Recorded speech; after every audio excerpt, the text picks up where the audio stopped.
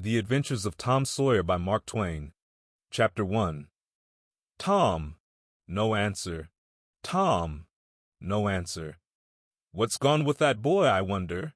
You, Tom. No answer. The old lady pulled her spectacles down and looked over them about the room. Then she put them up and looked out under them. She seldom or never looked through them for so small a thing as a boy. They were her state pair, the pride of her heart, and were built for style, not service. She could have seen through a pair of stove lids just as well.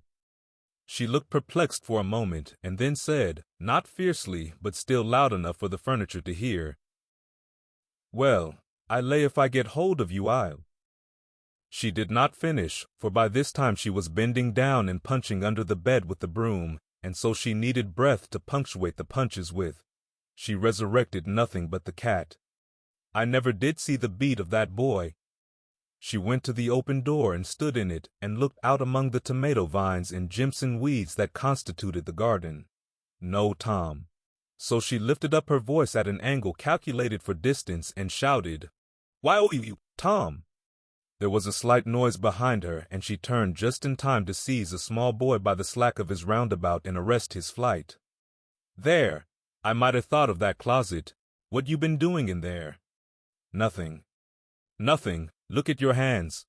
And look at your mouth. What is that truck?" "I don't know, Aunt." "Well, I know. It's jam. That's what it is. 40 times I've said if you didn't let that jam alone I'd skin you. Hand me that switch." The switch hovered in the air. The peril was desperate. "My! Look behind you, Aunt." The old lady whirled round and snatched her skirts out of danger. The lad fled on the instant, scrambled up the high board fence, and disappeared over it. His Aunt Polly stood surprised a moment, and then broke into a gentle laugh. "Hang the boy! Can't I never learn anything? Ain't he played me tricks enough like that for me to be looking out for him by this time? But old fools is the biggest fools there is. Can't learn an old dog new tricks, as the saying is. But my goodness, he never plays them alike, 2 days, and how is a body to know what's coming? He pears to know just how long he can torment me before I get my dander up, and he knows if he can make out to put me off for a minute or make me laugh, it's all down again and I can't hit him a lick. I ain't doing my duty by that boy, and that's the Lord's truth, goodness knows. Spare the rod and spile the child, as the good book says. I'm a laying up sin and suffering for us both, I know. He's full of the old scratch, but laws o' me. He's my own dead sister's boy, poor thing, and I ain't got the heart to lash him somehow. Every time I let him off, my conscience does hurt me so, and every time I hit him my old heart most breaks. Well, man that is born of woman is of few days and full of trouble, as the scripture says, and I reckon it's so. He'll play hooky this evening, and I'll just be obliged to make him work tomorrow to punish him. It's mighty hard to make him work Saturdays, when all the boys is having holiday, but he hates work more than he hates anything else, and I've got to do some of my duty by him, or I'll be the ruination of the child." Tom did play hooky, and he had a very good time. He got back home barely in season to help Jim, the small colored boy, saw next day's wood and split the kindlings before supper. At least he was there in time to tell his adventures to Jim while Jim did 3/4 of the work. Tom's younger brother, or rather half-brother, Sid, was already through with his part of the work, picking up chips, for he was a quiet boy and had no adventurous, troublesome ways.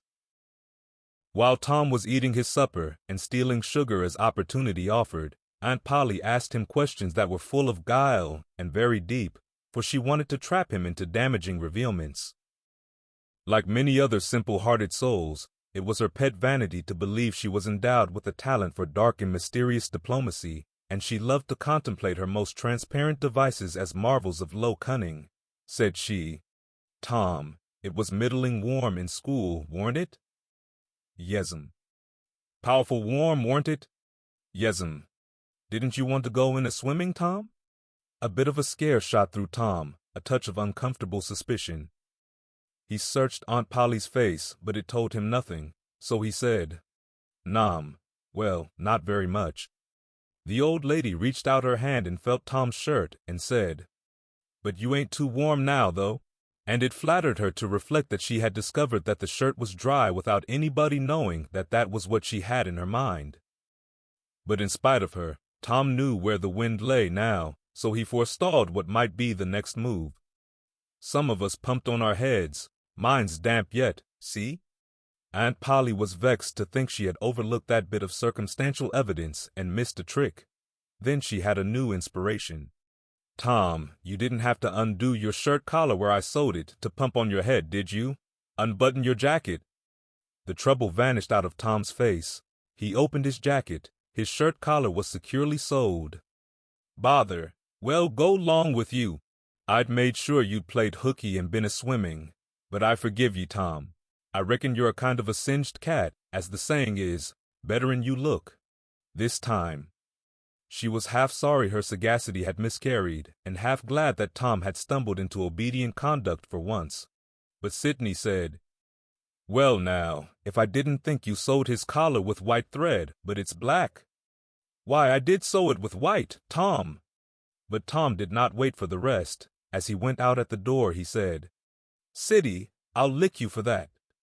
In a safe place, Tom examined 2 large needles which were thrust into the lapels of his jacket and had thread bound about them. One needle carried white thread and the other black. He said, "She'd never noticed if it hadn't been for Sid. Confound it. Sometimes she sews it with white, and sometimes she sews it with black. I wish to G. Miney she'd stick to one or t'other. I can't keep the run of 'em. But I bet you I'll lamb Sid for that. I'll learn him." He was not the model boy of the village. He knew the model boy very well, though, and loathed him. Within 2 minutes, or even less, he had forgotten all his troubles. Not because his troubles were one whit less heavy and bitter to him than a man's are to a man, but because a new and powerful interest bore them down and drove them out of his mind for the time, just as men's misfortunes are forgotten in the excitement of new enterprises. This new interest was a valued novelty in whistling, which he had just acquired from a Negro, and he was suffering to practice it undisturbed. It consisted in a peculiar bird-like turn, a sort of liquid warble, produced by touching the tongue to the roof of the mouth at short intervals in the midst of the music. The reader probably remembers how to do it, if he has ever been a boy. Diligence and attention soon gave him the knack of it, and he strode down the street with his mouth full of harmony and his soul full of gratitude. He felt much as an astronomer feels who has discovered a new planet. No doubt, as far as strong, deep, unalloyed pleasure is concerned, the advantage was with the boy, not the astronomer.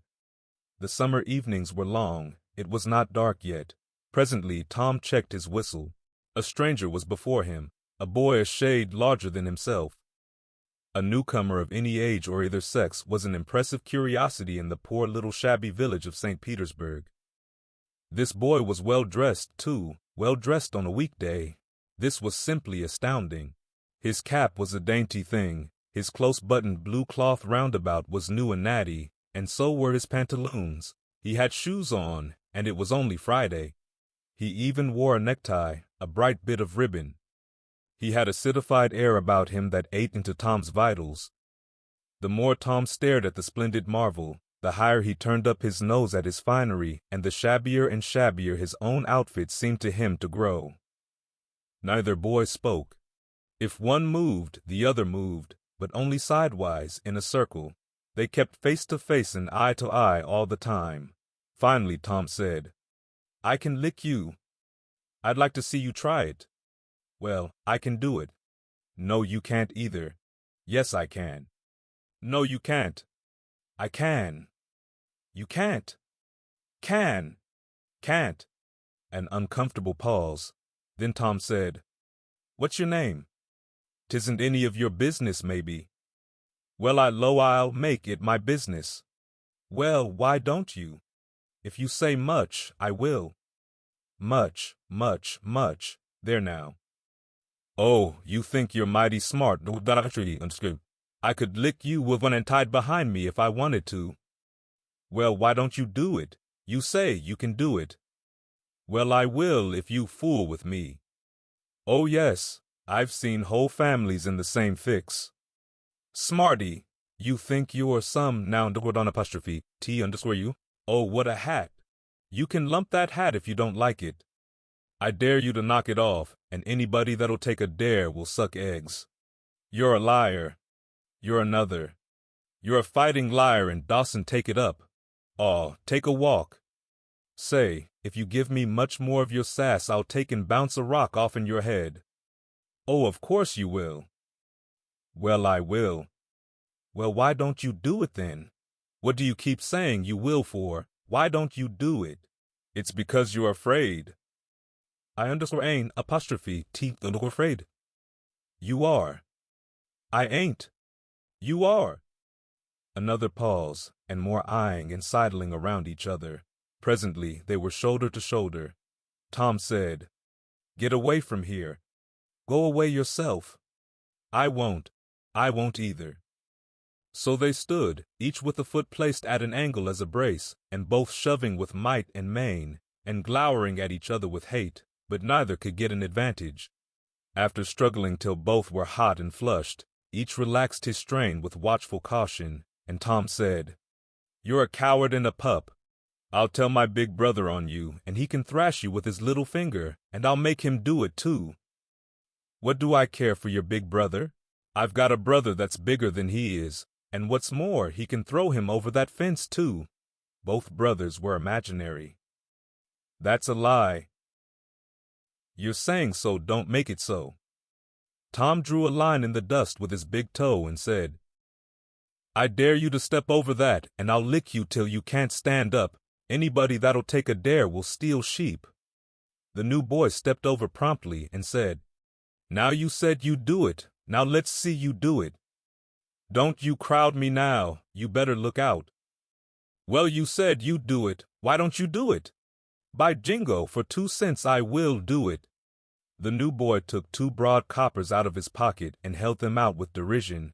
Tom struck them to the ground. In an instant both boys were rolling and tumbling in the dirt, gripped together like cats, and for the space of a minute they tugged and tore at each other's hair and clothes, punched and scratched each other's nose, and covered themselves with dust and glory. Presently the confusion took form, and through the fog of battle Tom appeared, seated astride the new boy and pounding him with his fists. "Holler 'nuff," said he. The boy only struggled to free himself. He was crying, mainly from rage. "Holler 'nuff," and the pounding went on. At last the stranger got out a smothered "nuff," and Tom lit him up and said, "Now that'll learn you. Better look out who you're fooling with next time." The new boy went off brushing the dust from his clothes, sobbing, snuffling, and occasionally looking back and shaking his head and threatening what he would do to Tom the next time he caught him out. To which Tom responded with jeers, and started off in high feather, and as soon as his back was turned, the new boy snatched up a stone, threw it and hit him between the shoulders, and then turned tail and ran like an antelope. Tom chased the traitor home, and thus found out where he lived. He then held a position at the gate for some time, daring the enemy to come outside, but the enemy only made faces at him through the window and declined. At last the enemy's mother appeared, and called Tom a bad, vicious, vulgar child, and ordered him away. So he went away, but he said he'd to lay for that boy. He got home pretty late that night, and when he climbed cautiously in at the window, he uncovered an ambuscade in the person of his aunt, and when she saw the state his clothes were in, her resolution to turn his Saturday holiday into captivity at hard labor became adamantine in its firmness. Chapter 2. Saturday morning was come, and all the summer world was bright and fresh and brimming with life. There was a song in every heart, and if the heart was young, the music issued at the lips. There was cheer in every face and a spring in every step. The locust trees were in bloom, and the fragrance of the blossoms filled the air. Cardiff Hill, beyond the village and above it, was green with vegetation, and it lay just far enough away to seem a delectable land, dreamy, reposeful, and inviting. Tom appeared on the sidewalk with a bucket of whitewash and a long-handled brush.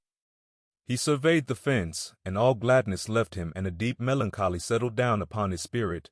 30 yards of board fence 9 feet high. Life to him seemed hollow, and existence but a burden. Sighing, he dipped his brush and passed it along the topmost plank, repeated the operation, did it again, compared the insignificant whitewashed streak with the far-reaching continent of unwhitewashed fence, and sat down on a tree box discouraged. Jim came skipping out at the gate with a tin pail and singing Buffalo Gals. Bringing water from the town pump had always been hateful work in Tom's eyes before, but now it did not strike him so. He remembered that there was company at the pump. White, mulatto, and Negro boys and girls were always there waiting their turns, resting, trading playthings, quarreling, fighting, skylarking. And he remembered that although the pump was only 150 yards off, Jim never got back with a bucket of water under an hour, and even then somebody generally had to go after him. Tom said, "Say, Jim, I'll fetch the water if you'll whitewash some." Jim shook his head and said, "Can't, Mars Tom. Old missus, she told me I got to go and get dis water and not stop foolin' round with anybody. She say she spec Mars Tom gwine to ax me to whitewash, and so she told me go long and tend to my own business. She she apostrophe D underscore into the whitewashing. Oh, never you mind what she said, Jim. That's the way she always talks. Gimme the bucket. I won't be gone only a minute. She won't ever know." "Oh, I dasn't, Mars Tom. Old missus she'd taken tar the head off'n me. Deed she would. She never licks anybody, whacks 'em over the head with her thimble, and who cares for that, I'd like to know. She talks awful, but talk don't hurt, anyways it don't if she don't cry. Jim, I'll give you a marvel, I'll give you a white alley." Jim began to waver. "White alley, Jim, and it's a bully tall. My, that's a mighty gay marvel, I tell you. But Mars Tom, I's powerful 'fraid old missus. And besides, if you will, I'll show you my sore toe." Jim was only human. This attraction was too much for him. He put down his pail, took the white alley, and bent over the toe with absorbing interest while the bandage was being unwound. In another moment he was flying down the street with his pail and a tingling rear. Tom was whitewashing with vigor, and Aunt Polly was retiring from the field with a slipper in her hand and triumph in her eye. But Tom's energy did not last. He began to think of the fun he had planned for this day, and his sorrows multiplied. Soon the free boys would come tripping along on all sorts of delicious expeditions, and they would make a world of fun of him for having to work. The very thought of it burnt him like fire. He got out his worldly wealth and examined it, bits of toys, marbles, and trash, enough to buy in exchange of work maybe, but not half enough to buy so much as half an hour of pure freedom. So he returned his straitened means to his pocket, and gave up the idea of trying to buy the boys. At this dark and hopeless moment an inspiration burst upon him, nothing less than a great, magnificent inspiration. He took up his brush and went tranquilly to work. Ben Rogers hove in sight presently, the very boy of all boys, whose ridicule he had been dreading. Ben's gait was the hop, skip, and jump, proof enough that his heart was light and his anticipations high. He was eating an apple, and giving a long, melodious whoop at intervals, followed by a deep-toned ding-dong-dong, ding-dong-dong, for he was personating a steamboat. As he drew near, he slackened speed, took the middle of the street, leaned far over to starboard, and rounded to ponderously and with laborious pomp and circumstance, for he was personating the big Missouri, and considered himself to be drawing 9 feet of water. He was boat and captain and engine bells combined, so he had to imagine himself standing on his own hurricane deck giving the orders and executing them. "Stop her, sir, ting-a-ling-ling." The headway ran almost out, and he drew up slowly toward the sidewalk. "Ship up to back, ting-a-ling-ling." His arms straightened and stiffened down his sides. "Set her back on the starboard, ting-a-ling-ling. Chow, chow, wow, chow." His right hand, meantime, describing stately circles, for it was representing a 40-foot wheel. "Let her go back on the lapboard, ting-a-ling-ling, cha-ti-cha-chow." The left hand began to describe circles. "Stop the starboard, ting-a-ling-ling. Stop the lapboard. Come ahead on the starboard. Stop her. Let your outside turn over slow, ting-a-ling-ling, chow-wow. Get out that headline. Lively now. Come, out with your spring line. What are you about there? Take a turn round that stump with the bite of it. Stand by that stage now. Let her go. Done with the engines, sir. Ting-a-ling-ling, SHT, SHT, SHT, trying the gauge cocks. Tom went on whitewashing, paid no attention to the steamboat. Ben stared a moment and then said, "Hey, you apostrophe undergrub stump, ain't you?" No answer. Tom surveyed his last touch with the eye of an artist, then he gave his brush another gentle sweep and surveyed the result, as before. Ben ranged up alongside of him. Tom's mouth watered for the apple, but he stuck to his work. Ben said, "Hello, old chap, you got to work, hey?" Tom wheeled suddenly and said, "Why, it's you, Ben. I warn't noticing. Say, I'm going in a swimming, I am. Don't you wish you could? But of course you'd druther work, wouldn't you? Course you would." Tom contemplated the boy a bit and said, "What do you call work?" "Why, ain't that work?" Tom resumed his whitewashing and answered carelessly, "Well, maybe it is, and maybe it ain't. All I know is, it suits Tom Sawyer." "Oh, come now, you don't mean to let on that you like it?" The brush continued to move. "Like it? Well, I don't see why I oughtn't to like it. Does a boy get a chance to whitewash a fence every day?" That put the thing in a new light. Ben stopped nibbling his apple. Tom swept his brush daintily back and forth, stepped back to note the effect, added a touch here and there, criticized the effect again, Ben watching every move and getting more and more interested, more and more absorbed. Presently he said, "Say, Tom, let me whitewash a little." Tom considered, was about to consent, but he altered his mind. No, I reckon it wouldn't hardly do, Ben. You see, Aunt Polly's awful particular about this fence, right here on the street, you know, but if it was the back fence I wouldn't mind and she wouldn't." "Yes, she's awful particular about this fence. It's got to be done very careful. I reckon there ain't one boy in 1,000, maybe 2,000, that can do it the way it's got to be done." "No, is that so? Oh, come now, let me just try. Only just a little. I'd let you if you was me, Tom." "Ben, I'd like to, honest Injun, but Aunt Polly, well, Jim wanted to do it, but she wouldn't let him. Sid wanted to do it, and she wouldn't let Sid. Now don't you see how I'm fixed? If you was to tackle this fence and anything was to happen to it—" "Oh, shucks, I'll be just as careful. Now let me try. Say, I'll give you the core of my apple." "Well, here, no, Ben, now don't. I'm afeard." "I'll give you all of it." Tom gave up the brush with reluctance in his face but alacrity in his heart. And while the late steamer Big Missouri worked and sweated in the sun, the retired artist sat on a barrel in the shade close by, dangled his legs, munched his apple, and planned the slaughter of more innocence. There was no lack of material. Boys happened along every little while. They came to jeer, but remained to whitewash. By the time Ben was fagged out, Tom had traded the next chance to Billy Fisher for a kite, in good repair, and when he played out, Johnny Miller bought in for a dead rat and a string to swing it with, and so on, hour after hour.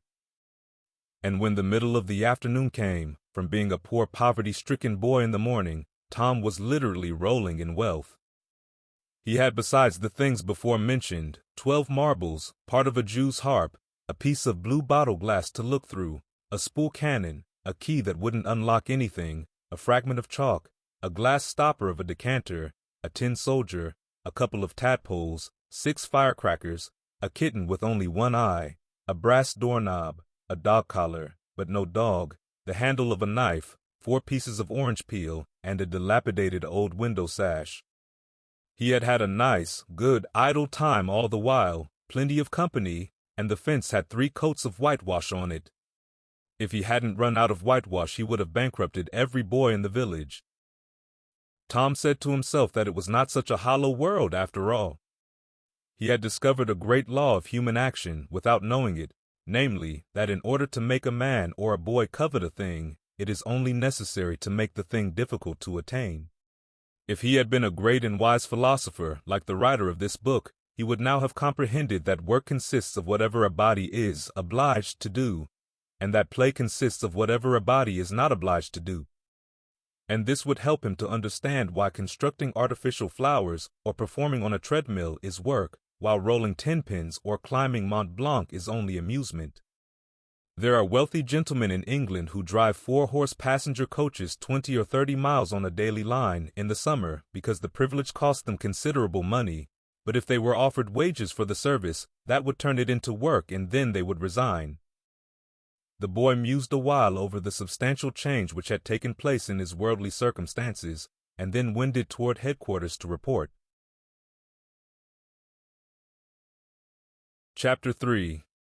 Tom presented himself before Aunt Polly, who was sitting by an open window in a pleasant rearward apartment, which was bedroom, breakfast room, dining room, and library combined. The balmy summer air, the restful quiet, the odor of the flowers, and the drowsing murmur of the bees had had their effect, and she was nodding over her knitting, for she had no company but the cat, and it was asleep in her lap. Her spectacles were propped up on her gray head for safety. She had thought that of course Tom had deserted long ago, and she wondered at seeing him place himself in her power again in this intrepid way. He said, "Mayn't I go and play now, Aunt?" "What, already? How much have you done?" "It's all done, Aunt." "Tom, don't lie to me. I can't bear it." "I ain't, Aunt. It is all done." Aunt Polly placed small trust in such evidence. She went out to see for herself, and she would have been content to find 20% of Tom's statement true. When she found the entire fence whitewashed, and not only whitewashed but elaborately coated and recoated, and even a streak added to the ground, her astonishment was almost unspeakable. She said, "Well, I never! There's no getting round it. You can work when you're a mind to, Tom." And then she diluted the compliment by adding, "But it's powerful seldom you're a mind to, I'm bound to say." "Well, go long and play, but mind you get back some time in a week, or I'll tan you." She was so overcome by the splendor of his achievement that she took him into the closet and selected a choice apple and delivered it to him, along with an improving lecture upon the added value and flavor a treat took to itself when it came without sin through virtuous effort. And while she closed with a happy scriptural flourish, he hooked a doughnut.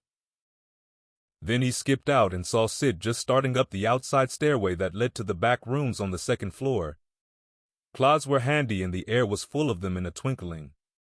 They raged around Sid like a hailstorm, and before Aunt Polly could collect her surprised faculties and sally to the rescue, 6 or 7 clods had taken personal effect, and Tom was over the fence and gone. There was a gate, but as a general thing he was too crowded for time to make use of it. His soul was at peace, now that he had settled with Sid for calling attention to his black thread and getting him into trouble.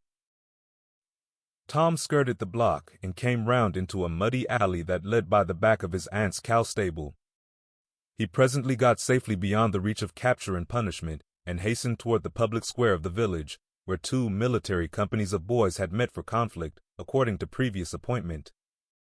Tom was general of one of these armies, Joe Harper, a bosom friend, general of the other. These 2 great commanders did not condescend to fight in person, that being better suited to the still smaller fry, but sat together on an eminence and conducted the field operations by orders delivered through aide-de-camp.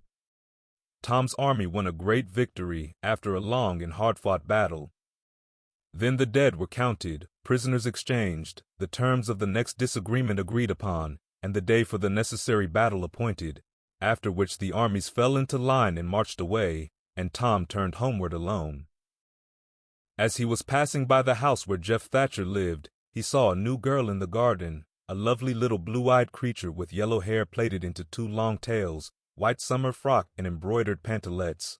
The fresh-crowned hero fell without firing a shot. A certain Amy Lawrence vanished out of his heart and left not even a memory of herself behind.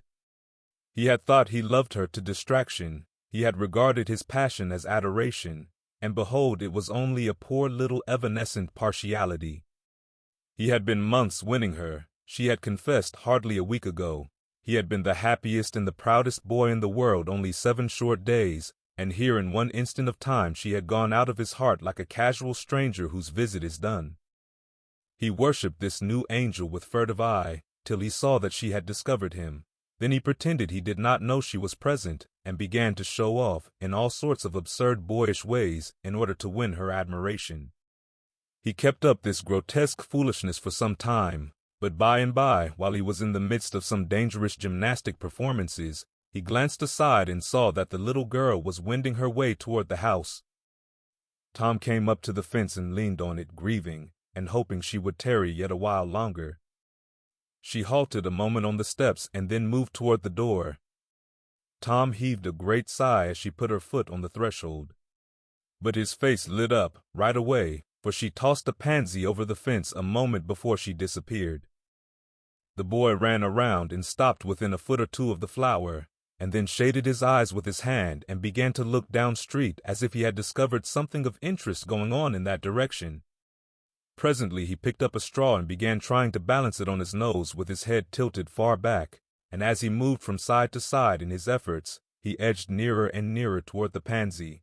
Finally his bare foot rested upon it, his pliant toes closed upon it, and he hopped away with the treasure and disappeared round the corner. But only for a minute, only while he could button the flower inside his jacket, next his heart, or next his stomach possibly, for he was not much posted in anatomy, and not hypercritical anyway. He returned now, and hung about the fence till nightfall, showing off as before, but the girl never exhibited herself again, though Tom comforted himself a little with the hope that she had been near some window meantime, and been aware of his attentions. Finally he strode home reluctantly, with his poor head full of visions. All through supper his spirits were so high that his aunt wondered what had got into the child. He took a good scolding about clotting Sid, and did not seem to mind it in the least. He tried to steal sugar under his aunt's very nose, and got his knuckles rapped for it. He said, "Aunt, you don't whack Sid when he takes it."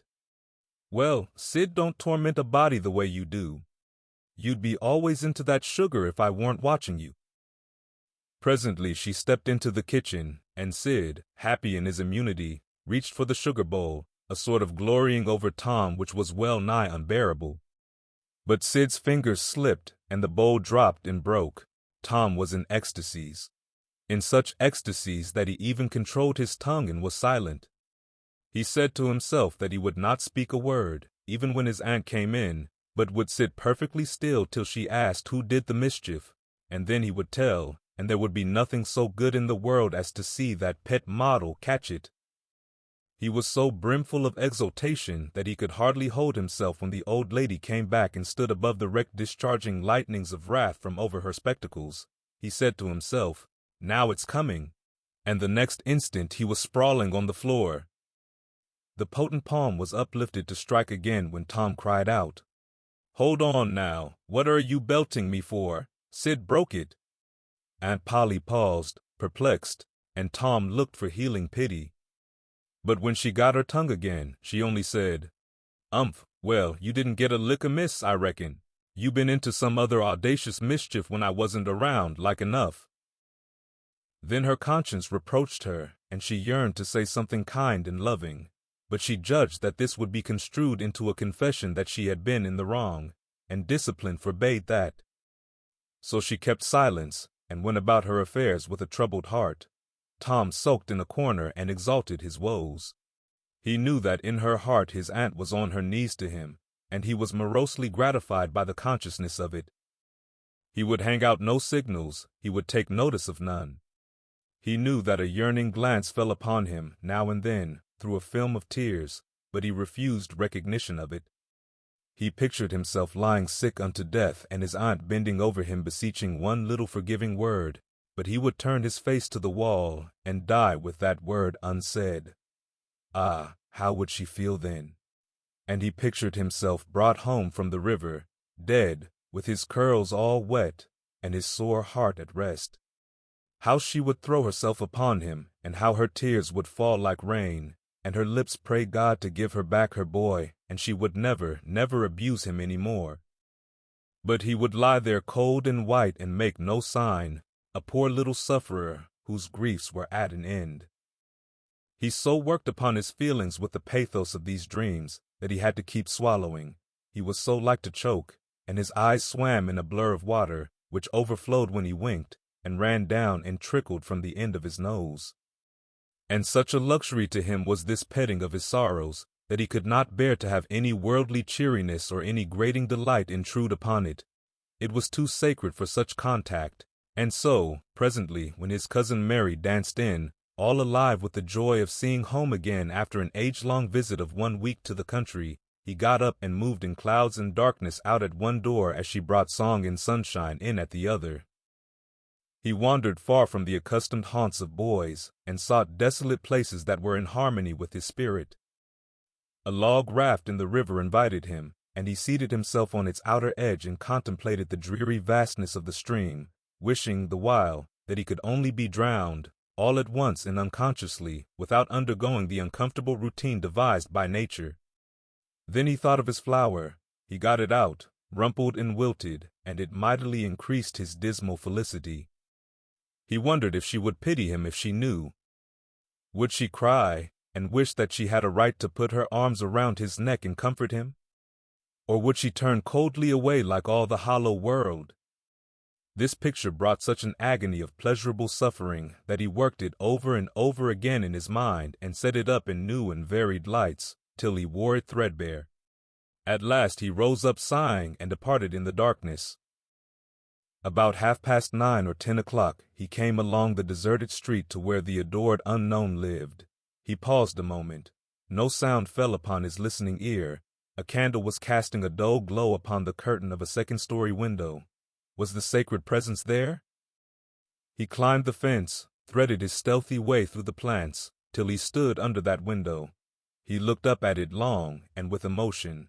Then he laid him down on the ground under it, disposing himself upon his back, with his hands clasped upon his breast and holding his poor wilted flower. And thus he would die, out in the cold world, with no shelter over his homeless head, no friendly hand to wipe the death damps from his brow, no loving face to bend pityingly over him when the great agony came. And thus she would see him when she looked out upon the glad morning, and oh, would she drop one little tear upon his poor lifeless form? Would she heave one little sigh to see a bright young life so rudely blighted, so untimely cut down?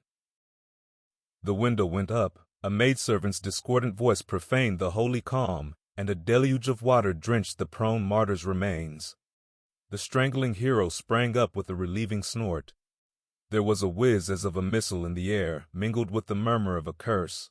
A sound as of shivering glass followed, and a small vague form went over the fence and shot away in the gloom. Not long after, as Tom, all undressed for bed, was surveying his drenched garments by the light of a tallow dip, Sid woke up. But if he had any dim idea of making any references to illusions, he thought better of it and held his peace, for there was danger in Tom's eye. Tom turned in without the added vexation of prayers, and Sid made mental note of the omission. Chapter 4. The sun rose upon a tranquil world and beamed down upon the peaceful village like a benediction. Breakfast over, Aunt Polly had family worship. It began with a prayer built from the ground up of solid courses of scriptural quotations, welded together with a thin mortar of originality, and from the summit of this she delivered a grim chapter of the Mosaic Law, as from Sinai. Then Tom girded up his loins, so to speak, and went to work to get his verses. Sid had learned his lesson days before.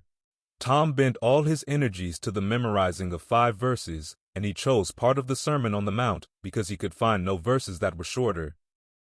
At the end of half an hour, Tom had a vague general idea of his lesson, but no more, for his mind was traversing the whole field of human thought, and his hands were busy with distracting recreations. Mary took his book to hear him recite, and he tried to find his way through the fog. Blessed are the poor. Yes, poor. Blessed are the poor, in spirit. In spirit. Blessed are the poor in spirit, for theirs. For theirs. Blessed are the poor in spirit, for theirs is the kingdom of heaven. Blessed are they that mourn, for they. For they, For they, oh, I don't know what it is. Shall. Oh, shall. For they shall, I shall mourn, Blessed are they that shall, They that shall mourn, for they shall, shall, what? Why don't you tell me, Mary? What do you want to be so mean for? Oh, Tom, you poor thick-headed thing, I'm not teasing you. I wouldn't do that. You must go and learn it again. Don't you be discouraged, Tom. You'll manage it, and if you do, I'll give you something ever so nice. There now, that's a good boy. All right, what is it, Mary? Tell me what it is.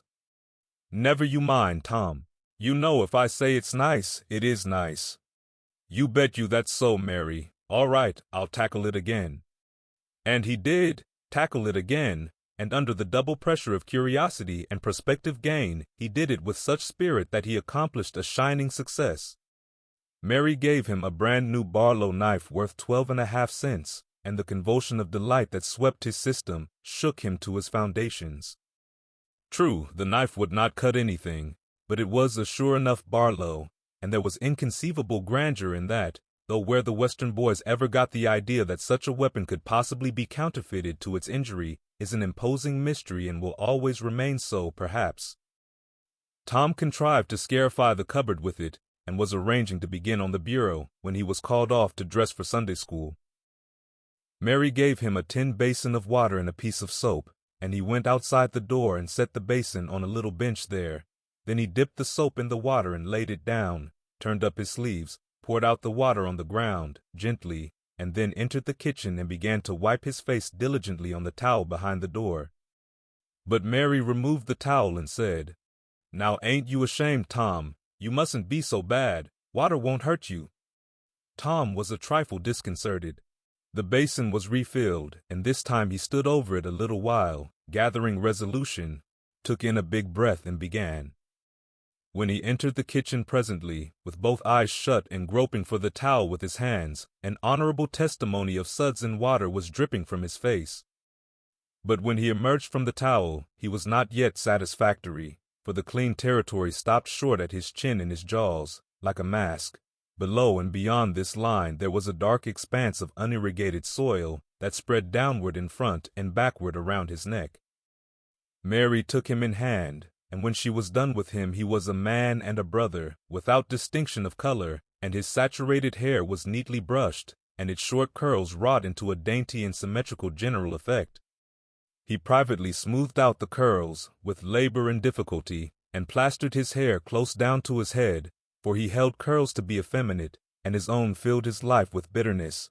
Then Mary got out a suit of his clothing that had been used only on Sundays during 2 years.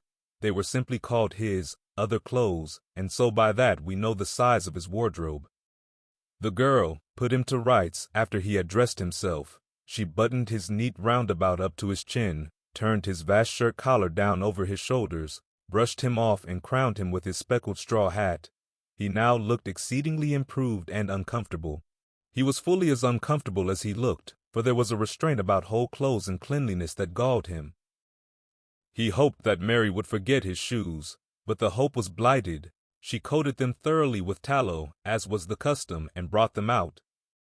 He lost his temper and said he was always being made to do everything he didn't want to do, but Mary said persuasively, "Please, Tom, that's a good boy." So he got into the shoes, snarling. Mary was soon ready, and the 3 children set out for Sunday school, a place that Tom hated with his whole heart, but Sid and Mary were fond of it. Sabbath school hours were from 9 to 10:30, and then church service. 2 of the children always remained for the sermon voluntarily, and the other always remained too, for stronger reasons. The church's high-backed, uncushioned pews would seat about 300 persons. The edifice was but a small, plain affair, with a sort of pine-board tree box on top of it for a steeple. At the door Tom dropped back a step and accosted a Sunday-dressed comrade. "Say, Billy, got a yaller ticket?" "Yes." "What'll you take for her?" "What'll you give?" "Piece of licorice and a fishhook." "Let's see 'em." Tom exhibited. They were satisfactory, and the property changed hands. Then Tom traded a couple of white alleys for 3 red tickets, and some small trifle or other for a couple of blue ones. He waylaid other boys as they came, and went on buying tickets of various colors 10 or 15 minutes longer. He entered the church now with a swarm of clean and noisy boys and girls, proceeded to his seat and started a quarrel with the first boy that came handy.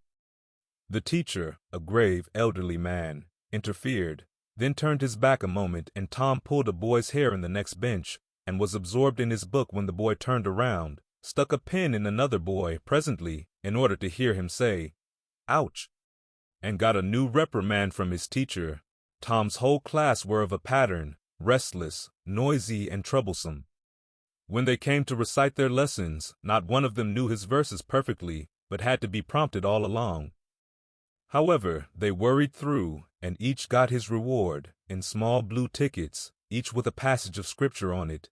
Each blue ticket was paid for 2 verses of the recitation. 10 blue tickets equaled a red one, and could be exchanged for it. 10 red tickets equaled a yellow one.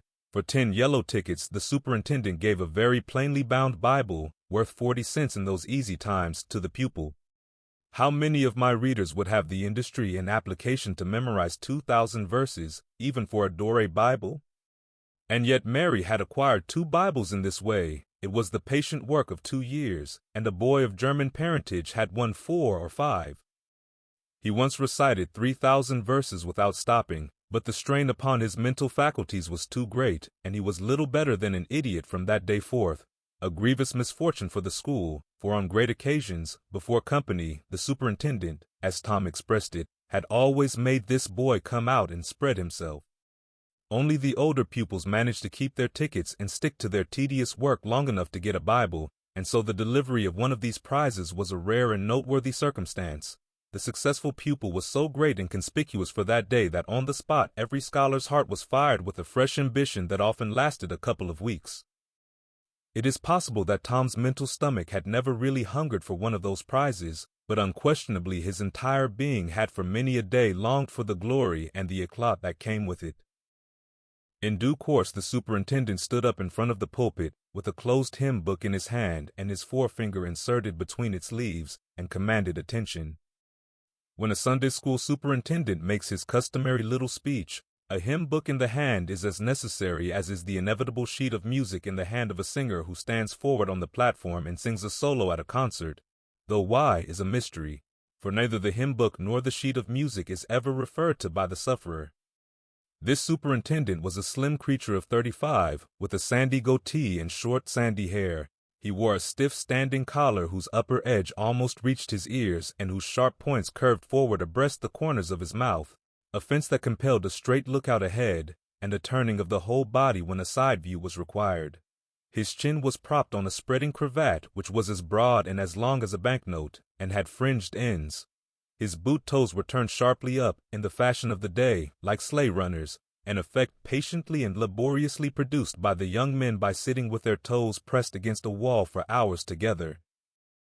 Mr. Walters was very earnest of mien, and very sincere and honest at heart, and he held sacred things and places in such reverence, and so separated them from worldly matters, that unconsciously to himself his Sunday school voice had acquired a peculiar intonation which was wholly absent on weekdays. He began after this fashion: "Now, children, I want you all to sit up just as straight and pretty as you can, and give me all your attention for a minute or two. There, that is it. That is the way good little boys and girls should do. I see one little girl who is looking out of the window. I am afraid she thinks I am out there somewhere, perhaps up in one of the trees making a speech to the little birds." Applause of titter. "I want to tell you how good it makes me feel to see so many bright, clean little faces assembled in a place like this, learning to do right and be good," and so forth and so on. It is not necessary to set down the rest of the oration. It was of a pattern which does not vary, and so it is familiar to us all. The latter third of the speech was marred by the resumption of fights and other recreations among certain of the bad boys, and by fidgetings and whisperings that extended far and wide, washing even to the bases of isolated and incorruptible rocks like Sid and Mary. But now every sound ceased suddenly, with the subsidence of Mr. Walters' voice, and the conclusion of the speech was received with a burst of silent gratitude. A good part of the whispering had been occasioned by an event which was more or less rare, the entrance of visitors. Lawyer Thatcher, accompanied by a very feeble and aged man, a fine, portly, middle-aged gentleman with iron-gray hair, and a dignified lady who was doubtless the latter's wife, The lady was leading a child. Tom had been restless and full of chafings and repinings, conscience-smitten too. He could not meet Amy Lawrence's eye, he could not brook her loving gaze. But when he saw this small newcomer, his soul was all ablaze with bliss in a moment. The next moment he was showing off with all his might, cuffing boys, pulling hair, making faces, in a word, using every art that seemed likely to fascinate a girl and win her applause. His exultation had but one alloy, the memory of his humiliation in this angel's garden, and that record in sand was fast washing out under the waves of happiness that were sweeping over it now. The visitors were given the highest seat of honor, and as soon as Mr. Walter's speech was finished, he introduced them to the school. The middle-aged man turned out to be a prodigious personage, no less a one than the county judge, altogether the most august creation these children had ever looked upon, and they wondered what kind of material he was made of, and they half wanted to hear him roar, and were half afraid he might too. He was from Constantinople, 12 miles away, so he had traveled and seen the world. These very eyes had looked upon the county courthouse, which was said to have a tin roof. The awe which these reflections inspired was attested by the impressive silence in the ranks of staring eyes. This was the great Judge Thatcher, brother of their own lawyer. Jeff Thatcher immediately went forward to be familiar with the great man and be envied by the school. It would have been music to his soul to hear the whisperings. "Look at him, Jim. He's a-going up there. Say, look. He's a-going to shake hands with him. He is shaking hands with him. By jings, don't you wish you was Jeff?" Mr. Walters fell to showing off, with all sorts of official bustlings and activities, giving orders, delivering judgments, discharging directions here, there, everywhere that he could find a target. The librarian showed off, running hither and thither with his arms full of books and making a deal of the splutter and fuss that insect authority delights in. The young lady teachers showed off, bending sweetly over pupils that were lately being boxed, lifting pretty warning fingers at bad little boys and patting good ones lovingly. The young gentlemen teachers showed off, with small scoldings and other little displays of authority and fine attention to discipline, and most of the teachers of both sexes found business up at the library by the pulpit, and it was business that frequently had to be done over again 2 or 3 times, with much seeming vexation. The little girls showed off in various ways, and the little boys showed off with such diligence that the air was thick with paper wads and the murmur of scufflings. And above it all the great man sat and beamed a majestic judicial smile upon all the house, and warmed himself in the sun of his own grandeur, for he was showing off too. There was only one thing wanting to make Mr. Walter's ecstasy complete, and that was a chance to deliver a Bible prize and exhibit a prodigy. Several pupils had a few yellow tickets, but none had enough. He had been around among the star pupils inquiring. He would have given worlds now to have that German lad back again with a sound mind. And now at this moment, when hope was dead, Tom Sawyer came forward with 9 yellow tickets, 9 red tickets, and 10 blue ones, and demanded a Bible. This was a thunderbolt out of a clear sky. Walters was not expecting an application from this source for the next 10 years. But there was no getting around it. Here were the certified checks, and they were good for their face. Tom was therefore elevated to a place with the judge and the other elect, and the great news was announced from headquarters. It was the most stunning surprise of the decade, and so profound was the sensation that it lifted the new hero up to the judicial one's altitude, and the school had 2 marvels to gaze upon in place of one. The boys were all eaten up with envy, but those that suffered the bitterest pangs were those who perceived too late that they themselves had contributed to this hated splendor by trading tickets to Tom for the wealth he had amassed in selling whitewashing privileges. These despised themselves as being the dupes of a wily fraud, a guileful snake in the grass. The prize was delivered to Tom with as much effusion as the superintendent could pump up under the circumstances, but it lacked somewhat of the true gush, for the poor fellow's instinct taught him that there was a mystery here that could not well bear the light, perhaps. It was simply preposterous that this boy had warehoused 2,000 sheaves of scriptural wisdom on his premises. A dozen would strain his capacity, without a doubt. Amy Lawrence was proud and glad, and she tried to make Tom see it in her face, but he wouldn't look. She wondered. Then she was just a grain troubled. Next a dim suspicion came and went, came again. She watched. A furtive glance told her worlds, and then her heart broke, and she was jealous and angry, and the tears came, and she hated everybody. Tom most of all, she thought. Tom was introduced to the judge, but his tongue was tied, his breath would hardly come, his heart quaked, partly because of the awful greatness of the man, but mainly because he was her parent. He would have liked to fall down and worship him, if it were in the dark. The judge put his hand on Tom's head and called him a fine little man, and asked him what his name was.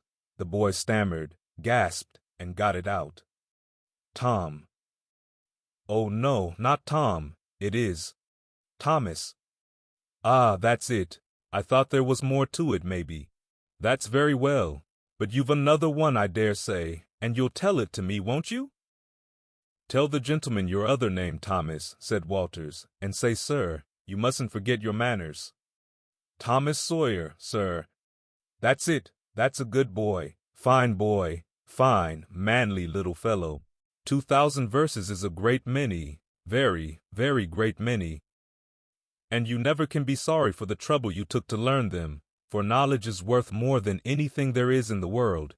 It's what makes great men and good men. You'll be a great man and a good man yourself some day, Thomas, and then you'll look back and say, it's all owing to the precious Sunday school privileges of my boyhood. It's all owing to my dear teachers that taught me to learn.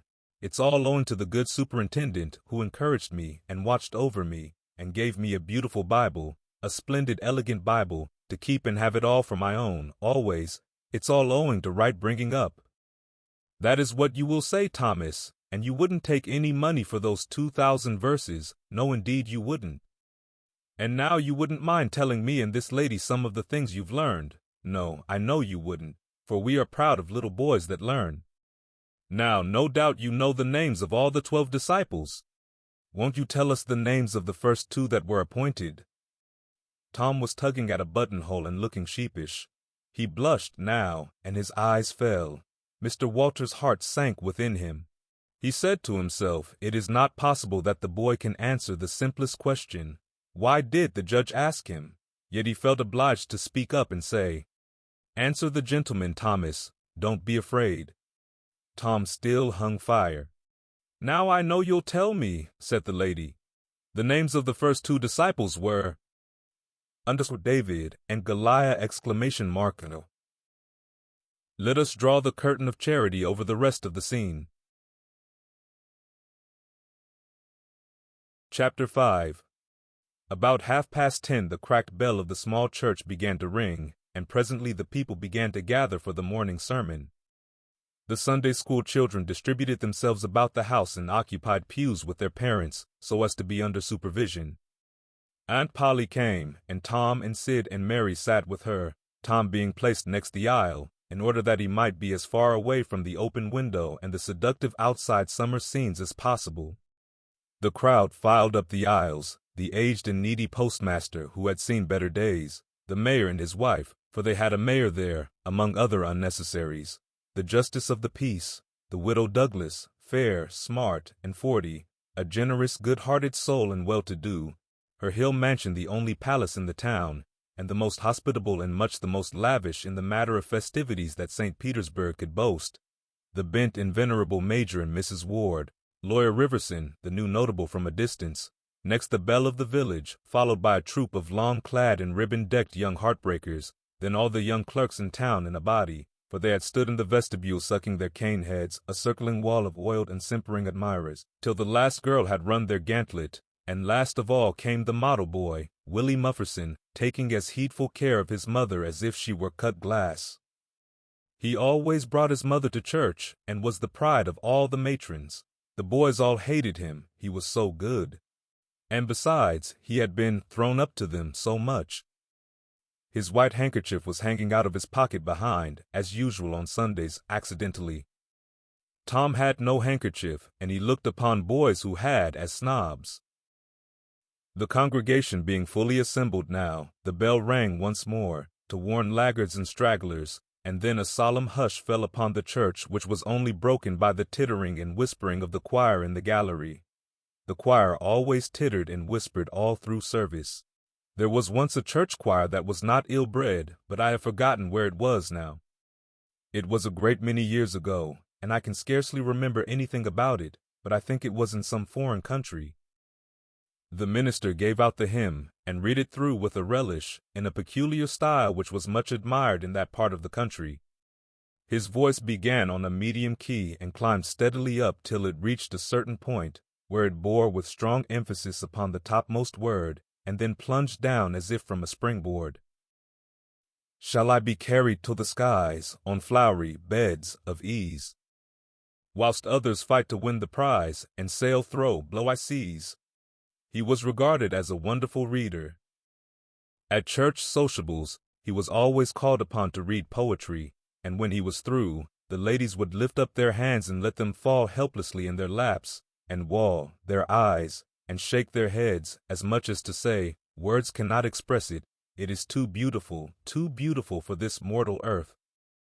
After the hymn had been sung, the Reverend Mr. Sprague turned himself into a bulletin board and read off notices of meetings and societies and things till it seemed that the list would stretch out to the crack of doom, a queer custom which is still kept up in America, even in cities, away here in this age of abundant newspapers. Often, the less there is to justify a traditional custom, the harder it is to get rid of it. And now the minister prayed. A good, generous prayer it was, and went into details. It pleaded for the church and the little children of the church, for the other churches of the village itself, for the county, for the state officers, for the United States, for the churches of the United States, for Congress, for the president, for the officers of the government, for poor sailors tossed by stormy seas, for the oppressed millions groaning under the heel of European monarchies and Oriental despotisms, for such as have the light and the good tidings, and yet have not eyes to see nor ears to hear withal, for the heathen in the far islands of the sea, and closed with a supplication that the words he was about to speak might find grace and favor, and be as seed sown in fertile ground, yielding in time a grateful harvest of good. Amen. There was a rustling of dresses, and the standing congregation sat down. The boy whose history this book relates did not enjoy the prayer, he only endured it, if he even did that much. He was restive all through it. He kept tally of the details of the prayer, unconsciously, for he was not listening, but he knew the ground of old, and the clergyman's regular route over it, and when a little trifle of new matter was interlarded, his ear detected it, and his whole nature resented it. He considered additions unfair and scoundrelly.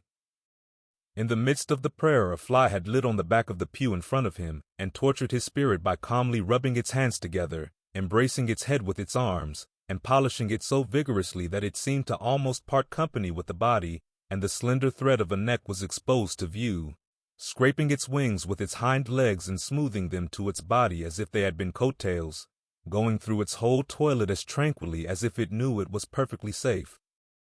As indeed it was, for as sorely as Tom's hands itched to grab for it they did not dare. He believed his soul would be instantly destroyed if he did such a thing while the prayer was going on. But with the closing sentence his hand began to curve and steal forward, and the instant the Amen was out, the fly was a prisoner of war. His aunt detected the act and made him let it go.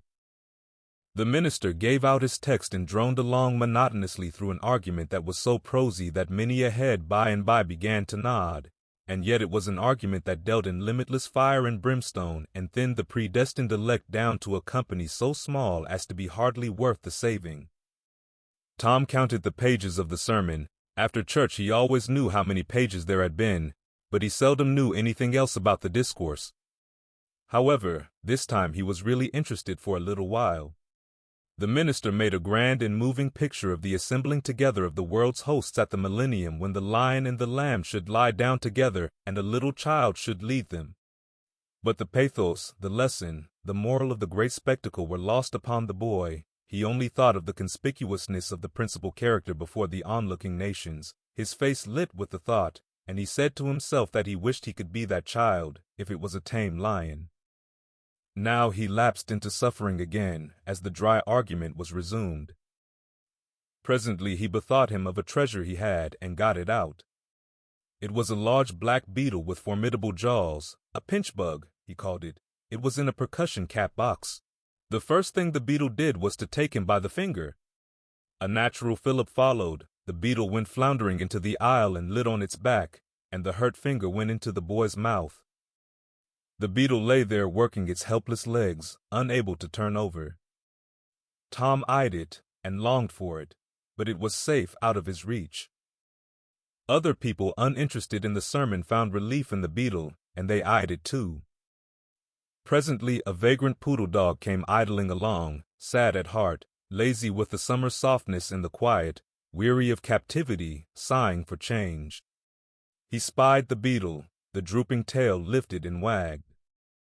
He surveyed the prize, walked around it, smelt at it from a safe distance, walked around it again, grew bolder, and took a closer smell, then lifted his lip and made a gingerly snatch at it, just missing it, made another and another, began to enjoy the diversion, subsided to his stomach with the beetle between his paws, and continued his experiments, grew weary at last, and then indifferent and absent-minded.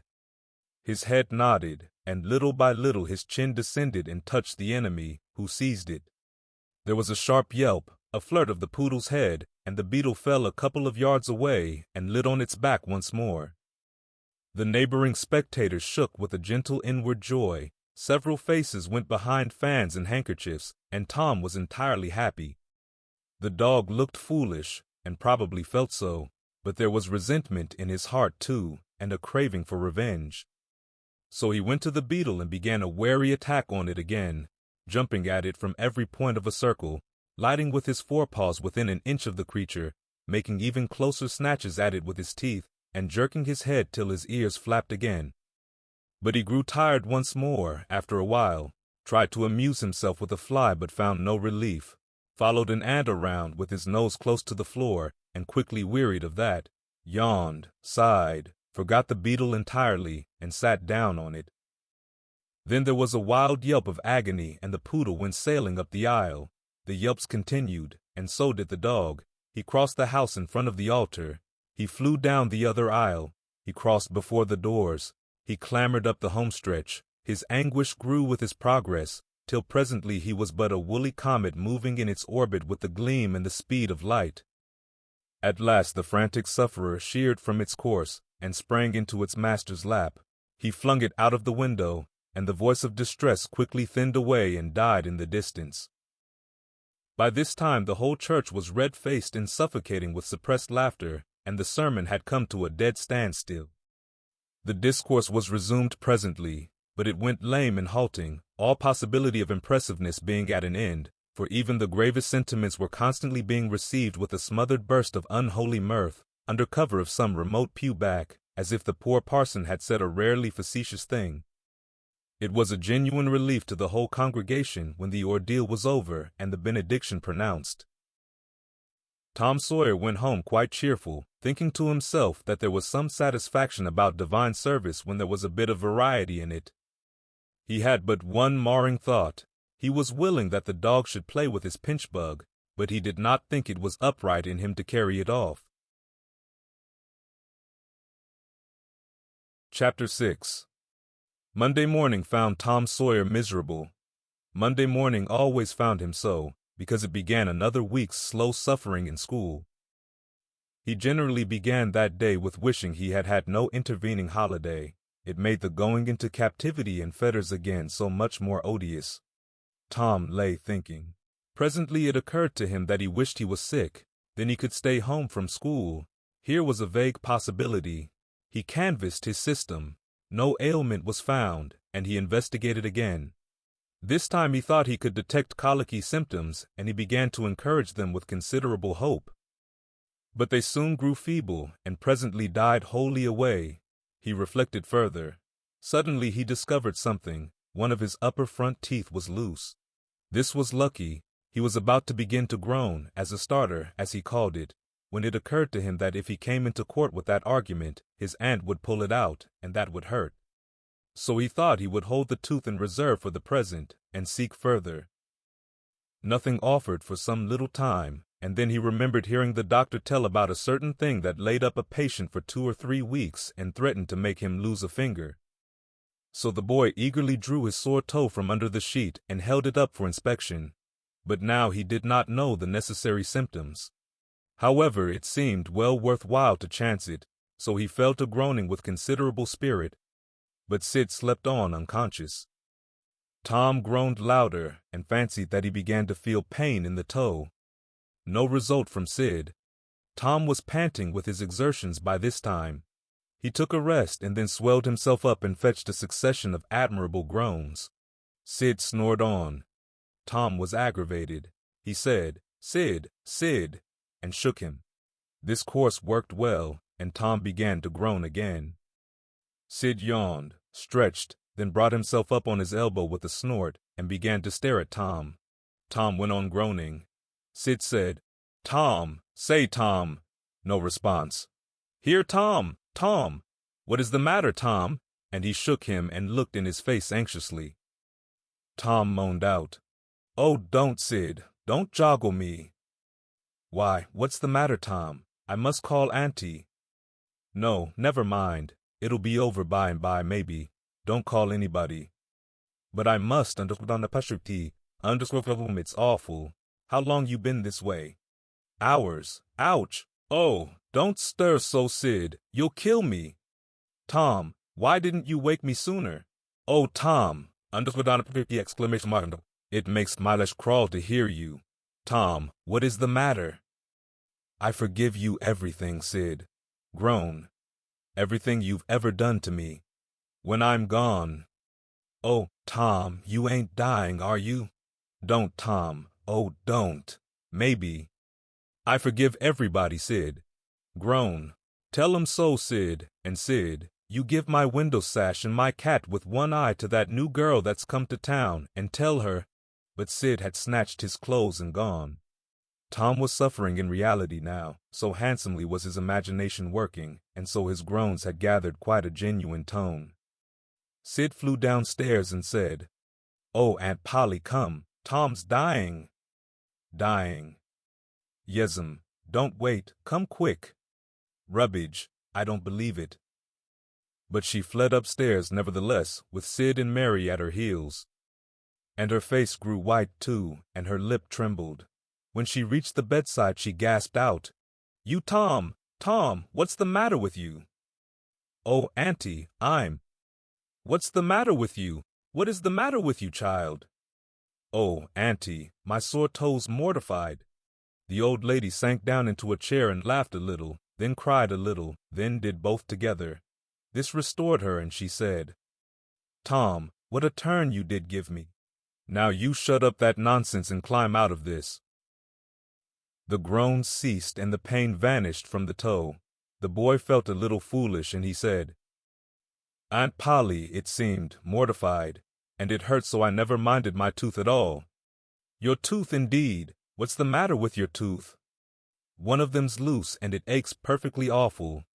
There now, don't begin that groaning again. Open your mouth." "Well, your tooth is loose, but you're not going to die about that." "Mary, get me a silk thread and a chunk of fire out of the kitchen." Tom said, "Oh, please, Auntie, don't pull it out. It don't hurt any more. I wish I may never stir if it does. Please don't, Auntie. I don't want to stay home from school." "Oh, you don't you? So all this row was because you thought you'd get to stay home from school and go a-fishing?" "Tom, Tom, I love you so, and you seem to try every way you can to break my old heart with your outrageousness." By this time the dental instruments were ready. The old lady made one end of the silk thread fast to Tom's tooth with a loop and tied the other to the bedpost. Then she seized the chunk of fire and suddenly thrust it almost into the boy's face. The tooth hung dangling by the bedpost now. But all trials bring their compensations. As Tom wended to school after breakfast, he was the envy of every boy he met because the gap in his upper row of teeth enabled him to expectorate in a new and admirable way. He gathered quite a following of lads interested in the exhibition, and one that had cut his finger and had been a center of fascination and homage up to this time, now found himself suddenly without an adherent and shorn of his glory. His heart was heavy, and he said with a disdain which he did not feel that it wasn't anything to spit like Tom Sawyer. But another boy said, sour grapes, and he wandered away a dismantled hero. Shortly Tom came upon the juvenile pariah of the village, Huckleberry Finn, son of the town drunkard. Huckleberry was cordially hated and dreaded by all the mothers of the town, because he was idle and lawless and vulgar and bad, and because all their children admired him so, and delighted in his forbidden society, and wished they dared to be like him. Tom was like the rest of the respectable boys, in that he envied Huckleberry his gaudy outcast condition, and was under strict orders not to play with him. So he played with him every time he got a chance. Huckleberry was always dressed in the cast-off clothes of full-grown men, and they were in perennial bloom and fluttering with rags. His hat was a vast ruin with a wide crescent lopped out of its brim. His coat, when he wore one, hung nearly to his heels and had the rearward buttons far down the back. But one suspender supported his trousers. The seat of the trousers bagged low and contained nothing. The fringed legs dragged in the dirt when not rolled up. Huckleberry came and went at his own free will. He slept on doorsteps in fine weather and in empty hogsheads in wet. He did not have to go to school or to church, or call any being master or obey anybody. He could go fishing or swimming when and where he chose, and stay as long as it suited him. Nobody forbade him to fight. He could sit up as late as he pleased. He was always the first boy that went barefoot in the spring, and the last to resume leather in the fall. He never had to wash, nor put on clean clothes. He could swear wonderfully. In a word, everything that goes to make life precious that boy had. So thought every harassed, hampered, respectable boy in St. Petersburg. Tom hailed the romantic outcast. "Hello, Huckleberry." "Hello yourself, and see how you like it." "What's that you got?" "Dead cat." "Lemme see him, Huck. My, he's pretty stiff. Where'd you get him?" "Bought him off'n a boy." "What did you give?" "I give a blue ticket and a bladder that I got at the slaughterhouse." "Where'd you get the blue ticket?" "Bought it off'n Ben Rogers 2 weeks ago for a hoop stick." "Say, what is dead cats good for, Huck?" "Good for? Cure warts with." "No, is that so? I know something that's better." "I bet you don't. What is it?" "Why, spunk water." "Spunk water? I wouldn't give a dern for spunk water." "You wouldn't you? Do you ever try it?" "No, I hain't, but Bob Tanner did." "Who told you so?" "Why, he told Jeff Thatcher, and Jeff told Johnny Baker, and Johnny told Jim Hollis, and Jim told Ben Rogers, and Ben told a nigger, and the nigger told me. There now." "Well, what of it?" "They'll all lie, leastways all but the nigger. I don't know him. But I never see a nigger that wouldn't apostrophe to lie. Shucks. Now you tell me how Bob Tanner done it, Huck." "Why, he took and dipped his hand in a rotten stump where the rainwater was." "In the daytime?" "Certainly." "With his face to the stump?" "Yes, least I reckon so." "Did he say anything?" "I don't reckon he did. I don't know." "Aha. Talk about trying to cure warts with spunk water, such a blame fool way as that. Why, that ain't a-going to do any good. You got to go all by yourself, to the middle of the woods, where you know there's a spunk water stump, and just as it's midnight you back up against the stump and jam your hand in and say, 'Barley corn, Injun meal shorts, spunk water, swaller these warts.' And then walk away quick, 11 steps, with your eyes shut, and then turn around 3 times and walk home without speaking to anybody, because if you speak, the charm's busted." "Well, that sounds like a good way, but that ain't the way Bob Tanner done." "No, sir, you can bet he didn't, because he's the wartiest boy in this town, and he wouldn't have a wart on him if he'd knowed how to work spunk water. I've took off thousands of warts off of my hands that way, Huck. I play with frogs so much that I've always got considerable many warts. Sometimes I take 'em off with a bean." "Yes, bean's good. I've done that." "Have you? What's your way?" "You take and split the bean, and cut the wart so as to get some blood, and then you put the blood on one piece of the bean, and take and dig a hole and bury it 'bout midnight at the crossroads in the dark of the moon, and then you burn up the rest of the bean. You see, that piece that's got the blood on it will keep drawing and drawing, trying to fetch the other piece to it, and so that helps the blood to draw the wart, and pretty soon off she comes." Yes, that's it, Huck. That's it. Though when you're burying it, if you say down bean, off wart, come no more to bother me, it's better. That's the way Joe Harper does, and he's been nearly to Coonville and most everywheres. But say, how do you cure 'em with dead cats? Why, you take your cat and go and get in the graveyard long about midnight when somebody that was wicked has been buried, and when it's midnight a devil will come, or maybe 2 or 3, but you can't see 'em, you can only hear something like the wind, or maybe hear 'em talk, and when they're taking that feller away, you heave your cat after 'em and say, devil follow corpse, cat follow devil, warts follow cat, I'm done with ye.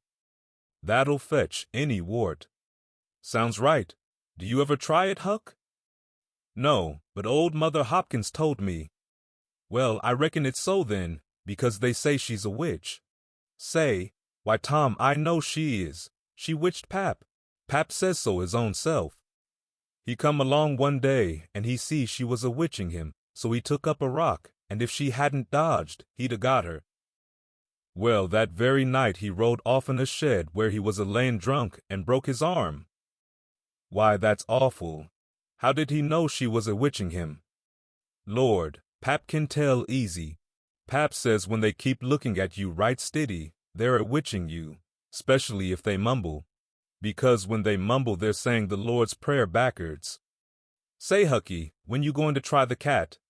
Tonight. I reckon they'll come after old Hoss Williams tonight. But they buried him Saturday. Didn't they get him Saturday night? Why, how you talk. How could their charms work till midnight, and then it's Sunday? Devils don't slosh around much of a Sunday, I don't reckon. I never thought of that. That's so. Let me go with you? Of course, if you ain't afeard. Afeard? 'Tain't likely. Will you meow? Yes, and you meow back if you get a chance.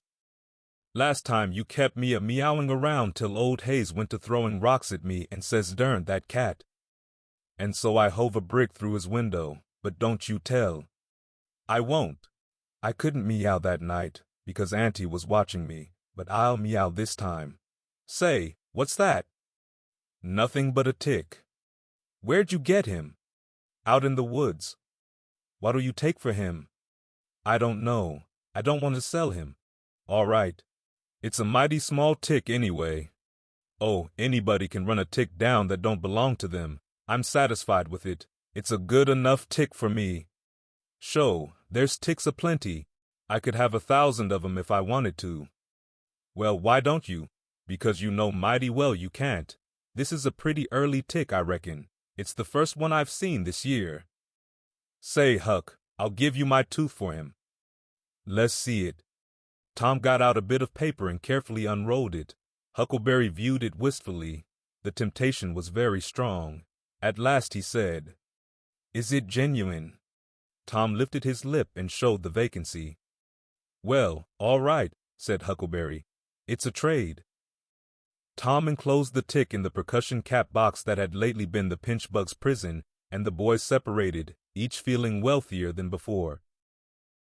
When Tom reached the little isolated frame schoolhouse, he strode in briskly, with the manner of one who had come with all honest speed.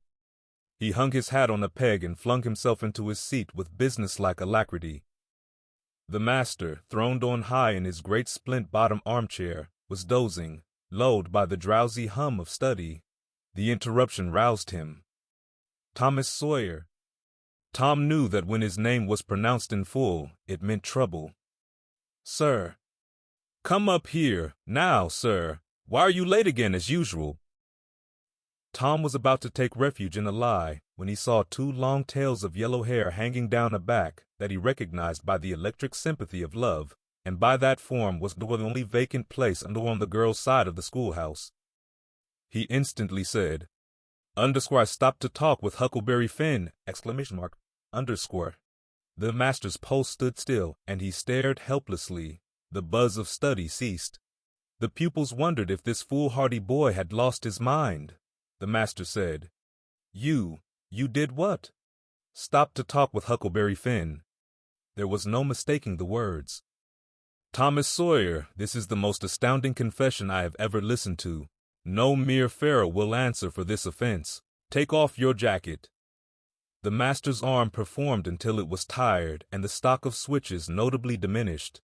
Then the order followed. Now, sir, go and sit with the girls, and let this be a warning to you. The titter that rippled around the room appeared to abash the boy, but in reality that result was caused rather more by his worshipful awe of his unknown idol and the dread pleasure that lay in his high good fortune. He sat down upon the end of the pine bench, and the girl hitched herself away from him with a toss of her head. Nudges and winks and whispers traversed the room, but Tom sat still, with his arms upon the long, low desk before him, and seemed to study his book. By and by attention ceased from him, and the accustomed school murmur rose upon the dull air once more. Presently the boy began to steal furtive glances at the girl. She observed it, made a mouth at him, and gave him the back of her head for the space of a minute. When she cautiously faced around again, a peach lay before her. She thrust it away. Tom gently put it back. She thrust it away again, but with less animosity. Tom patiently returned it to its place. Then she let it remain. Tom scrawled on his slate, "Please take it, I got more." The girl glanced at the words, but made no sign. Now the boy began to draw something on the slate, hiding his work with his left hand. For a time the girl refused to notice, but her human curiosity presently began to manifest itself by hardly perceptible signs. The boy worked on, apparently unconscious. The girl made a sort of non-committal attempt to see, but the boy did not betray that he was aware of it. At last she gave in, and hesitatingly whispered, "Let me see it." Tom partly uncovered a dismal caricature of a house with two gable ends to it and a corkscrew of smoke issuing from the chimney. Then the girl's interest began to fasten itself upon the work, and she forgot everything else. When it was finished, she gazed a moment, then whispered, "It's nice. Make a man." The artist erected a man in the front yard that resembled a derrick. He could have stepped over the house, but the girl was not hypercritical. She was satisfied with the monster and whispered, "It's a beautiful man. Now make me coming along." Tom drew an hourglass with a full moon and straw limbs to it and armed the spreading fingers with a portentous fan. The girl said, "It's ever so nice. I wish I could draw." "It's easy," whispered Tom. "I'll learn you." "Oh, will you? When?" "At noon." "Do you go home to dinner?" "I'll stay if you will." "Good, that's a whack. What's your name?" "Becky Thatcher." "What's yours?" "Oh, I know. It's Thomas Sawyer." "That's the name they lick me by. I'm Tom when I'm good. You call me Tom, will you?" "Yes." Now Tom began to scrawl something on the slate, hiding the words from the girl.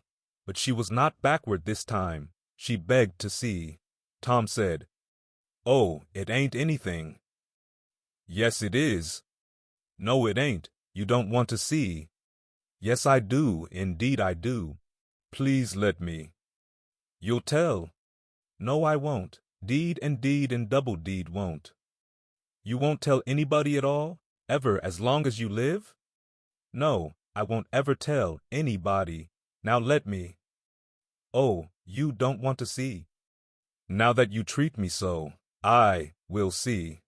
And she put her small hand upon his, and a little scuffle ensued, Tom pretending to resist in earnest but letting his hand slip by degrees till these words were revealed, and "I love you. Oh, you bad thing." And she hit his hand a smart rap, but reddened and looked pleased, nevertheless. Just at this juncture the boy felt a slow, fateful grip closing on his ear, and a steady lifting impulse. In that wise he was borne across the house and deposited in his own seat, under a peppering fire of giggles from the whole school. Then the master stood over him during a few awful moments, and finally moved away to his throne without saying a word. But although Tom's ear tingled, his heart was jubilant. As the school quieted down, Tom made an honest effort to study, but the turmoil within him was too great. In turn he took his place in the reading class and made a botch of it, then in the geography class and turned lakes into mountains, mountains into rivers, and rivers into continents, till chaos was come again, then in the spelling class, and got turned down, by a succession of mere baby words, till he brought up at the foot and yielded up the pewter medal which he had worn with ostentation for months. Chapter 7. The harder Tom tried to fasten his mind on his book, the more his ideas wandered. So at last, with a sigh and a yawn, he gave it up. It seemed to him that the noon recess would never come. The air was utterly dead. There was not a breath stirring. It was the sleepiest of sleepy days. The drowsing murmur of the 25 studying scholars soothed the soul like the spell that is in the murmur of bees. Away off in the flaming sunshine, Cardiff Hill lifted its soft green sides through a shimmering veil of heat, tinted with the purple of distance. A few birds floated on lazy wing high in the air. No other living thing was visible but some cows, and they were asleep. Tom's heart ached to be free, or else to have something of interest to do to pass the dreary time. His hand wandered into his pocket and his face lit up with a glow of gratitude that was prayer, though he did not know it. Then furtively the percussion cap box came out. He released the tick and put him on the long flat desk. The creature probably glowed with a gratitude that amounted to prayer too at this moment, but it was premature, for when he started thankfully to travel off, Tom turned him aside with a pen and made him take a new direction. Tom's bosom friend sat next him, suffering just as Tom had been, and now he was deeply and gratefully interested in this entertainment in an instant. This bosom friend was Joe Harper. The two boys were sworn friends all the week, and embattled enemies on Saturdays. Joe took a pen out of his lapel and began to assist in exercising the prisoner. The sport grew in interest momently. Soon Tom said that they were interfering with each other and neither getting the fullest benefit of the tick. So he put Joe's slate on the desk and drew a line down the middle of it from top to bottom. "Now," said he, "as long as he is on your side, you can stir him up and I'll let him alone. But if you let him get away and get on my side, you're to leave him alone as long as I can keep him from crossing over." "All right, go ahead. Start him up." The tick escaped from Tom presently and crossed the equator. Joe harassed him a while, and then he got away and crossed back again. This change of base occurred often. While one boy was worrying the tick with absorbing interest, the other would look on with interest as strong. The two heads bowed together over the slate, and the two souls dead to all things else. At last luck seemed to settle and abide with Joe. The tick tried this, that, and the other course, and got as excited and as anxious as the boys themselves, but time and again, just as he would have victory in his very grasp, so to speak, and Tom's fingers would be twitching to begin, Joe's pen would deftly head him off and keep possession. At last Tom could stand it no longer. The temptation was too strong. So he reached out and lent a hand with his pen. Joe was angry in a moment. Said he, "Tom, you let him alone." "I only just want to stir him up a little, Joe." "No, sir, it ain't fair. You just let him alone. Blame it, I ain't going to stir him much. Let him alone, I tell you." "I won't." "You shall. He's on my side of the line. Look here, Joe Harper, whose is that tick?"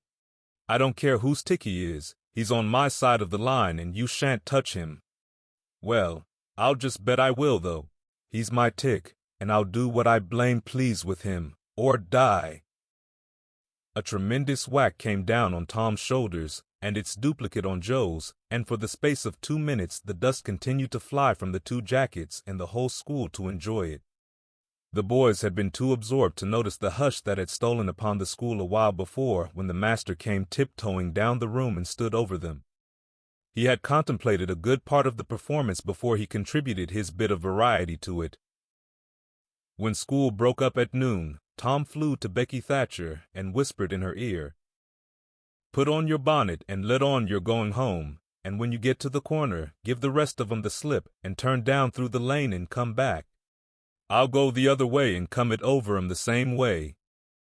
So the one went off with one group of scholars and the other with another.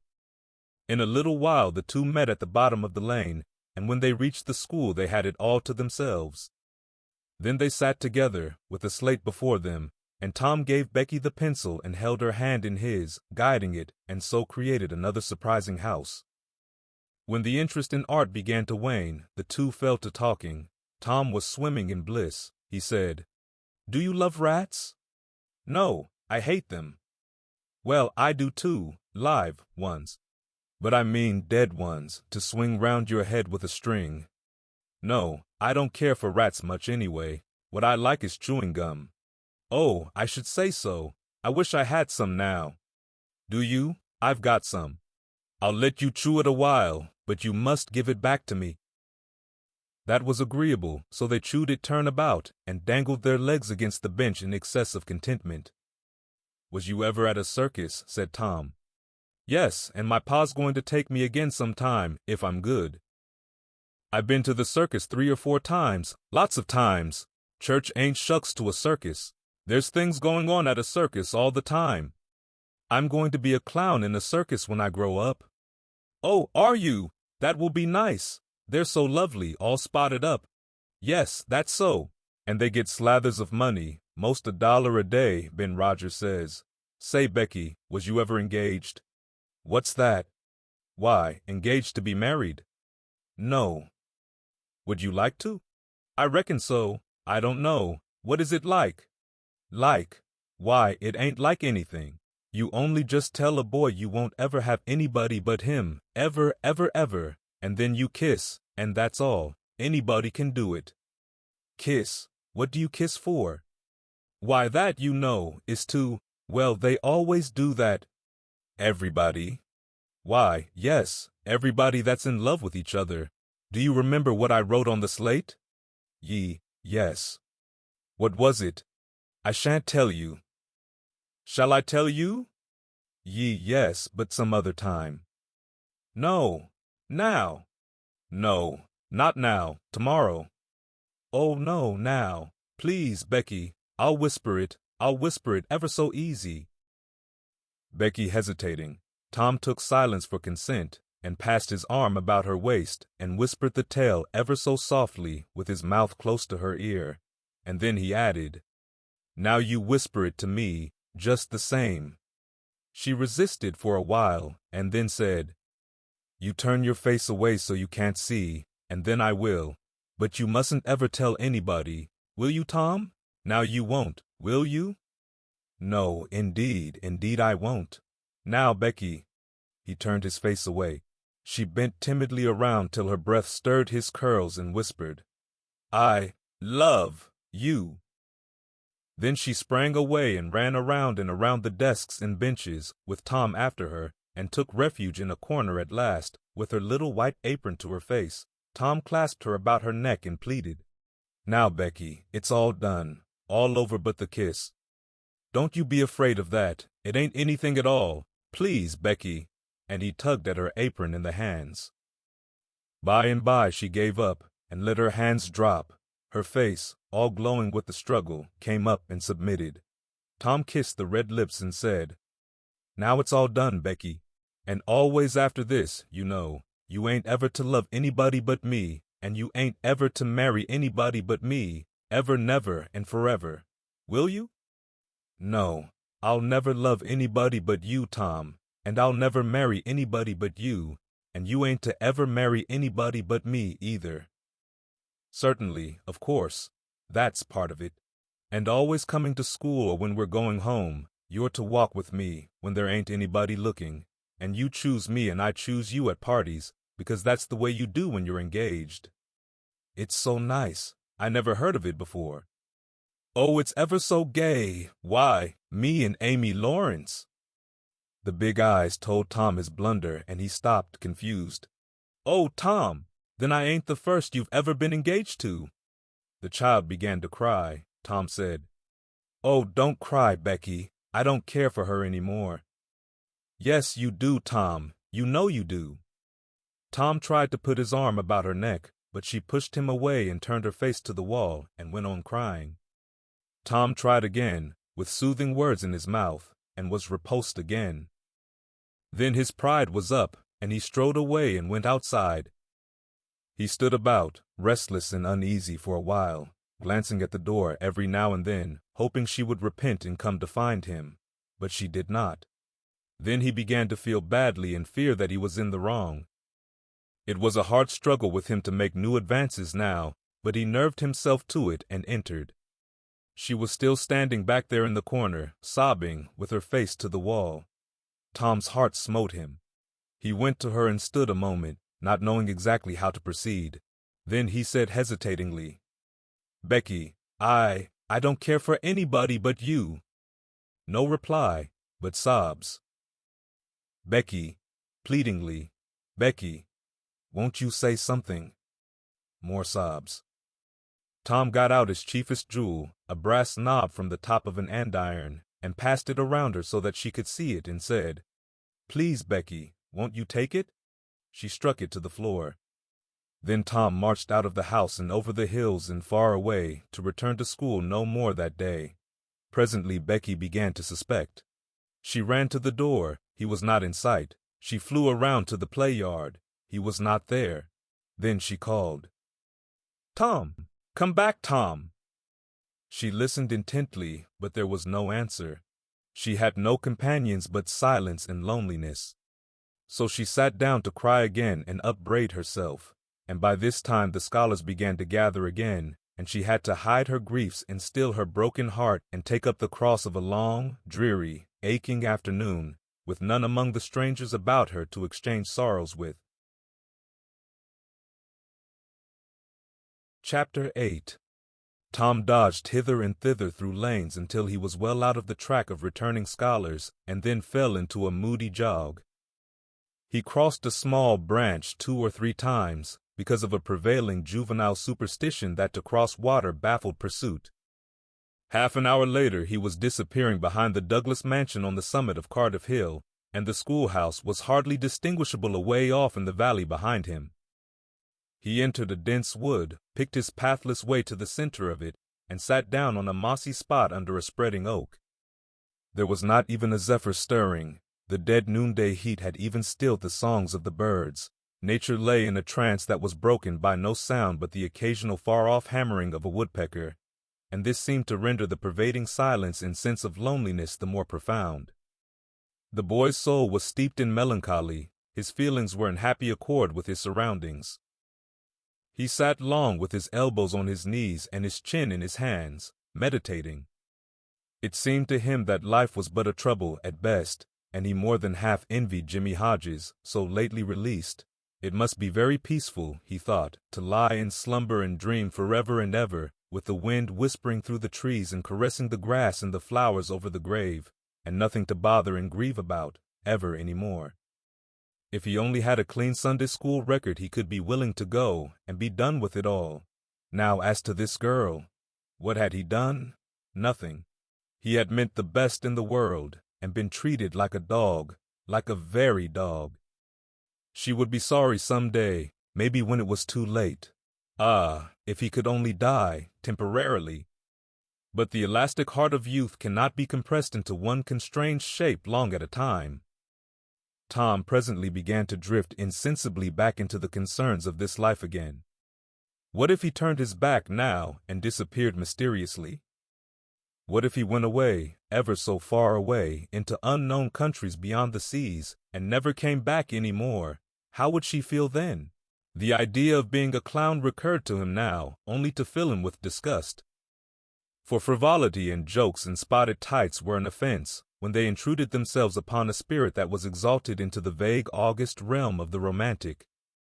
No, he would be a soldier, and return after long years, all war-worn and illustrious.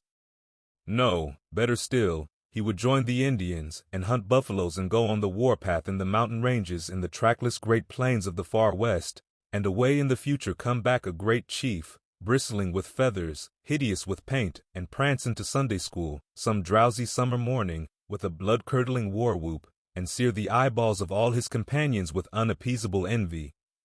But no, there was something gaudier even than this. He would be a pirate. That was it. Now, his future lay plain before him, and glowing with unimaginable splendor. How his name would fill the world, and make people shudder. How gloriously he would go plowing the dancing seas, in his long, low, black-hulled racer, the spirit of the storm, with his grisly flag flying at the fore. And at the zenith of his fame, how he would suddenly appear at the old village and stalk into church, brown and weather-beaten, in his black velvet doublet and trunks, his great jack-boots, his crimson sash, his belt bristling with horse pistols, his crime-rusted cutlass at his side, his slouch hat with waving plumes, his black flag unfurled, with the skull and crossbones on it, and here with swelling ecstasy the whisperings, "It's Tom Sawyer the pirate, the black avenger of the Spanish Main." Yes, it was settled. His career was determined. He would run away from home and enter upon it. He would start the very next morning. Therefore he must now begin to get ready. He would collect his resources together. He went to a rotten log near at hand and began to dig under one end of it with his Barlow knife. He soon struck wood that sounded hollow.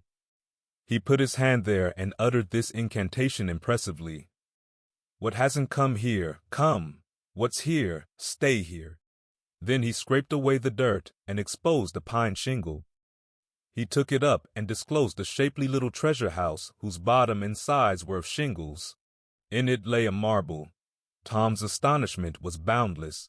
He scratched his head with a perplexed air and said, "Well, that beats anything." Then he tossed the marble away pettishly and stood cogitating. The truth was that a superstition of his had failed here, which he and all his comrades had always looked upon as infallible. If you buried a marble with certain necessary incantations and left it alone a fortnight, and then opened the place with the incantation he had just used, you would find that all the marbles you had ever lost had gathered themselves together there, meantime, no matter how widely they had been separated. But now, this thing had actually and unquestionably failed. Tom's whole structure of faith was shaken to its foundations. He had many a time heard of this thing succeeding, but never of its failing before. It did not occur to him that he had tried it several times before himself, but could never find the hiding places afterward. He puzzled over the matter some time, and finally decided that some witch had interfered and broken the charm. He thought he would satisfy himself on that point, so he searched around till he found a small sandy spot with a little funnel-shaped depression in it. He laid himself down and put his mouth close to this depression and called, "Doodlebug, Doodlebug, tell me what I want to know. Doodlebug, Doodlebug, tell me what I want to know." The sand began to work, and presently a small black bug appeared for a second and then darted under again in a fright. He "Dawsn't tell. So it was a witch that done it, I just knowed it." He well knew the futility of trying to contend against witches, so he gave up discouraged. But it occurred to him that he might as well have the marble he had just thrown away, and therefore he went and made a patient search for it, but he could not find it. Now he went back to his treasure house and carefully placed himself just as he had been standing when he tossed the marble away.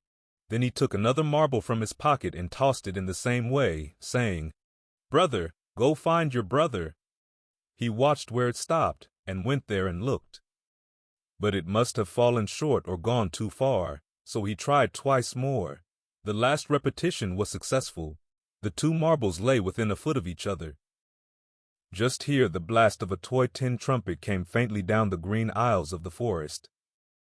Tom flung off his jacket and trousers, turned a suspender into a belt, raked away some brush behind the rotten log, disclosing a rude bow and arrow, a lath sword and a tin trumpet, and in a moment had seized these things and bounded away, bare-legged, with fluttering shirt. He presently halted under a great elm, blew an answering blast, and then began to tiptoe and look warily out, this way and that. He said cautiously to an imaginary company, "Hold, my merry men, keep hid till I blow." Now appeared Joe Harper, as airily clad and elaborately armed as Tom. Tom called, "Hold!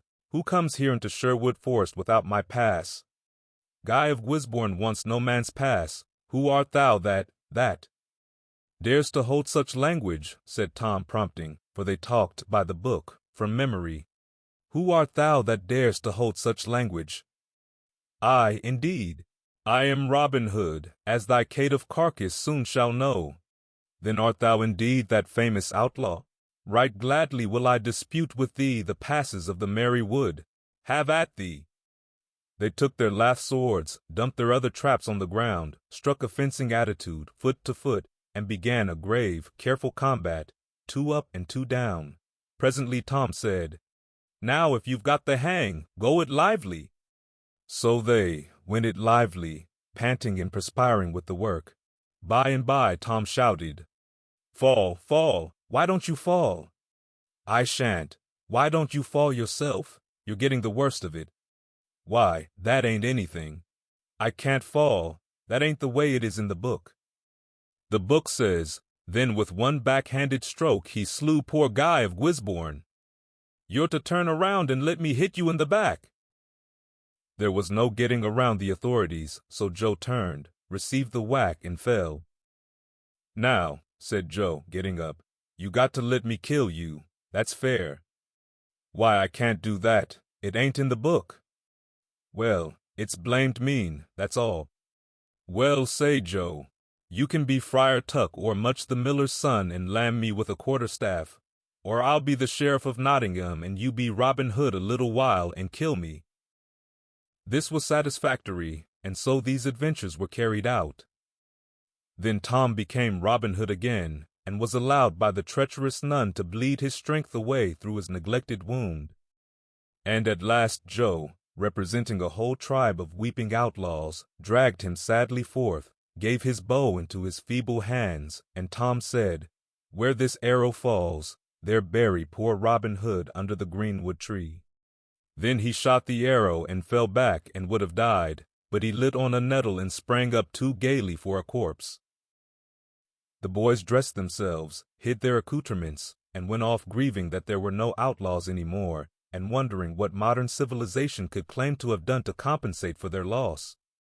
They said they would rather be outlaws a year in Sherwood Forest than President of the United States forever. Chapter 9. At 9:30 that night, Tom and Sid were sent to bed as usual. They said their prayers, and Sid was soon asleep. Tom lay awake and waited in restless impatience. When it seemed to him that it must be nearly daylight, he heard the clock strike 10. This was despair. He would have tossed and fidgeted, as his nerves demanded, but he was afraid he might wake Sid. So he lay still and stared up into the dark. Everything was dismally still. By and by, out of the stillness, little, scarcely perceptible noises began to emphasize themselves. The ticking of the clock began to bring itself into notice. Old beams began to crack mysteriously. The stairs creaked faintly. Evidently spirits were abroad. A measured, muffled snore issued from Aunt Polly's chamber. And now the tiresome chirping of a cricket that no human ingenuity could locate began. Next, the ghastly ticking of a death watch in the wall at the bed's head made Tom shudder. It meant that somebody's days were numbered. Then the howl of a far-off dog rose on the night air, and was answered by a fainter howl from a remoter distance. Tom was in an agony. At last he was satisfied that time had ceased and eternity begun. He began to doze, in spite of himself. The clock chimed 11, but he did not hear it. And then there came, mingling with his half-formed dreams, a most melancholy caterwauling. The raising of a neighboring window disturbed him. A cry of, "Scat, you devil!" and the crash of an empty bottle against the back of his aunt's woodshed brought him wide awake, and a single minute later he was dressed and out of the window and creeping along the roof of the L on all fours. He meowed with caution once or twice as he went, then jumped to the roof of the woodshed and thence to the ground. Huckleberry Finn was there with his dead cat. The boys moved off and disappeared in the gloom. At the end of half an hour, they were wading through the tall grass of the graveyard. It was a graveyard of the old-fashioned Western kind. It was on a hill, about 1.5 miles from the village. It had a crazy board fence around it, which leaned inward in places, and outward the rest of the time, but stood upright nowhere. Grass and weeds grew rank over the whole cemetery. All the old graves were sunken in. There was not a tombstone on the place. Round-topped, worm-eaten boards staggered over the graves, leaning for support and finding none. Sacred to the memory of so-and-so had been painted on them once, but it could no longer have been read on the most of them now, even if there had been light. A faint wind moaned through the trees, and Tom feared it might be the spirits of the dead complaining at being disturbed. The boys talked little and only under their breath. for the time and the place and the pervading solemnity and silence oppressed their spirits. They found the sharp new heap they were seeking, and ensconced themselves within the protection of 3 great elms that grew in a bunch within a few feet of the grave. Then they waited in silence for what seemed a long time. The hooting of a distant owl was all the sound that troubled the dead stillness. Tom's reflections grew oppressive.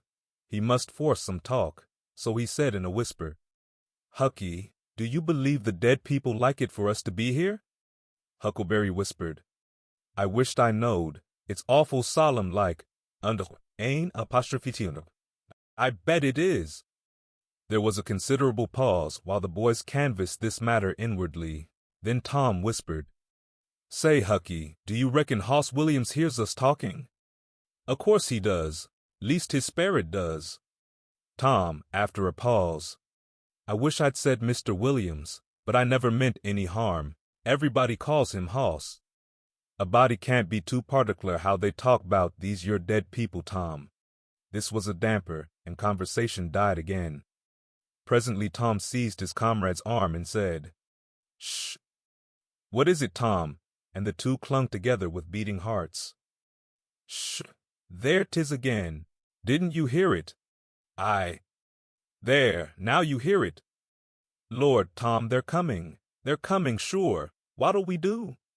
"I dunno. Think they'll see us?"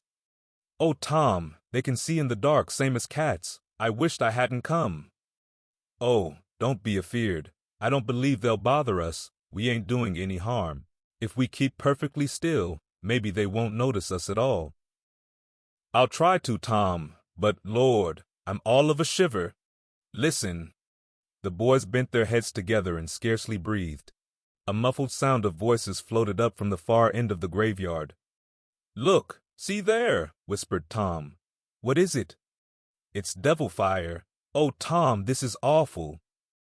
Some vague figures approached through the gloom, swinging an old-fashioned tin lantern that freckled the ground with innumerable little spangles of light. Presently Huckleberry whispered with a shudder, "It's the devils sure enough. 3 of 'em. Lordy, Tom, we're goners. Can you pray?" "I'll try, but don't you be afeard. They ain't going to hurt us. Now I lay me down to sleep, Shh." "What is it, Huck?" "They're humans. One of 'em is, anyway. One of 'em's old Muff Potter's voice." "No, 'tain't so, is it?" "I bet I know it. Don't you stir nor budge. He ain't sharp enough to notice us. Drunk, the same as usual, likely. Blamed old Rip." "All right, I'll keep still.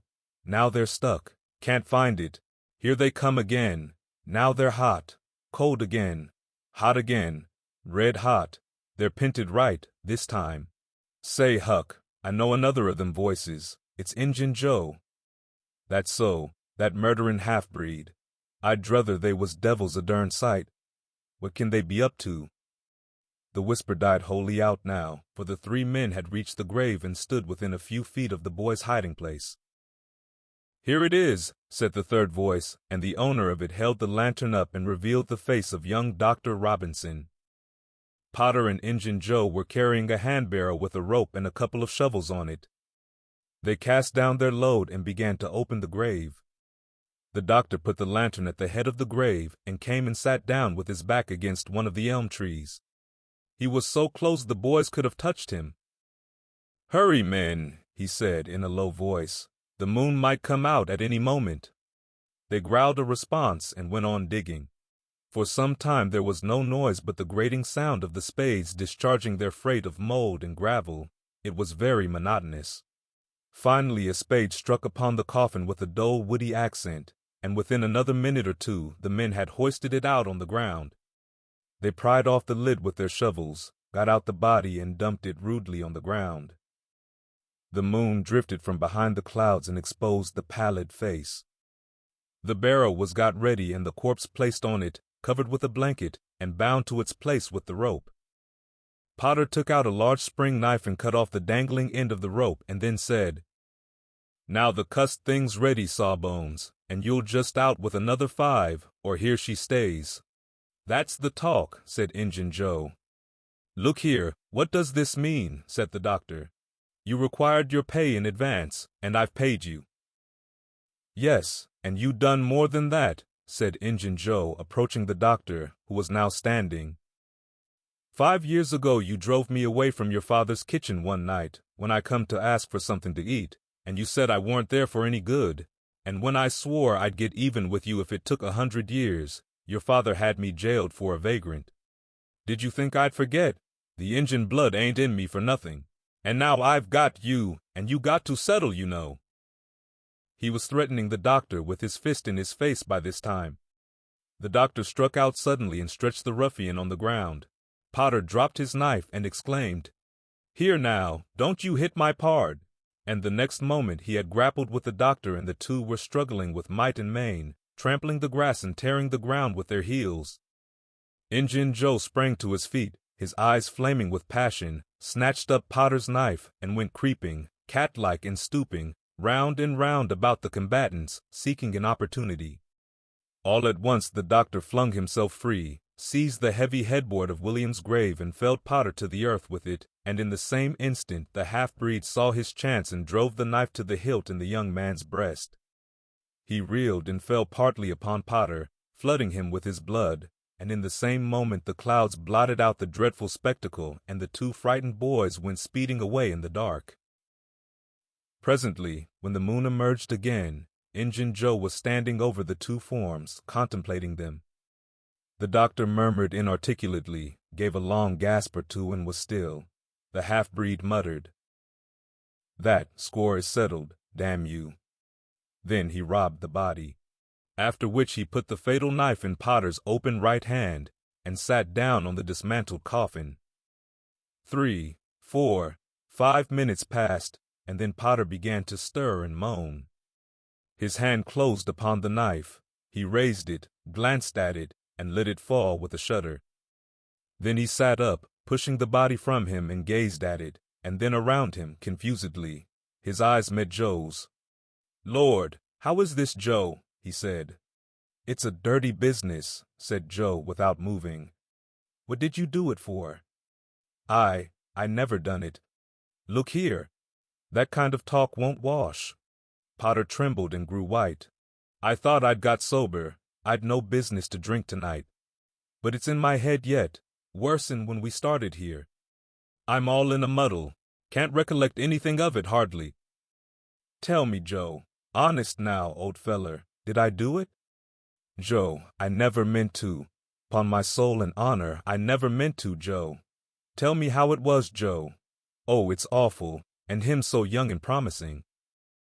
"Why, you two was scuffling, and he fetched you one with the headboard, and you fell flat, and then up you come, all reeling and staggering like, and snatched the knife and jammed it into him, just as he fetched you another awful clip, and here you've laid, as dead as a wedge till now." "Oh, I didn't know what I was a-doing. I wish I may die this minute if I did." "It was all on account of the whiskey and the excitement, I reckon."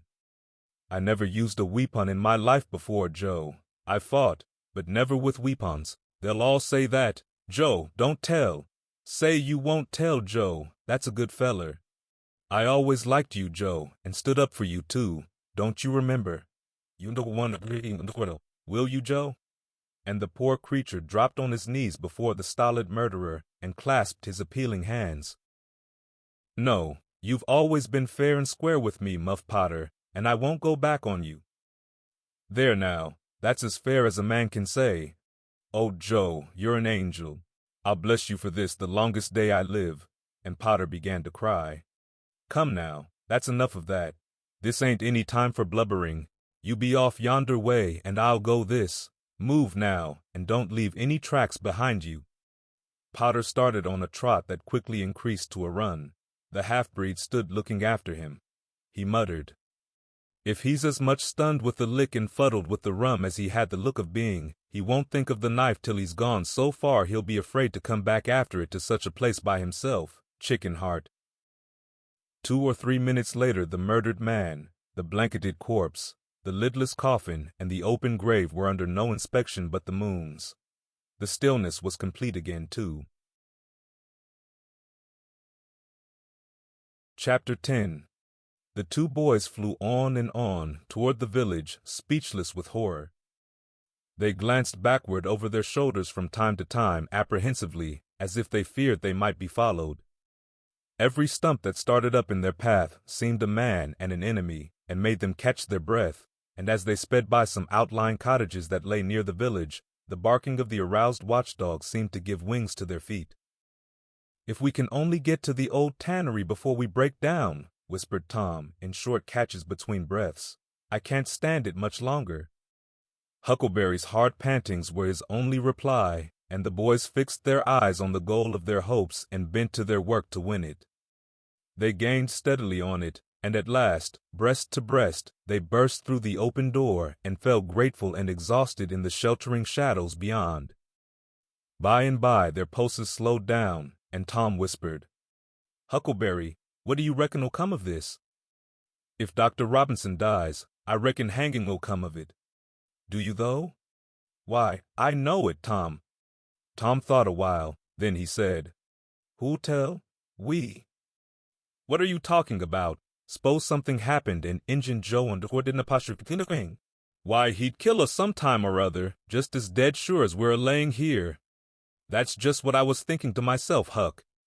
If anybody tells, let Muff Potter do it, if he's fool enough. He's generally drunk enough." Tom said nothing, went on thinking. Presently he whispered, "Huck, Muff Potter don't know it. How can he tell?" "What's the reason he don't know it?" "Because he just got that whack when Injun Joe done it. Do you reckon he could see anything? Do you reckon he knowed anything?" "By hokey, that's so, Tom. And besides, look-a-here, maybe that whack done for him." "No, 'tain't likely, Tom. He had liquor in him, I could see that, and besides, he always has." "Well, when Pap's full, you might take and belt him over the head with a church and you couldn't faze him. He says so, his own self, so it's the same with Muff Potter, of course. But if a man was dead sober, I reckon maybe that whack might fetch him, I don't know." After another reflective silence, Tom said, "Hucky, you sure you can keep mum?" "Tom, we got to keep mum. You know that. That Injun devil wouldn't make any more of drowning us than a couple of cats, if we was to squeak 'bout this and they didn't hang him. Now, look-a-here, Tom, let's take and swear to one another. That's what we got to do, swear to keep mum."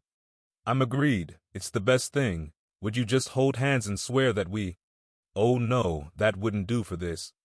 That's good enough for little rubbishy common things, specially with gals, 'cause they go back on you anyway, and blab if they get in a huff.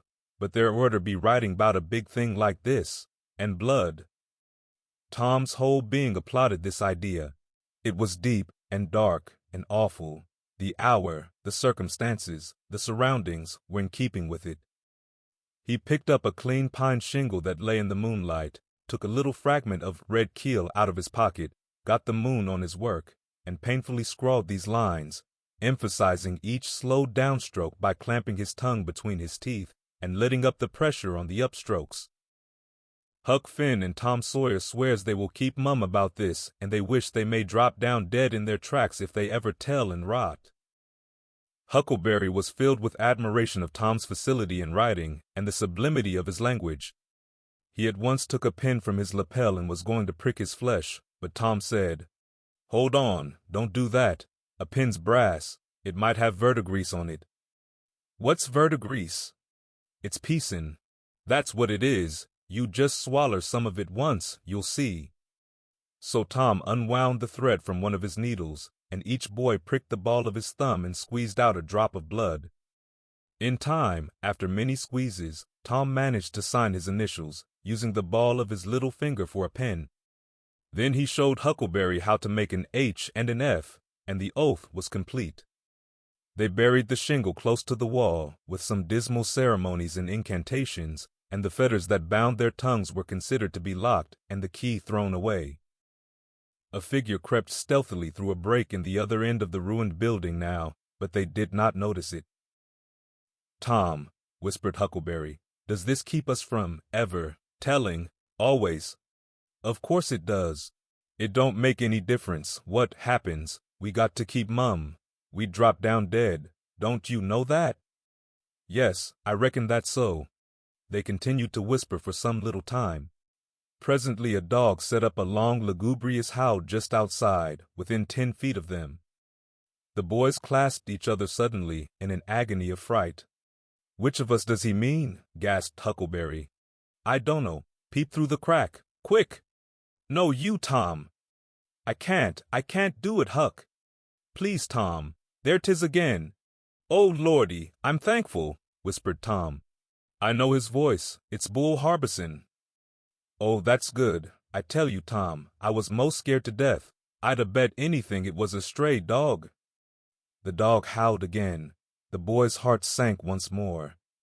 "Oh my, that ain't no Bull Harbison," whispered Huckleberry. "Do, Tom." Tom, quaking with fear, yielded and put his eye to the crack. His whisper was hardly audible when he said, "Oh, Huck, and it's a stray dog." "Quick, Tom, quick, who does he mean?" "Huck, he must mean us both. We're right together." "Oh, Tom, I reckon we're goners." "I reckon there ain't no mistake 'bout where the water under we're go. I've been so wicked. Dad, fetch it. This comes of playing hooky and doing everything a feller's told not to do. I might have been good, like Sid, if I'd 'a tried, but no, I wouldn't, of course.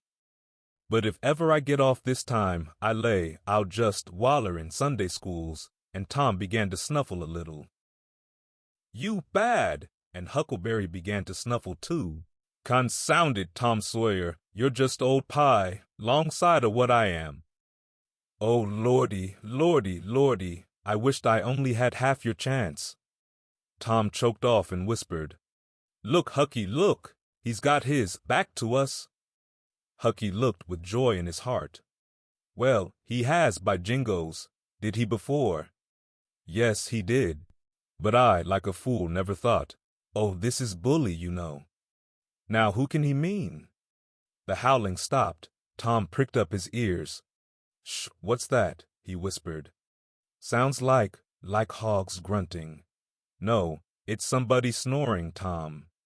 "That is it. Whereabouts is it, Huck?" "I believe it's down at t'other end. Sounds so anyway. Pap used to sleep there sometimes, 'long with the hogs, but laws bless you, he just lifts things when he snores. Besides, I reckon he ain't ever coming back to this town any more." The spirit of adventure rose in the boys' souls once more. "Hucky, do you dast to go if I lead?" "I don't like too much. Tom, s'pose it's Injun Joe." Tom quailed. But presently the temptation rose up strong again, and the boys agreed to try, with the understanding that they would take to their heels if the snoring stopped. So they went tiptoeing stealthily down, the one behind the other. When they had got to within 5 steps of the snorer, Tom stepped on a stick, and it broke with a sharp snap. The man moaned, writhed a little, and his face came into the moonlight. It was Muff Potter. The boys' hearts had stood still, and their hopes too, when the man moved, but their fears passed away now. They tiptoed out, through the broken weatherboarding, and stopped at a little distance to exchange a parting word. That long, lugubrious howl rose on the night air again. They turned and saw the strange dog standing within a few feet of where Potter was lying, and facing Potter, with his nose pointing heavenward. "Oh, Gemini, it's him!" exclaimed both boys in a breath. "Say, Tom, they say a stray dog come howling around Johnny Miller's house, 'bout midnight, as much as 2 weeks ago, and a whippoorwill come in and lit on the banisters and sung, the very same evening, and there ain't anybody dead there yet." "Well, I know that. And suppose there ain't, didn't Gracie Miller fall in the kitchen fire and burn herself terrible the very next Saturday?" "Yes, but she ain't dead, and what's more, she's getting better, too." "All right, you wait and see. She's a goner, just as dead sure as Muff Potter's a goner. That's what the niggers say, and they know all about these kind of things, Huck."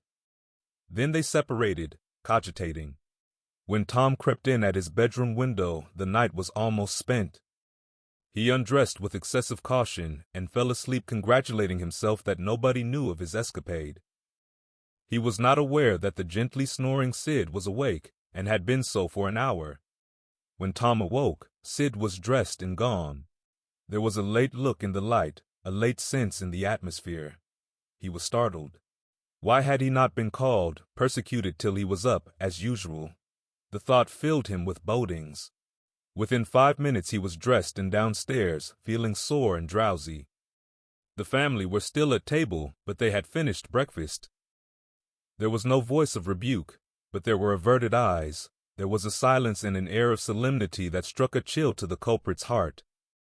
He sat down and tried to seem gay, but it was uphill work. It roused no smile, no response, and he lapsed into silence and let his heart sink down to the depths. After breakfast his aunt took him aside, and Tom almost brightened in the hope that he was going to be flogged, but it was not so.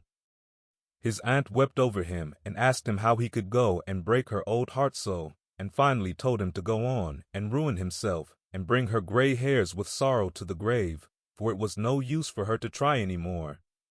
This was worse than 1,000 whippings, and Tom's heart was sorer now than his body. He cried, he pleaded for forgiveness, promised to reform over and over again, and then received his dismissal, feeling that he had won but an imperfect forgiveness and established but a feeble confidence. He left the presence too miserable to even feel revengeful toward Sid, and so the latter's prompt retreat through the back gate was unnecessary. He moped to school gloomy and sad, and took his flogging, along with Joe Harper, for playing hooky the day before, with the air of one whose heart was busy with heavier woes and wholly dead to trifles. Then he betook himself to his seat, rested his elbows on his desk and his jaws in his hands, and stared at the wall with the stony stare of suffering that has reached the limit and can no further go. His elbow was pressing against some hard substance. After a long time he slowly and sadly changed his position and took up this object with a sigh. It was in a paper.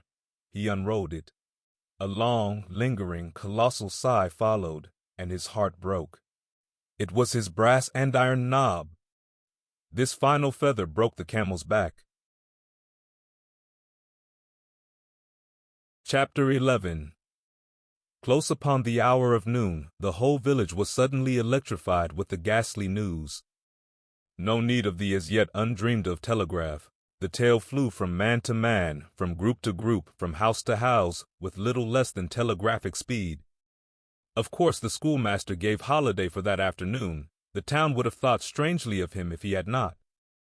A gory knife had been found close to the murdered man, and it had been recognized by somebody as belonging to Muff Potter, so the story ran. And it was said that a belated citizen had come upon Potter washing himself in the branch about 1 or 2 o'clock in the morning, and that Potter had at once sneaked off, suspicious circumstances, especially the washing, which was not a habit with Potter. It was also said that the town had been ransacked for this murderer. The public are not slow in the matter of sifting evidence and arriving at a verdict, but that he could not be found. Horsemen had departed down all the roads in every direction, and the sheriff was confident that he would be captured before night. All the town was drifting toward the graveyard. Tom's heartbreak vanished and he joined the procession, not because he would not 1,000 times rather go anywhere else, but because an awful, unaccountable fascination drew him on. Arrived at the dreadful place, he wormed his small body through the crowd and saw the dismal spectacle. It seemed to him an age since he was there before. Somebody pinched his arm. He turned, and his eyes met Huckleberry's. Then both looked elsewhere at once and wondered if anybody had noticed anything in their mutual glance. But everybody was talking and intent upon the grisly spectacle before them. Poor fellow, poor young fellow. This ought to be a lesson to grave robbers. Muff Potter'll hang for this if they catch him. This was the drift of remark, and the minister said, "It was a judgment. His hand is here." Now Tom shivered from head to heel, for his eye fell upon the stolid face of Injun Joe. At this moment the crowd began to sway and struggle, and voices shouted, "It's him! It's him! He's coming himself!" Who? From 20 voices. "Muff Potter!" "Hello! He's stopped! Look out! He's turning! Don't let him get away!" People in the branches of the trees over Tom's head said he wasn't trying to get away. He only looked doubtful and perplexed. "Infernal impudence," said a bystander. "Wanted to come and take a quiet look at his work, I reckon. Didn't expect any company." The crowd fell apart now, and the sheriff came through, ostentatiously leading Potter by the arm. The poor fellow's face was haggard, and his eyes showed the fear that was upon him. When he stood before the murdered man, he shook as with a palsy, and he put his face in his hands and burst into tears. "I didn't do it, friends," he sobbed. "'Pon my word and honor, I never done it." "Who's accused you?" shouted a voice. This shot seemed to carry home. Potter lifted his face and looked around him with a pathetic hopelessness in his eyes. He saw Injun Joe and exclaimed, "Oh, Injun Joe, you promised me you'd never. Is that your knife?" And it was thrust before him by the sheriff. Potter would have fallen if they had not caught him and eased him to the ground. Then he said, "Something told me if I didn't come back and get." He shuddered, then waved his nerveless hand with a vanquished gesture and said, "Tell him, Joe, tell him, it ain't any use any more." Then Huckleberry and Tom stood dumb and staring, and heard the stony-hearted liar reel off his serene statement, they expecting every moment that the clear sky would deliver God's lightnings upon his head, and wondering to see how long the stroke was delayed. And when he had finished and still stood alive and whole, their wavering impulse to break their oath and save the poor betrayed prisoner's life faded and vanished away, for plainly this miscreant had sold himself to Satan, and it would be fatal to meddle with the property of such a power as that. "Why didn't you leave? What did you want to come here for?" somebody said. "I couldn't help it. I couldn't help it," Potter moaned. "I wanted to run away, but I couldn't seem to come anywhere but here," and he fell to sobbing again. Injun Joe repeated his statement just as calmly a few minutes afterward on the inquest, under oath, and the boys, seeing that the lightnings were still withheld, were confirmed in their belief that Joe had sold himself to the devil. He was now become, to them, the most balefully interesting object they had ever looked upon, and they could not take their fascinated eyes from his face. They inwardly resolved to watch him nights, when opportunity should offer, in the hope of getting a glimpse of his dread master. Injun Joe helped to raise the body of the murdered man and put it in a wagon for removal, and it was whispered through the shuddering crowd that the wound bled a little. The boys thought that this happy circumstance would turn suspicion in the right direction, but they were disappointed, for more than one villager remarked, "It was within 3 feet of Muff Potter when it done it." Tom's fearful secret and gnawing conscience disturbed his sleep for as much as a week after this, and at breakfast one morning Sid said, "Tom, you pitch around and talk in your sleep so much that you keep me awake half the time." Tom blanched and dropped his eyes. "It's a bad sign," said Aunt Polly gravely. "What you got on your mind, Tom?" Nothing that I know of." But the boy's hand shook so that he spilled his coffee. "And you do talk such stuff," Sid said. "Last night you said, 'It's blood, that's what it is.' You said that over and over. And you said, 'Don't torment me so, I'll tell.' Tell what? What is it you'll tell?" Everything was swimming before Tom. There is no telling what might have happened now, but luckily the concern passed out of Aunt Polly's face and she came to Tom's relief without knowing it. She said, "Sho, it's that dreadful murder. I dream about it most every night myself. Sometimes I dream it's me that done it." Mary said she had been affected much the same way. Sid seemed satisfied.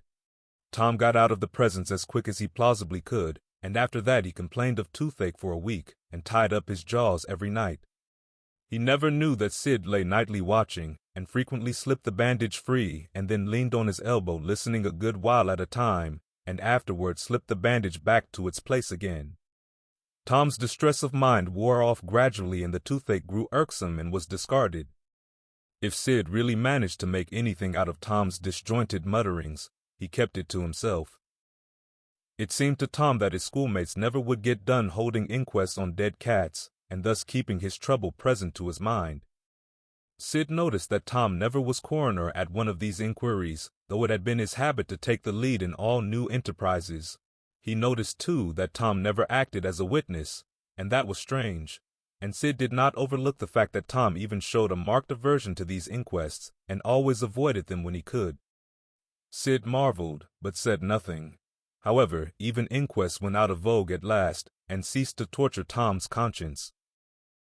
Every day or two during this time of sorrow, Tom watched his opportunity and went to the little grated jail window and smuggled such small comforts through to the murderer as he could get hold of. The jail was a trifling little brick den that stood in a marsh at the edge of the village, and no guards were afforded for it. Indeed, it was seldom occupied. These offerings greatly helped to ease Tom's conscience. The villagers had a strong desire to tar and feather Injun Joe and ride him on a rail for body snatching, but so formidable was his character that nobody could be found who was willing to take the lead in the matter, so it was dropped. He had been careful to begin both of his inquest statements with the fight, without confessing the grave robbery that preceded it. Therefore it was deemed wisest not to try the case in the courts at present. Chapter 12. One of the reasons why Tom's mind had drifted away from its secret troubles was that it had found a new and weighty matter to interest itself about. Becky Thatcher had stopped coming to school.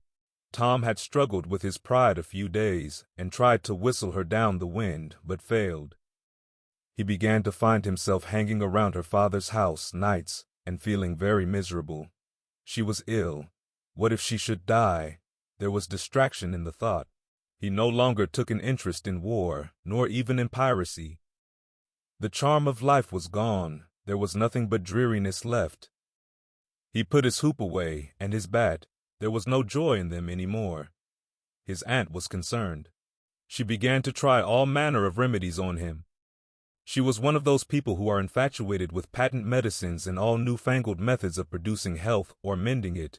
She was an inveterate experimenter in these things. When something fresh in this line came out, she was in a fever right away to try it, not on herself, for she was never ailing, but on anybody else that came handy. She was a subscriber for all the health periodicals and phrenological frauds, and the solemn ignorance they were inflated with was breath to her nostrils.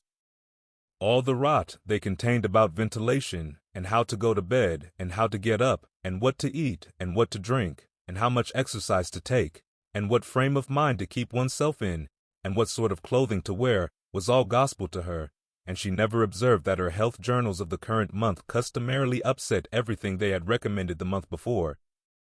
She was as simple-hearted and honest as the day was long, and so she was an easy victim. She gathered together her quack periodicals and her quack medicines, and thus armed with death, went about on her pale horse, metaphorically speaking, with hell following after. But she never suspected that she was not an angel of healing and the balm of Gilead in disguise to the suffering neighbors.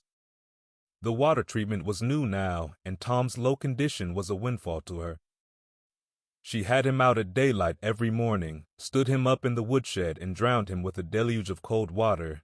Then she scrubbed him down with a towel like a file, and so brought him to.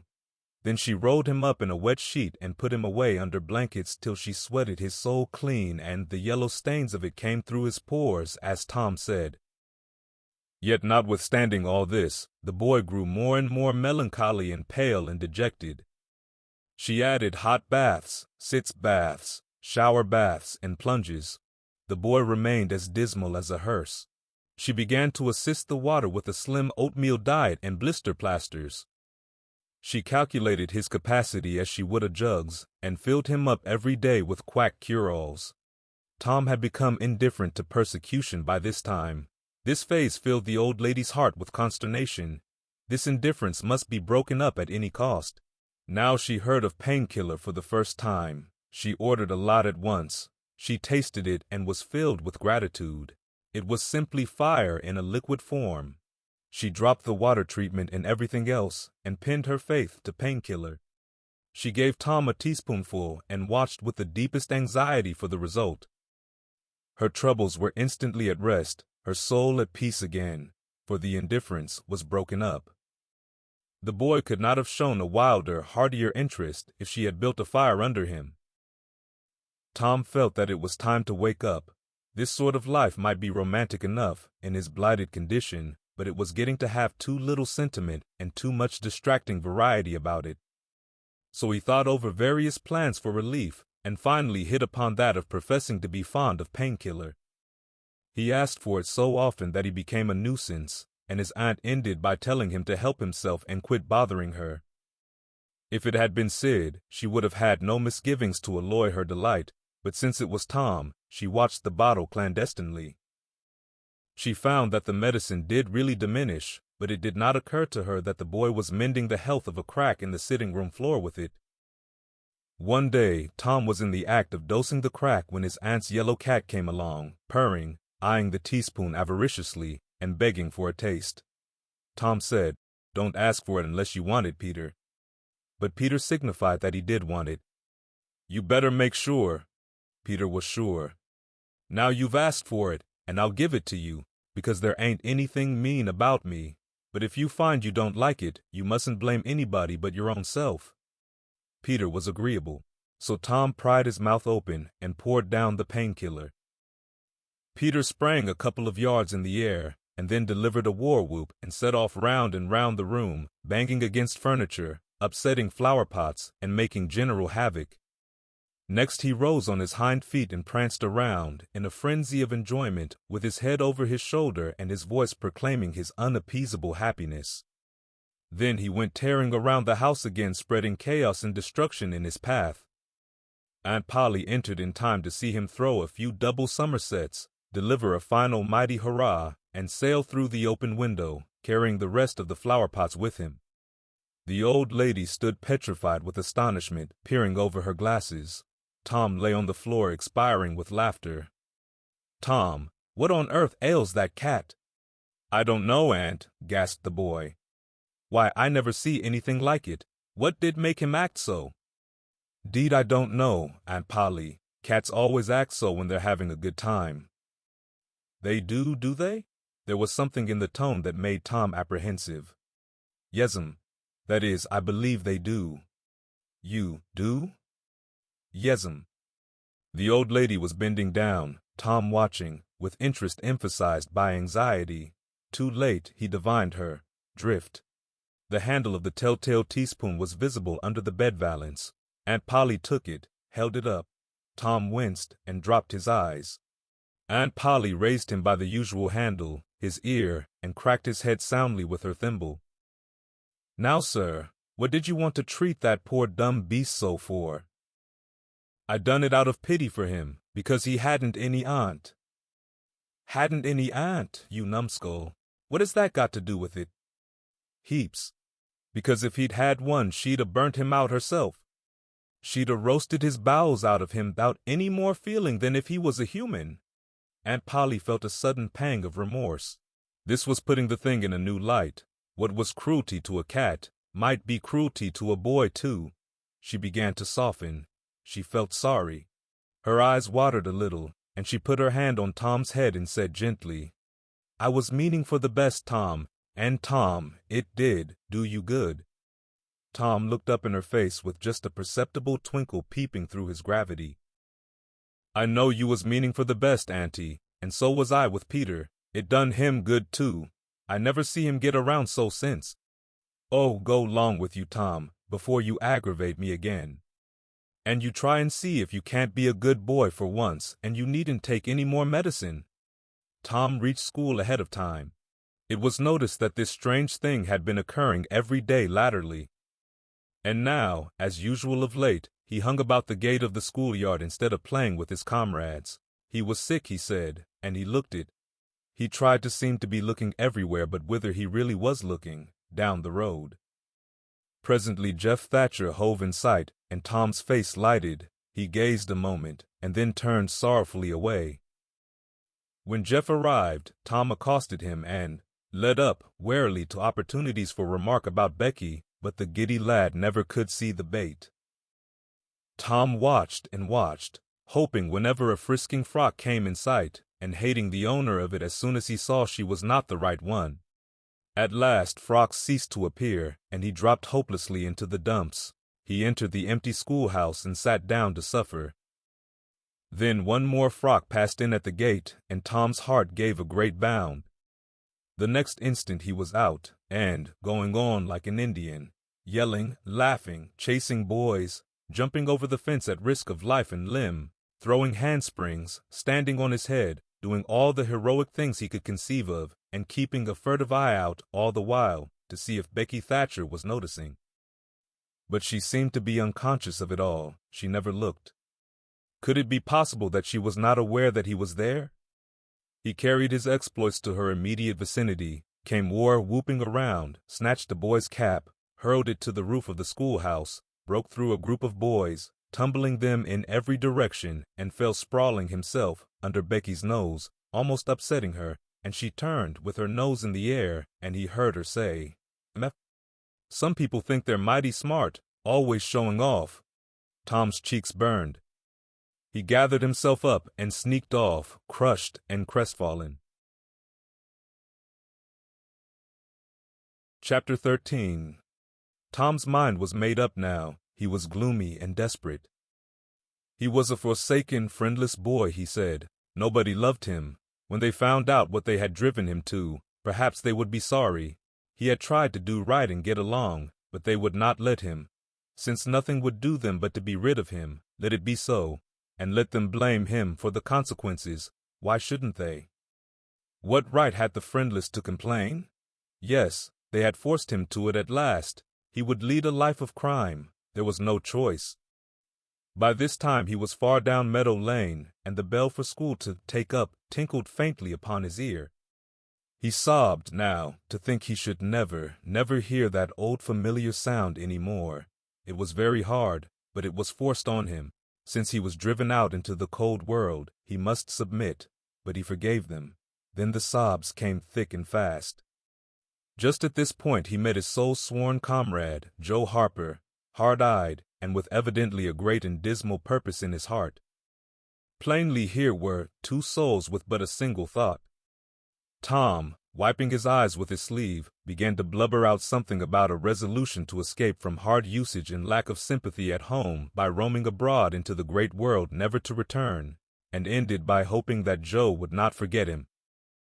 But it transpired that this was a request which Joe had just been going to make of Tom, and had come to hunt him up for that purpose.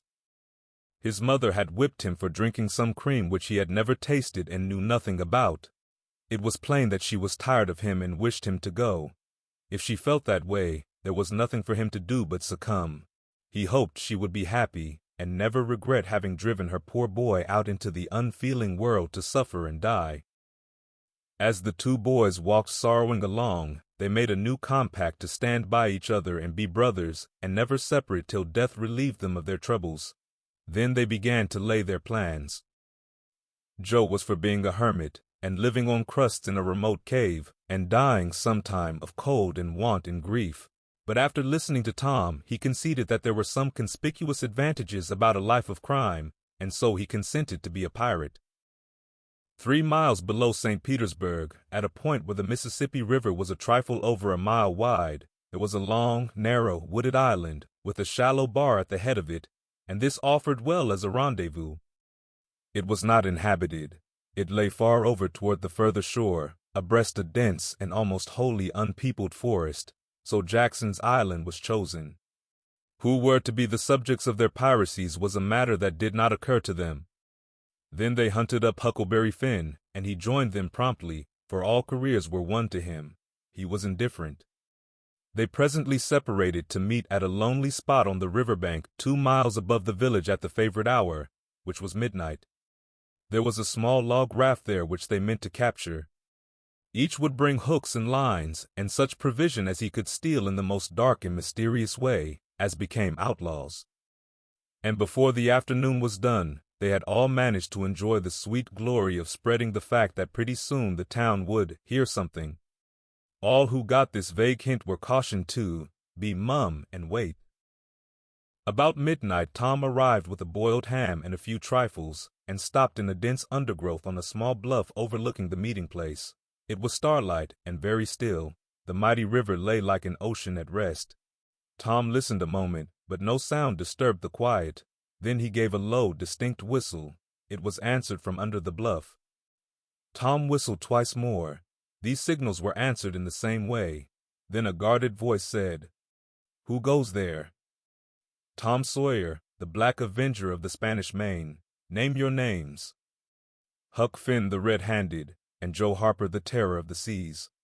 Tom had furnished these titles from his favorite literature. "'Tis well, give the countersign."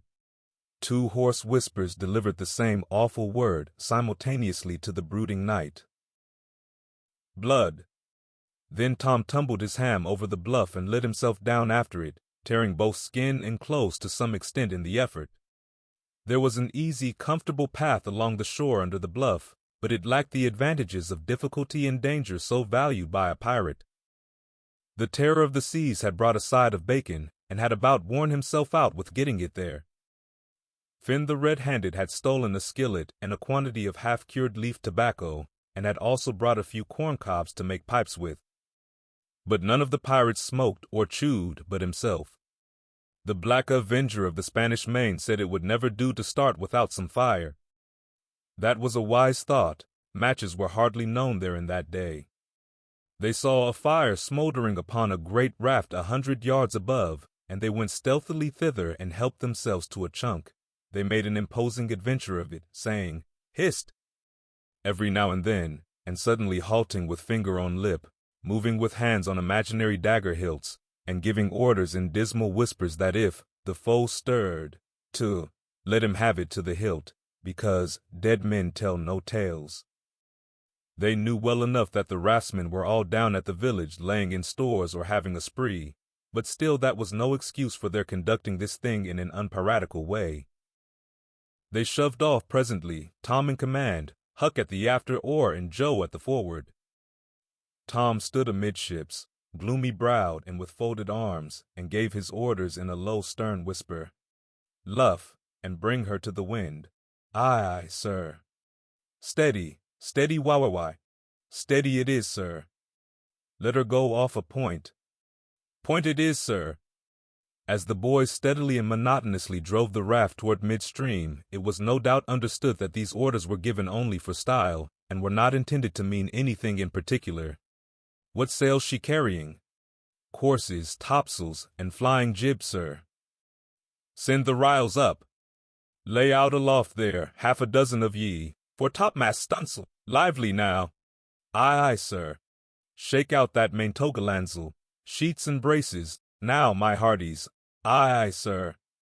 "Hellum a lee, hard a port. Stand by to meet her when she comes." "Port, port."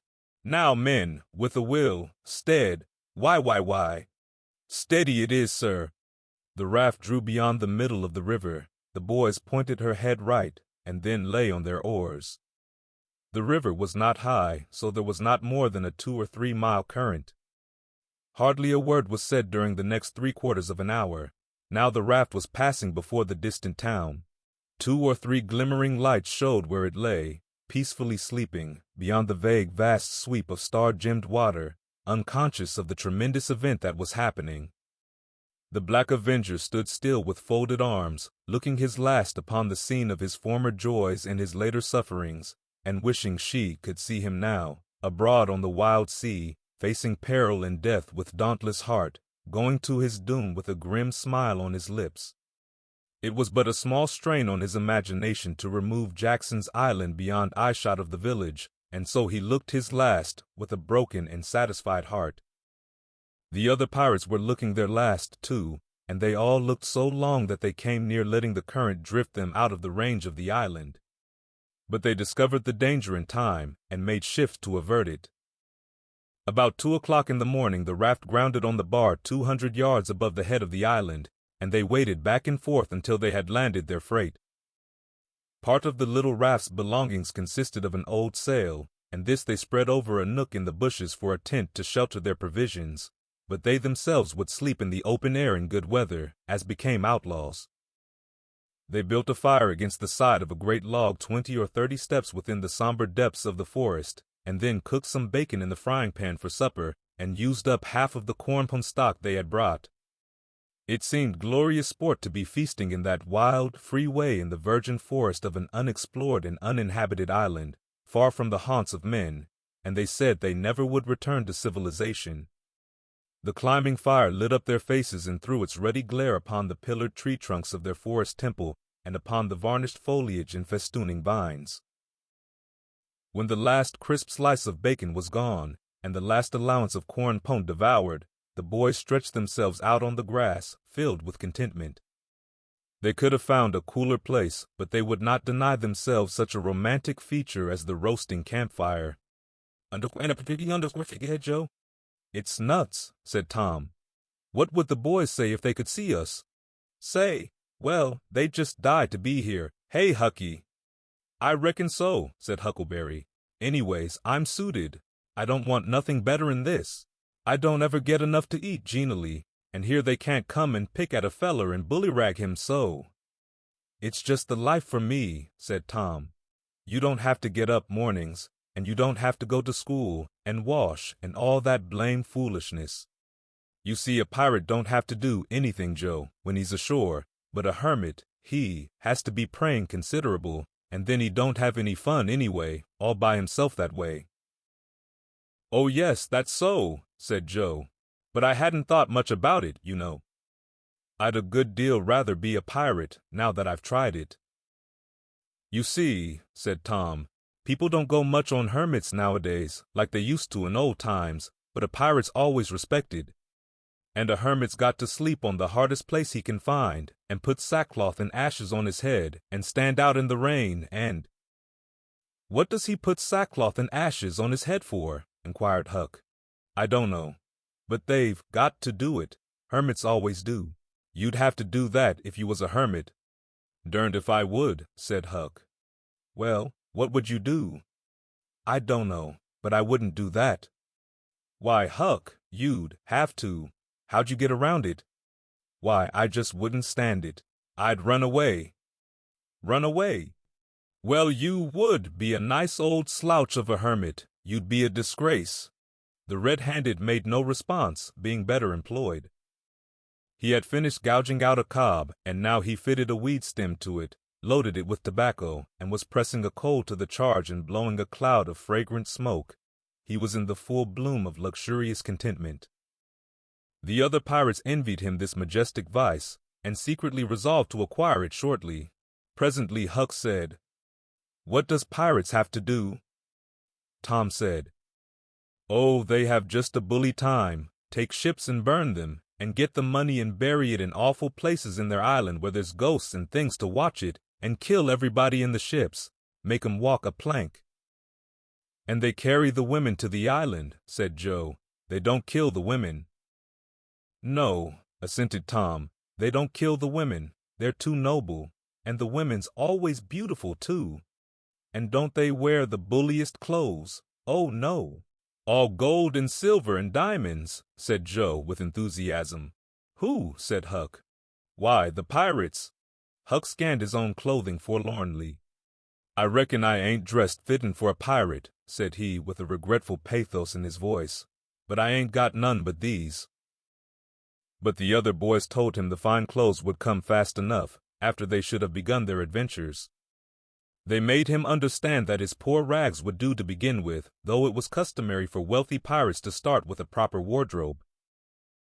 Gradually their talk died out and drowsiness began to steal upon the eyelids of the little waifs. The pipe dropped from the fingers of the red-handed, and he slept the sleep of the conscience-free and the weary. The terror of the seas and the black avenger of the Spanish Main had more difficulty in getting to sleep. They said their prayers inwardly, and lying down, since there was nobody there with authority to make them kneel and recite aloud. In truth, they had a mind not to say them at all, but they were afraid to proceed to such lengths as that, lest they might call down a sudden and special thunderbolt from heaven. Then at once they reached and hovered upon the imminent verge of sleep, but an intruder came, now, that would not down. It was conscience. They began to feel a vague fear that they had been doing wrong to run away, and next they thought of the stolen meat, and then the real torture came. They tried to argue it away by reminding conscience that they had purloined sweetmeats and apples scores of times, but conscience was not to be appeased by such thin plausibilities. It seemed to them, in the end, that there was no getting around the stubborn fact that taking sweetmeats was only hooking, while taking bacon and hams and such valuables was plain simple stealing, and there was a command against that in the Bible. So they inwardly resolved that so long as they remained in the business, their piracy should not again be sullied with the crime of stealing. Then conscience granted a truce, and these curiously inconsistent pirates fell peacefully to sleep.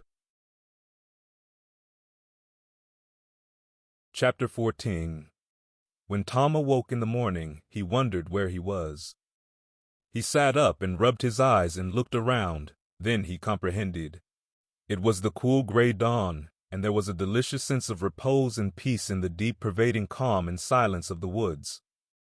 Not a leaf stirred, not a sound obtruded upon great nature's meditation. Beaded dewdrops stood upon the leaves and grasses. A white layer of ashes covered the fire, and a thin blue breath of smoke rose straight into the air. Joe and Huck still slept. Now, far away in the woods, a bird called. Another answered. Presently the hammering of a woodpecker was heard. Gradually the cool dim gray of the morning whitened, and as gradually sounds multiplied and life manifested itself. The marvel of nature shaking off sleep and going to work unfolded itself to the musing boy. A little green worm came crawling over a dewy leaf, lifting 2/3 of his body into the air from time to time and sniffing around, then proceeding again, for he was measuring, Tom said, and when the worm approached him, of its own accord, he sat as still as a stone, with his hopes rising and falling by turns as the creature still came toward him or seemed inclined to go elsewhere, and when at last it considered a painful moment with its curved body in the air, and then came decisively down upon Tom's leg and began a journey over him, his whole heart was glad, for that meant that he was going to have a new suit of clothes, without the shadow of a doubt a gaudy piratical uniform. Now a procession of ants appeared, from nowhere in particular, and went about their labors. One struggled manfully by with a dead spider 5 times as big as itself in its arms, and lugged it straight up a tree trunk. A brown-spotted ladybug climbed the dizzy height of a grass blade, and Tom bent down close to it and said, "Ladybug, ladybug, fly away home, your house is on fire, your children's alone," and she took wing and went off to see about it, which did not surprise the boy, for he knew of old that this insect was credulous about conflagrations, and he had practiced upon its simplicity more than once.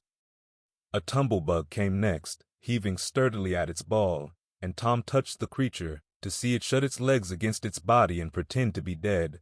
The birds were fairly rioting by this time. A catbird, the northern mocker, lit in a tree over Tom's head and trilled out her imitations of her neighbors in a rapture of enjoyment. Then a shrill jay swept down, a flash of blue flame, and stopped on a twig almost within the boy's reach, cocked his head to one side and eyed the strangers with a consuming curiosity. A gray squirrel and a big fellow of the fox kind came scurrying along, sitting up at intervals to inspect and chatter at the boys, for the wild things had probably never seen a human being before and scarcely knew whether to be afraid or not. All nature was wide awake and stirring now. Long lances of sunlight pierced down through the dense foliage far and near, and a few butterflies came fluttering upon the scene. Tom stirred up the other pirates, and they all clattered away with a shout, and in a minute or two were stripped and chasing after and tumbling over each other in the shallow, limpid water of the white sandbar. They felt no longing for the little village sleeping in the distance beyond the majestic waste of water. A vagrant current or a slight rise in the river had carried off their raft, but this only gratified them, since its going was something like burning the bridge between them and civilization. They came back to camp wonderfully refreshed, glad-hearted, and ravenous, and they soon had the campfire blazing up again. Huck found a spring of clear cold water close by, and the boys made cups of broad oak or hickory leaves, and felt that water, sweetened with such a wildwood charm as that, would be a good enough substitute for coffee. While Joe was slicing bacon for breakfast, Tom and Huck asked him to hold on a minute. They stepped to a promising nook in the riverbank and threw in their lines. Almost immediately they had reward. Joe had not had time to get impatient before they were back again with some handsome bass, a couple of sun perch, and a small catfish, provisions enough for quite a family. They fried the fish with the bacon and were astonished, for no fish had ever seemed so delicious before. They did not know that the quicker a freshwater fish is on the fire after he is caught, the better he is, and they reflected little upon what a sauce open-air sleeping, open-air exercise, bathing, and a large ingredient of hunger make, too. They lay around in the shade after breakfast, while Huck had a smoke, and then went off through the woods on an exploring expedition. They tramped gaily along, over decaying logs, through tangled underbrush, among solemn monarchs of the forest, hung from their crowns to the ground with a drooping regalia of grapevines. Now and then they came upon snug nooks carpeted with grass and jeweled with flowers. They found plenty of things to be delighted with, but nothing to be astonished at. They discovered that the island was about 3 miles long and 1/4 of a mile wide, and that the shore it lay closest to was only separated from it by a narrow channel hardly 200 yards wide. They took a swim about every hour, so it was close upon the middle of the afternoon when they got back to camp. They were too hungry to stop to fish, but they fared sumptuously upon cold ham, and then threw themselves down in the shade to talk. But the talk soon began to drag, and then died. The stillness, the solemnity that brooded in the woods, and the sense of loneliness, began to tell upon the spirits of the boys. They fell to thinking. A sort of undefined longing crept upon them. This took dim shape. Presently, it was budding homesickness. Even Finn the red-handed was dreaming of his doorsteps and empty hogsheads. But they were all ashamed of their weakness, and none was brave enough to speak his thought. For some time now, the boys had been dully conscious of a peculiar sound in the distance, just as one sometimes is of the ticking of a clock which he takes no distinct note of. But now this mysterious sound became more pronounced and forced a recognition. The boys started, glanced at each other, and then each assumed a listening attitude. There was a long silence, profound and unbroken. Then a deep, sullen boom came floating down out of the distance. "What is it?" exclaimed Joe under his breath. "I wonder," said Tom in a whisper. "'Tain't thunder," said Huckleberry in an awed tone, "because thunder—" "Hark," said Tom. "Listen, don't talk."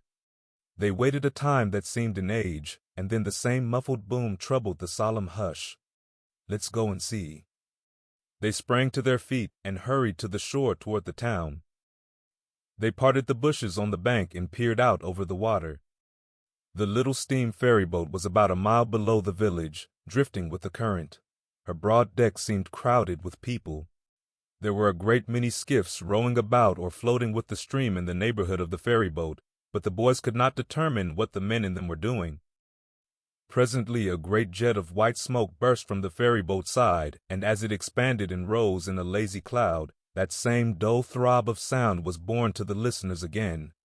"I know now," exclaimed Tom. "Somebody's drownded." "That's it," said Huck. "They done that last summer, when Bill Turner got drownded. They shoot a cannon over the water, and that makes him come up to the top." "Yes, and they take loaves of bread and put quicksilver in 'em and set 'em afloat, and wherever there's anybody that's drownded, they'll float right there and stop." "Yes, I've heard about that," said Joe. "I wonder what makes the bread do that."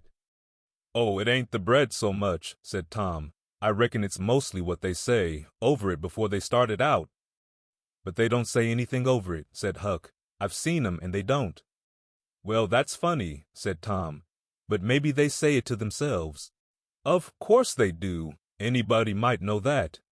The other boys agreed that there was reason in what Tom said, because an ignorant lump of bread, uninstructed by an incantation, could not be expected to act very intelligently when set upon an errand of such gravity. "By jings, I wish I was over there now," said Joe. "I do too," said Huck. "I'd give heaps to know who it is." The boys still listened and watched.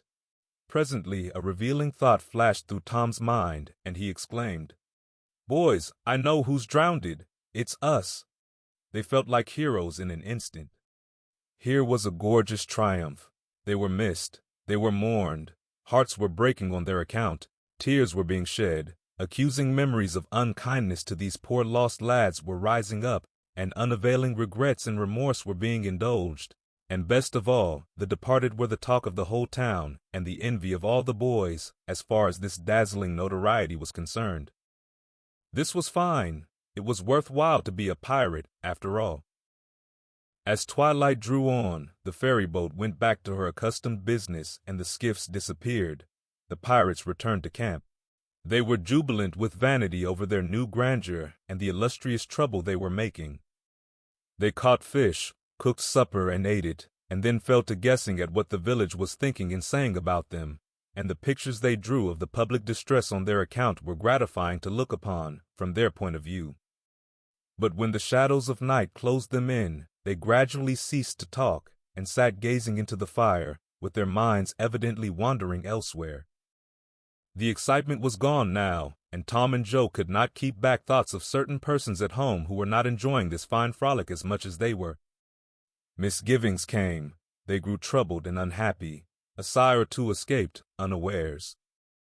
By and by Joe timidly ventured upon a roundabout feeler as to how the others might look upon a return to civilization. Not right now, but Tom withered him with derision. Huck, being uncommitted as yet, joined in with Tom, and the waverer quickly explained, and was glad to get out of the scrape with as little taint of chicken-hearted homesickness clinging to his garments as he could. Mutiny was effectually laid to rest for the moment. As the night deepened, Huck began to nod, and presently to snore. Joe followed next. Tom lay upon his elbow motionless for some time, watching the two intently.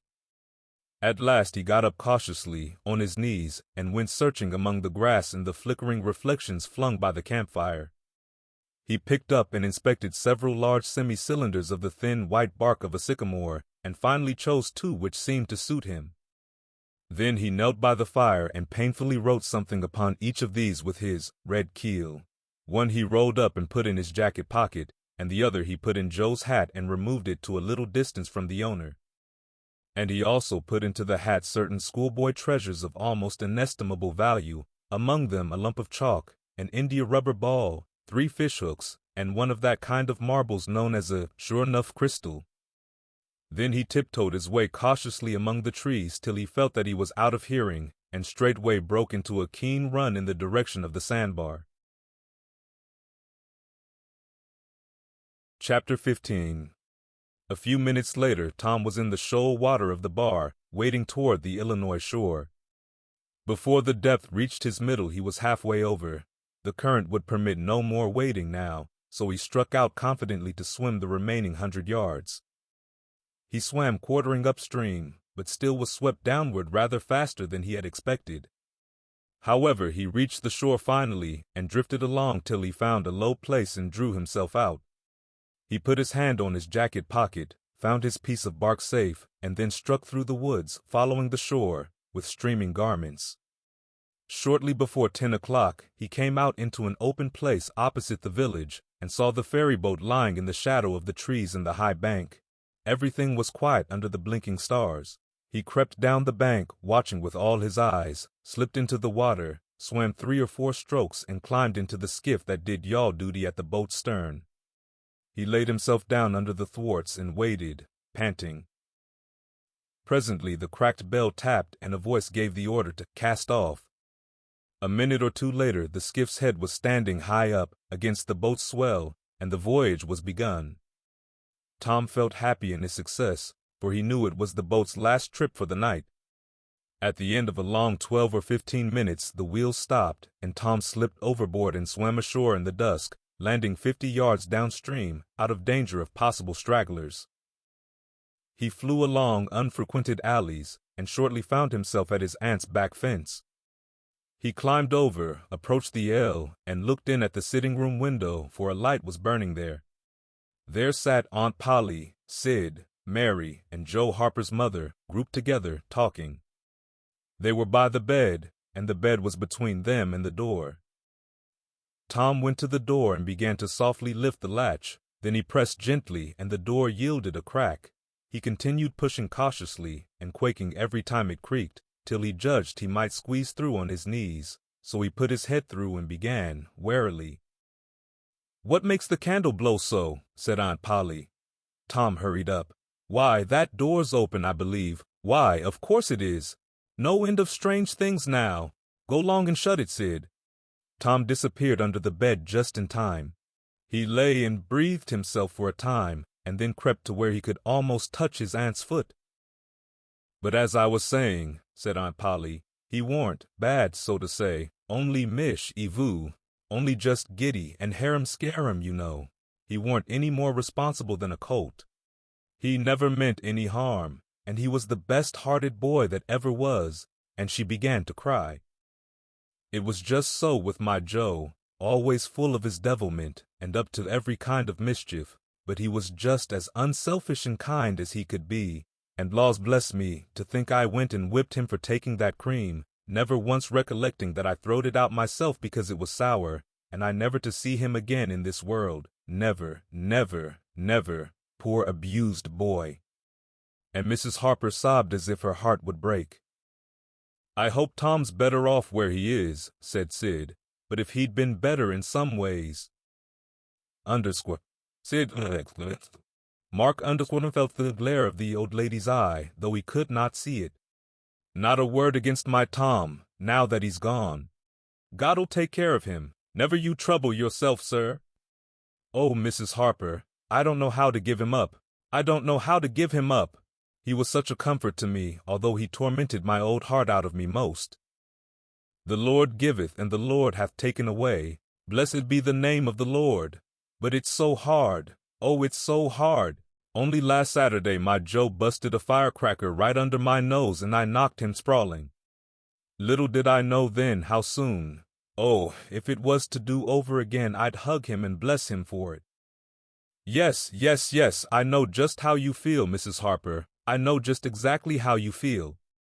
No longer ago than yesterday noon, my Tom took and filled the cat full of painkiller, and I did think the creetur would tear the house down. And God forgive me, I cracked Tom's head with my thimble. Poor boy, poor dead boy. But he's out of all his troubles now. And the last words I ever heard him say was to reproach. But this memory was too much for the old lady, and she broke entirely down. Tom was snuffling now, himself, and more in pity of himself than anybody else. He could hear Mary crying and putting in a kindly word for him from time to time. He began to have a nobler opinion of himself than ever before. Still, he was sufficiently touched by his aunt's grief to long to rush out from under the bed and overwhelm her with joy, and the theatrical gorgeousness of the thing appealed strongly to his nature too, but he resisted and lay still. He went on listening, and gathered by odds and ends that it was conjectured at first that the boys had got drowned while taking a swim. Then the small raft had been missed. Next, certain boys said the missing lads had promised that the village should hear something soon. The wise heads had put this and that together, and decided that the lads had gone off on that raft and would turn up at the next town below presently. But toward noon the raft had been found, lodged against the Missouri shore some 5 or 6 miles below the village, and then hope perished. They must be drowned, else hunger would have driven them home by nightfall if not sooner. It was believed that the search for the bodies had been a fruitless effort merely because the drowning must have occurred in mid-channel, since the boys, being good swimmers, would otherwise have escaped to shore. This was Wednesday night.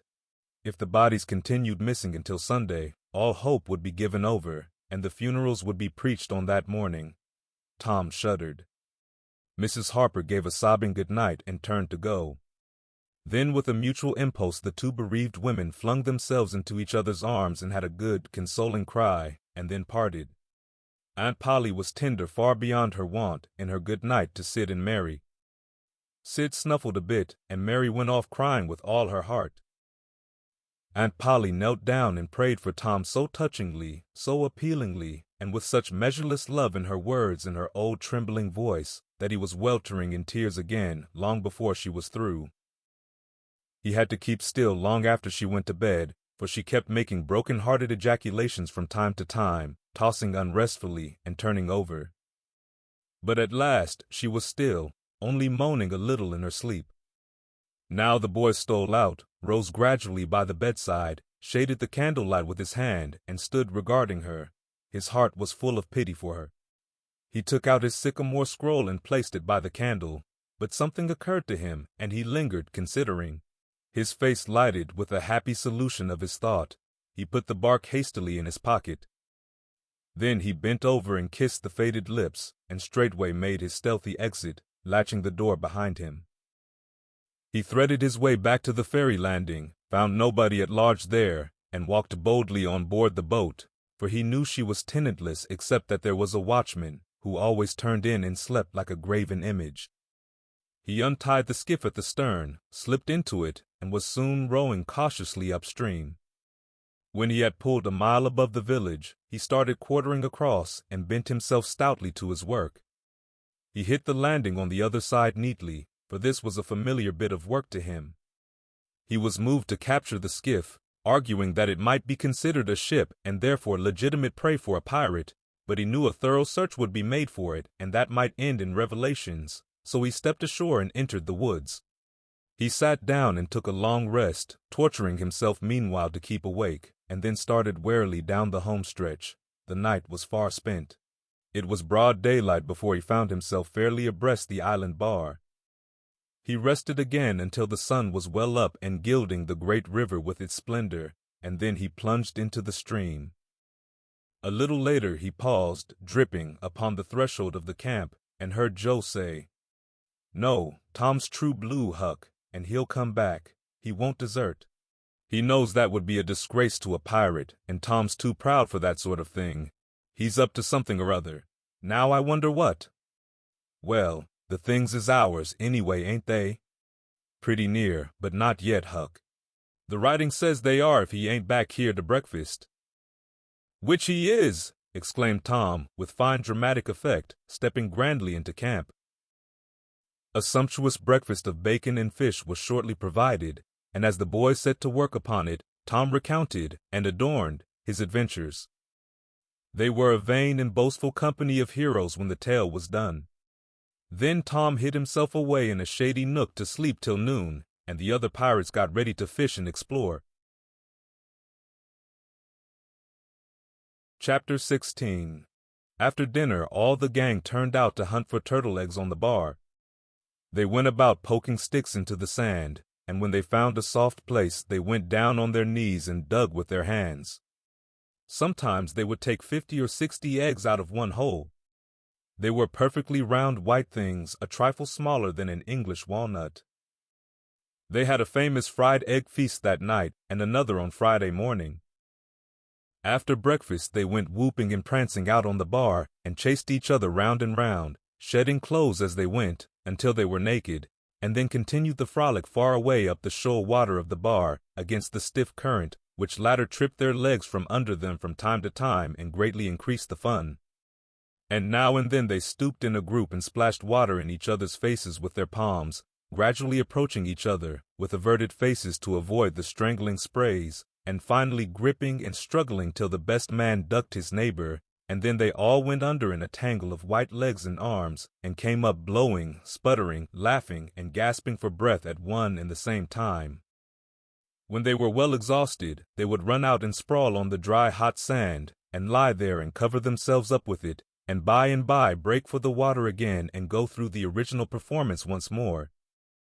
Finally it occurred to them that their naked skin represented flesh-colored tights very fairly, so they drew a ring in the sand and had a circus, with 3 clowns in it, for none would yield this proudest post to his neighbor. Next they got their marbles and played knucks and ring-taw and keeps, till that amusement grew stale. Then Joe and Huck had another swim, but Tom would not venture, because he found that in kicking off his trousers he had kicked his string of rattlesnake rattles off his ankle, and he wondered how he had escaped cramp so long without the protection of this mysterious charm. He did not venture again until he had found it, and by that time the other boys were tired and ready to rest. They gradually wandered apart, dropped into the dumps, and fell to gazing longingly across the wide river to where the village lay drowsing in the sun. Tom found himself writing Becky in the sand with his big toe. He scratched it out, and was angry with himself for his weakness. But he wrote it again, nevertheless, he could not help it. He erased it once more and then took himself out of temptation by driving the other boys together and joining them. But Joe's spirits had gone down almost beyond resurrection. He was so homesick that he could hardly endure the misery of it. The tears lay very near the surface. Huck was melancholy too. Tom was downhearted, but tried hard not to show it. He had a secret which he was not ready to tell yet, but if this mutinous depression was not broken up soon, he would have to bring it out.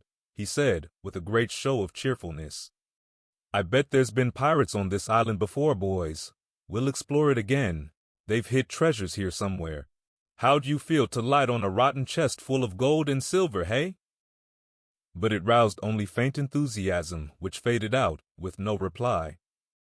Tom tried 1 or 2 other seductions, but they failed too. It was discouraging work. Joe sat poking up the sand with a stick and looking very gloomy. Finally he said, "Oh, boys, let's give it up. I want to go home. It's so lonesome." "Oh no, Joe, you'll feel better by and by," said Tom. "Just think of the fishing that's here." "I don't care for fishing. I want to go home." "But Joe, there ain't such another swimming place anywhere." "Swimming's no good. I don't seem to care for it somehow, when there ain't anybody to say I shan't go in. I mean to go home." "Oh shucks, baby, you want to see your mother, I reckon." "Yes, I do want to see my mother, and you would too if you had one. I ain't any more baby than you are," and Joe snuffled a little. "Well, we'll let the crybaby go home to his mother, won't we, Huck? Poor thing, does it want to see its mother? And so it shall. You like it here, don't you, Huck? We'll stay, won't we?" Huck said, "Why, yes," without any heart in it. "I'll never speak to you again as long as I live," said Joe, rising. "There now!" And he moved moodily away and began to dress himself. "Who cares?" said Tom. "Nobody wants you to. Go long home and get laughed at. Oh, you're a nice pirate. Huck and me ain't crybabies. We'll stay, won't we, Huck? Let him go if he wants to. I reckon we can get along without him, perhaps." But Tom was uneasy nevertheless, and was alarmed to see Joe go sullenly on with his dressing. And then it was discomforting to see Huck eyeing Joe's preparations so wistfully, and keeping up such an ominous silence. Presently, without a parting word, Joe began to wade off toward the Illinois shore. Tom's heart began to sink. He glanced at Huck. Huck could not bear the look, and dropped his eyes. Then he said, "I want to go too, Tom. It was getting so lonesome anyway, and now it'll be worse. Let's us go too, Tom." "I won't. You can all go if you want to. I mean to stay." "Tom, I better go." "Well, go long. Who's hindering you?" Huck began to pick up his scattered clothes. He said, "Tom, I wished you'd come too. Now you think it over. We'll wait for you when we get to shore." "Well, you'll wait a blamed long time, that's all." Huck started sorrowfully away, and Tom stood looking after him, with a strong desire tugging at his heart to yield his pride and go along too. He hoped the boys would stop, but they still waded slowly on. It suddenly dawned on Tom that it was become very lonely and still. He made one final struggle with his pride, and then darted after his comrades, yelling, "Wait, wait, I want to tell you something." They presently stopped and turned around. When he got to where they were, he began unfolding his secret, and they listened moodily till at last they saw the point he was driving at, and then they set up a war whoop of applause and said it was splendid, and said if he had told them at first, they wouldn't have started away. He made a plausible excuse, but his real reason had been the fear that not even the secret would keep them with him any very great length of time, and so he had meant to hold it in reserve as a last seduction. The lads came gaily back and went at their sports again with a will, chattering all the time about Tom's stupendous plan and admiring the genius of it. After a dainty egg and fish dinner, Tom said he wanted to learn to smoke now. Joe caught at the idea and said he would like to try too, so Huck made pipes and filled them. These novices had never smoked anything before but cigars made of grapevine, and they bit the tongue, and were not considered manly anyway. Now they stretched themselves out on their elbows and began to puff, charily and with slender confidence. The smoke had an unpleasant taste, and they gagged a little, but Tom said, "Why, it's just as easy. If I'd a knowed this was all, I'd a learnt long ago." "So would I," said Joe. "It's just nothing." "Why, many a time I've looked at people smoking, and thought, well, I wish I could do that. But I never thought I could," said Tom. "That's just the way with me, ain't it, Huck? You've heard me talk just that way, haven't you, Huck? I'll leave it to Huck if I haven't." "Yes, heaps of times," said Huck. "Well, I have too," said Tom. "Oh, hundreds of times. Once down by the slaughterhouse, don't you remember, Huck? Bob Tanner was there, and Johnny Miller, and Jeff Thatcher when I said it. Don't you remember, Huck, 'bout me saying that?" "Yes, that's so," said Huck. "That was the day after I lost a white alley. No, 'twas the day before." "There, I told you so," said Tom. "Huck recollects it." "I believe I could smoke this pipe all day," said Joe. I don't feel sick." "Neither do I," said Tom. "I could smoke it all day, but I bet you Jeff Thatcher couldn't." "Jeff Thatcher? Why, he'd keel over just with 2 draws. Just let him try it once." _he, apostrophe dealers. I bet he would. And Johnny Miller, I wish could see Johnny Miller tackle it once. "Oh, don't I?" said Joe. "Why, I bet you Johnny Miller couldn't any more do this than nothing. Just one little snifter would fetch him." "'Deed it would, Joe. Say, I wish the boys could see us now." "So do I." "Say, boys, don't say anything about it, and sometime when they're around, I'll come up to you and say, 'Joe, got a pipe? I want to smoke.' And you'll say, kind of careless-like, as if it weren't anything, you'll say, 'Yes, I got my old pipe and another one, but my tobacco ain't very good.' And I'll say, 'Oh, that's all right if it's strong enough.' And then you'll out with the pipes and we'll light up just to see 'em, and then just see 'em look. By jings, that'll be gay, Tom. I wish it was now." "So do I. And when we tell 'em we learned when we was off pirating, won't they wish they'd been along?" "Oh, I reckon not. I'll just bet they will." So the talk ran on. But presently it began to flag a trifle and grow disjointed. The silences widened. The expectoration marvelously increased. Every pore inside the boys' cheeks became a spouting fountain. They could scarcely bail out the cellars under their tongues fast enough to prevent an inundation. Little overflowings down their throats occurred in spite of all they could do, and sudden retchings followed every time. Both boys were looking very pale and miserable now. Joe's pipe dropped from his nerveless fingers. Tom's followed. Both fountains were going furiously, and both pumps bailing with might and main. Joe said feebly, "I've lost my knife. I reckon I better go and find it."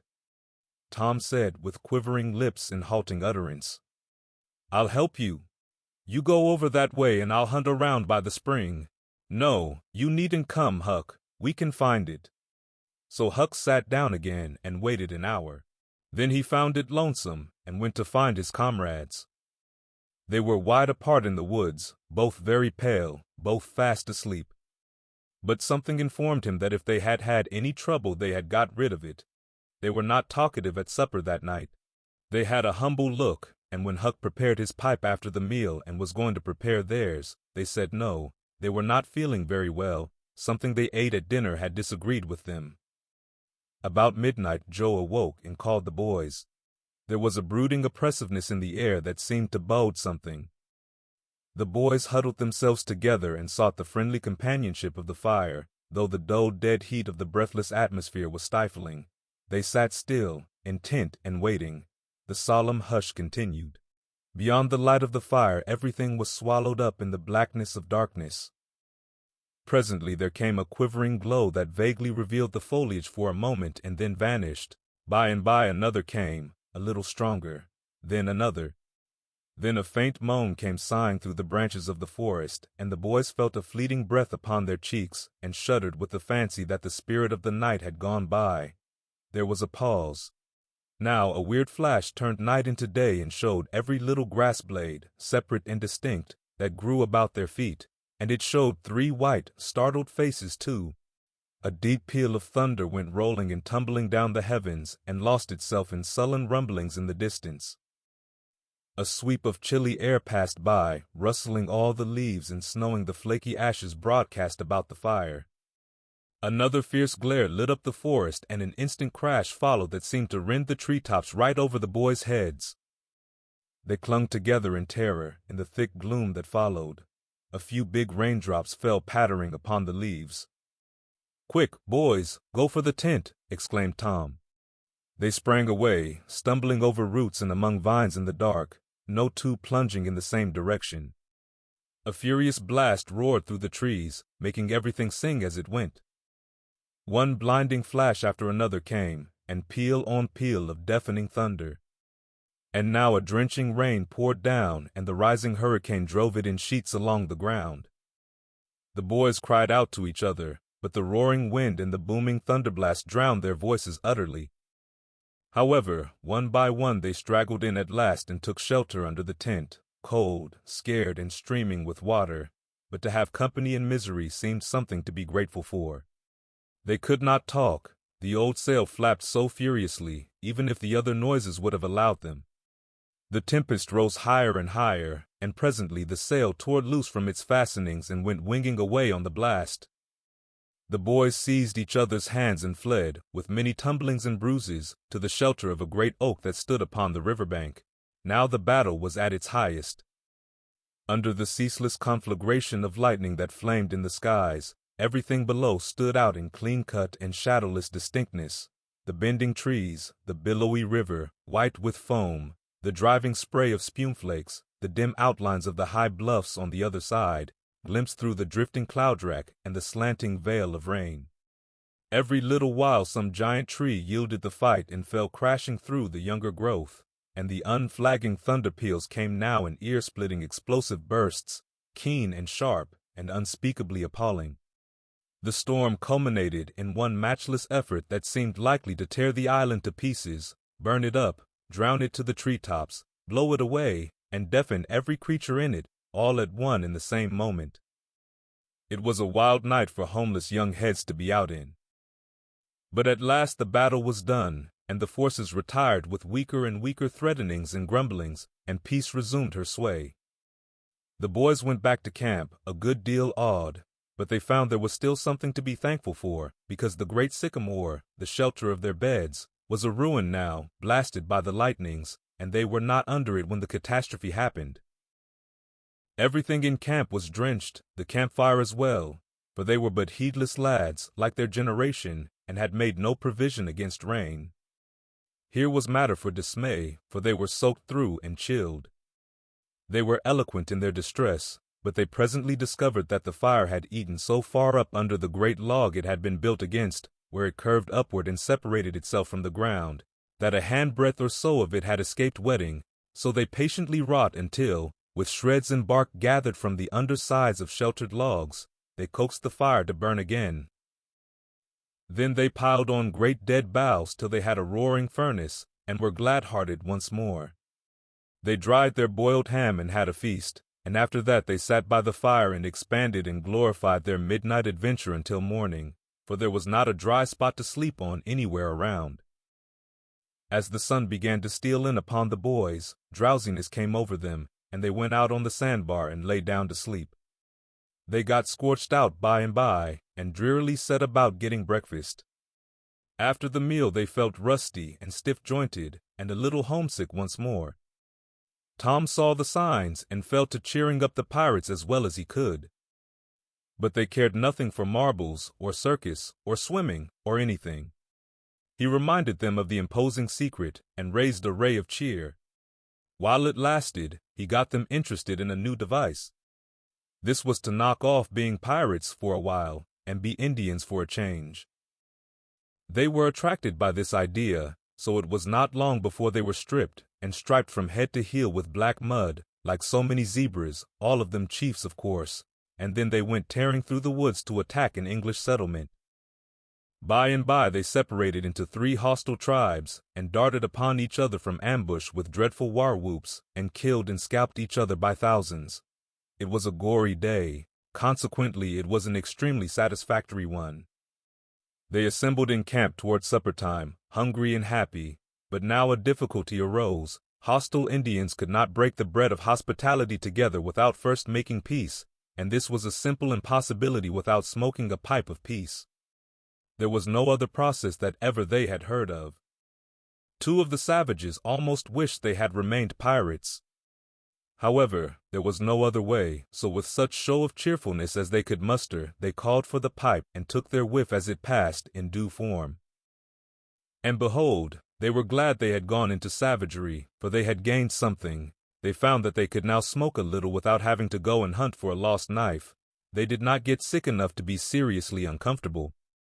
They were not likely to fool away this high promise for lack of effort. No, they practiced cautiously, after supper, with right fair success, and so they spent a jubilant evening. They were prouder and happier in their new acquirement than they would have been in the scalping and skinning of the 6 nations.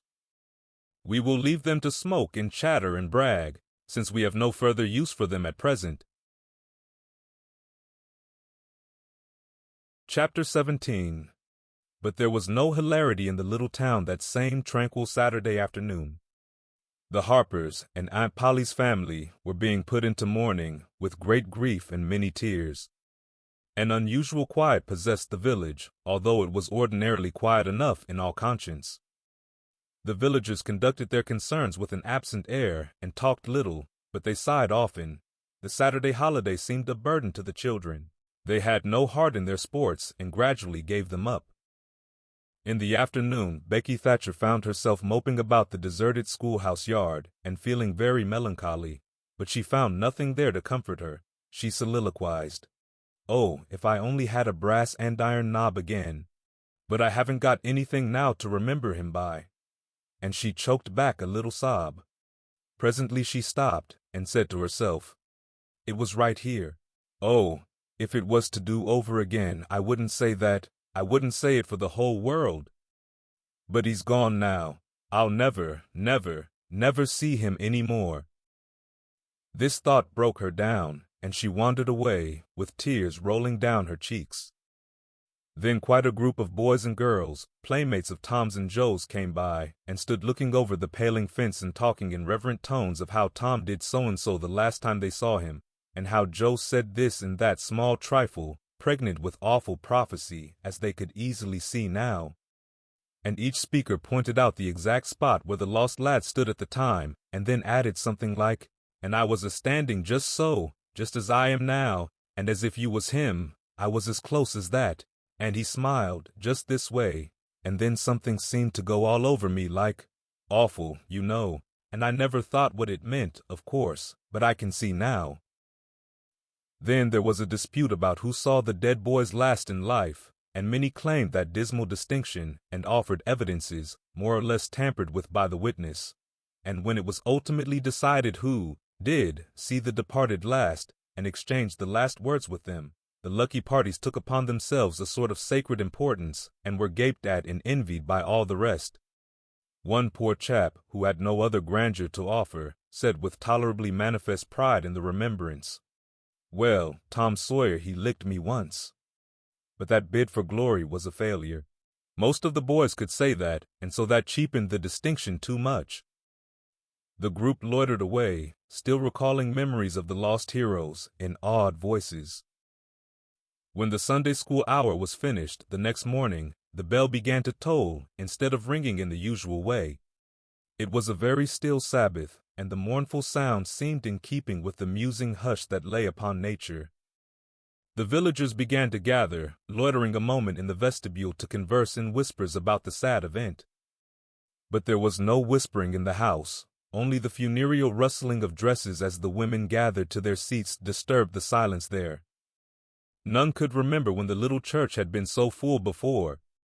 There was finally a waiting pause, an expectant dumbness, and then Aunt Polly entered, followed by Sid and Mary, and they by the Harper family, all in deep black, and the whole congregation, the old minister as well, rose reverently and stood until the mourners were seated in the front pew. There was another communing silence, broken at intervals by muffled sobs, and then the minister spread his hands abroad and prayed. A moving hymn was sung, and the text followed, "I am the resurrection and the life." As the service proceeded, the clergyman drew such pictures of the graces, the winning ways, and the rare promise of the lost lads that every soul there, thinking he recognized these pictures, felt a pang in remembering that he had persistently blinded himself to them always before, and had as persistently seen only faults and flaws in the poor boys.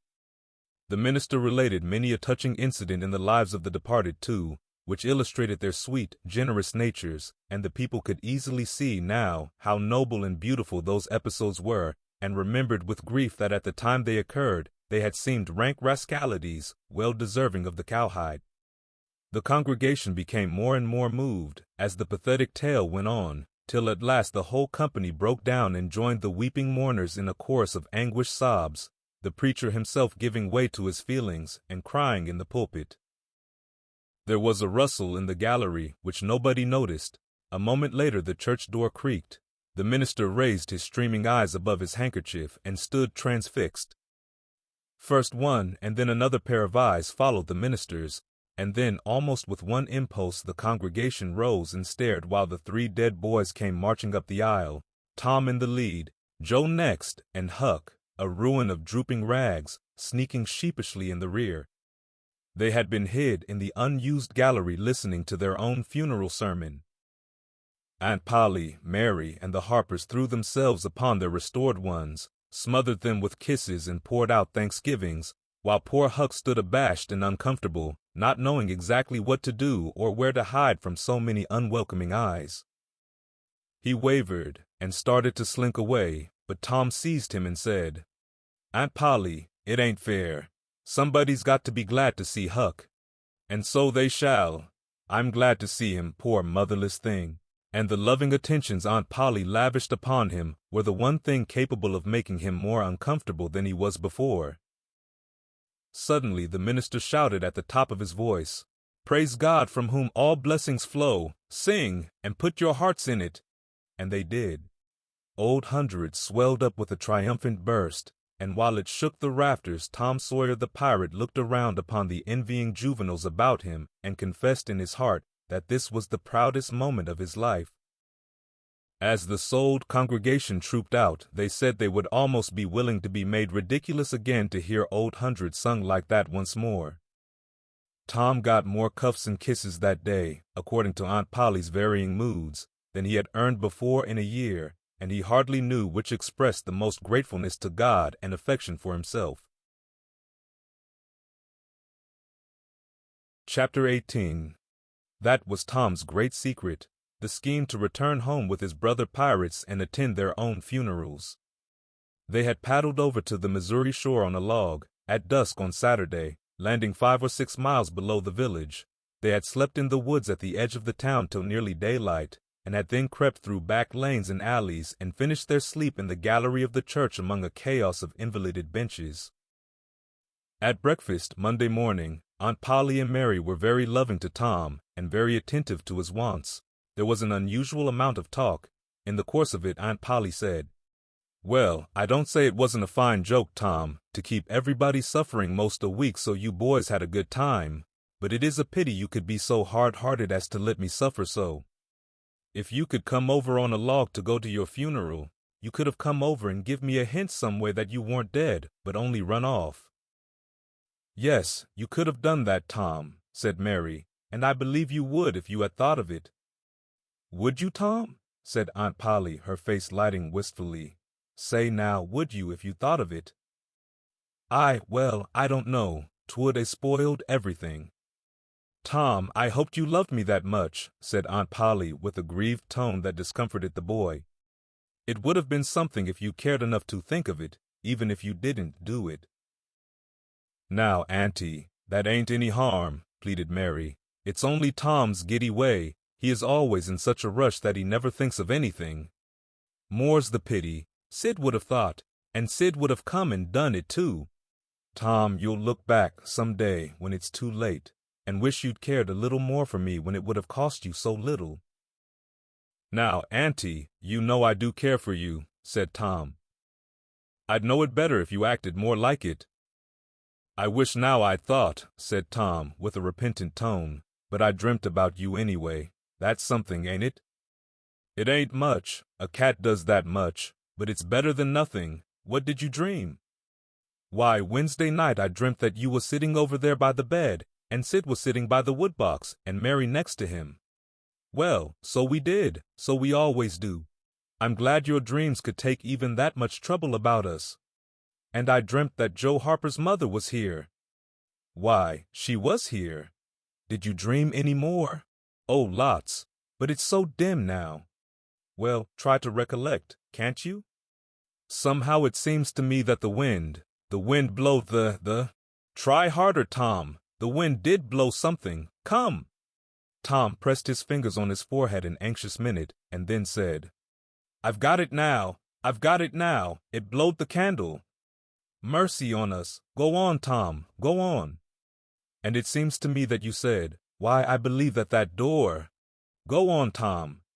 Just let me study a moment, just a moment." "Oh, yes, you said you believed the door was open." "As I'm sitting here I did, didn't I, Mary? Go on." And then, well, I won't be certain, but it seems like as if you made Sid go well, what did I make him do, Tom? What did I make him do? You made him, you made him shut it. Well, for the land's sake, I never heard the beat of that in all my days. Don't tell me there ain't anything in dreams any more. Sharanya Harper shall know of this before I'm an hour older. I'd like to see her get around this with her rubbish bout superstition. Go on, Tom. Oh, it's all getting just as bright as day now. Next you said I warn't bad, only mischievous and harum-scarum, and not any more responsible than, I think it was a colt or something. And so it was. Well, goodness gracious, go on, Tom. And then you began to cry. So I did. Not the first time, neither. And then Mrs. Harper, she began to cry, and said Joe was just the same, and she wished she hadn't whipped him for taking cream when she'd throwed it out her own self. Tom, the spirit was upon you. You was a-prophesying, that's what you was doing. Land alive, go on, Tom. Then Sid, he said, I don't think I said anything, said Sid. Yes, you did, Sid, said Mary. Shut your heads and let Tom go on. What did he say, Tom? He said, he said he hoped I was better off where I was gone to, but if I'd been better sometimes. There, do you hear that? It was his very words. And you shut him up sharp. I lay I did. There must have been an angel there. There was an angel there somewheres. And Mrs. Harper told about Joe scaring her with a firecracker, and you told about Peter and the painkiller. Just as true as I live. And then there was a whole lot of talk about dragging the river for us, and about having the funeral Sunday, and then you and old Miss Harper hugged and cried, and she went. It happened just so, as sure as I'm a-sitting in these very tracks. Tom, you couldn't told it more like if you'd a-seen it. And then what? Go on, Tom. Then I thought you prayed for me, and I could see you and hear every word you said. And you went to bed, and I was so sorry that I took and wrote on a piece of sycamore bark, "We ain't dead, we are only off being pirates," and put it on the table by the candle, and then you looked so good, laying there asleep, that I thought I went and leaned over and kissed you on the lips. Did you, Tom? Did you? I just forgive you everything for that. And she seized the boy in a crushing embrace that made him feel like the guiltiest of villains. It was very kind, even though it was only a dream, Sid soliloquized just audibly. Shut up, Sid. A body does just the same in a dream as he'd do if he was awake. Here's a big millum apple I've been saving for you, Tom, if you was ever found again. Now go 'long to school. I'm thankful to the good God and Father of us all I've got you back. That's long-suffering and merciful to them that believe on him and keep his word, though goodness knows I'm unworthy of it. But if only the worthy ones got his blessings and had his hand to help them over the rough places, there's few enough would smile here or ever enter into his rest when the long night comes. Go 'long, Sid, Mary, Tom. Take yourselves off. You've hindered me long enough. The children left for school, and the old lady to call on Mrs. Harper and vanquish her realism with Tom's marvelous dream. Sid had better judgment than to utter the thought that was in his mind as he left the house. It was this, pretty thin, as long a dream as that, without any mistakes in it. What a hero Tom was become now. He did not go skipping and prancing, but moved with a dignified swagger as became a pirate who felt that the public eye was on him. And indeed it was. He tried not to seem to see the looks or hear the remarks as he passed along, but they were food and drink to him.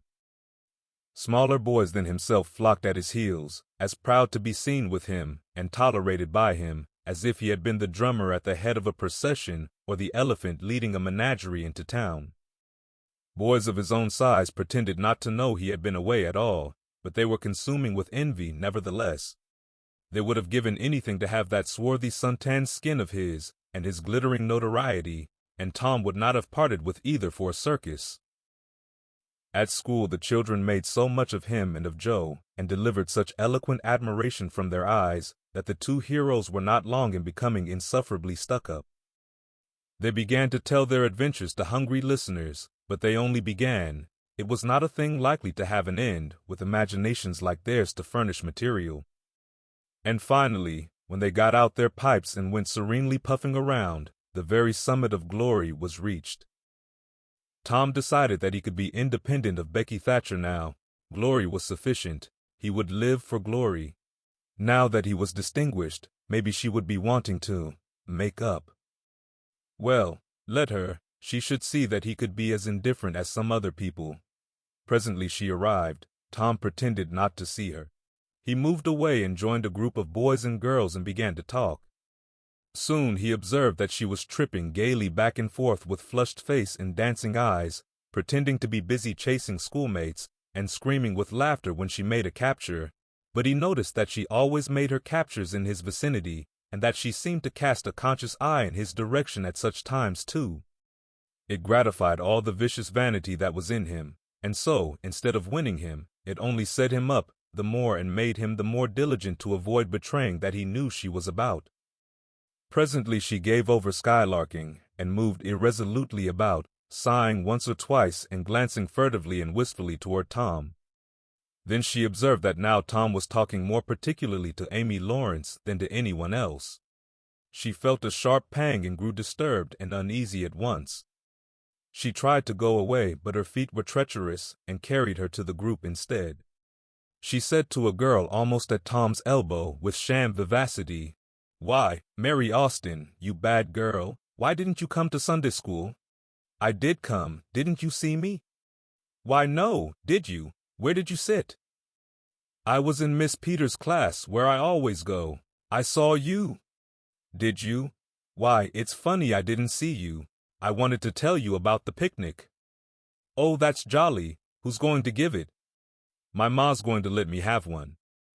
"Oh, goody. I hope she'll let me come." "Well, she will. The picnic's for me. She'll let anybody come that I want, and I want you." "That's ever so nice. When is it going to be?" "By and by, maybe about vacation." "Oh, won't it be fun? You going to have all the girls and boys?" "Yes, everyone that's friends to me, or wants to be," and she glanced ever so furtively at Tom, but he talked right along to Amy Lawrence about the terrible storm on the island, and how the lightning tore the great sycamore tree all to flinders while he was standing within 3 feet of it. "Oh, may I come?" said Grace Miller. "Yes." "And me?" said Sally Rogers. "Yes."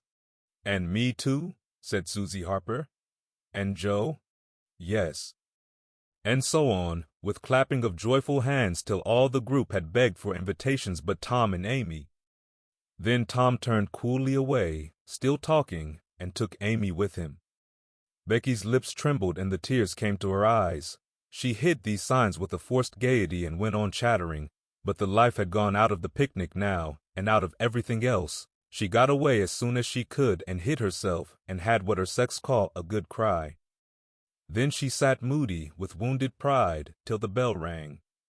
She roused up now, with a vindictive cast in her eye, and gave her plaited tails a shake, and said she knew what she apostrophe d. At recess, Tom continued his flirtation with Amy with jubilant self-satisfaction, and he kept drifting about to find Becky and lacerate her with the performance. At last he spied her, but there was a sudden falling of his mercury. She was sitting cozily on a little bench behind the schoolhouse looking at a picture book with Alfred Temple, and so absorbed were they, and their heads so close together over the book, that they did not seem to be conscious of anything in the world besides. Jealousy ran red-hot through Tom's veins. He began to hate himself for throwing away the chance Becky had offered for a reconciliation. He called himself a fool, and all the hard names he could think of. He wanted to cry with vexation. Amy chatted happily along as they walked, for her heart was singing, but Tom's tongue had lost its function. He did not hear what Amy was saying, and whenever she paused expectantly, he could only stammer an awkward assent, which was as often misplaced as otherwise. He kept drifting to the rear of the schoolhouse, again and again, to sear his eyeballs with the hateful spectacle there. He could not help it. And it maddened him to see, as he thought he saw, that Becky Thatcher never once suspected that he was even in the land of the living. But she did see, nevertheless, and she knew she was winning her fight too, and was glad to see him suffer as she had suffered. Amy's happy prattle became intolerable. Tom hinted at things he had to attend to, things that must be done, and time was fleeting, but in vain, the girl chirped on. Tom thought, "Oh, hang her, ain't I ever going to get rid of her?" At last he must be attending to those things, and she said artlessly that she would be around when school let out, and he hastened away, hating her for it. Any other boy? Tom thought, grating his teeth. Any boy in the whole town but that St. Louis smarty that thinks he dresses so fine in his aristocracy.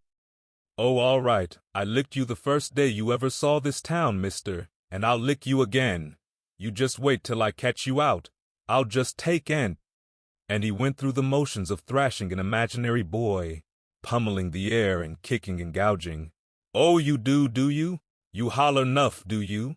Now then, let that learn you. And so the imaginary flogging was finished to his satisfaction. Tom fled home at noon. His conscience could not endure any more of Amy's grateful happiness, and his jealousy could bear no more of the other distress. Becky resumed her picture inspections with Alfred, but as the minutes dragged along and no Tom came to suffer, her triumph began to cloud and she lost interest. Gravity and absent-mindedness followed, and then melancholy. 2 or 3 times she pricked up her ear at a footstep, but it was a false hope. No Tom came. At last she grew entirely miserable and wished she hadn't carried it so far. When poor Alfred, seeing that he was losing her, he did not know how, kept exclaiming, "Oh, here's a jolly one, look at this."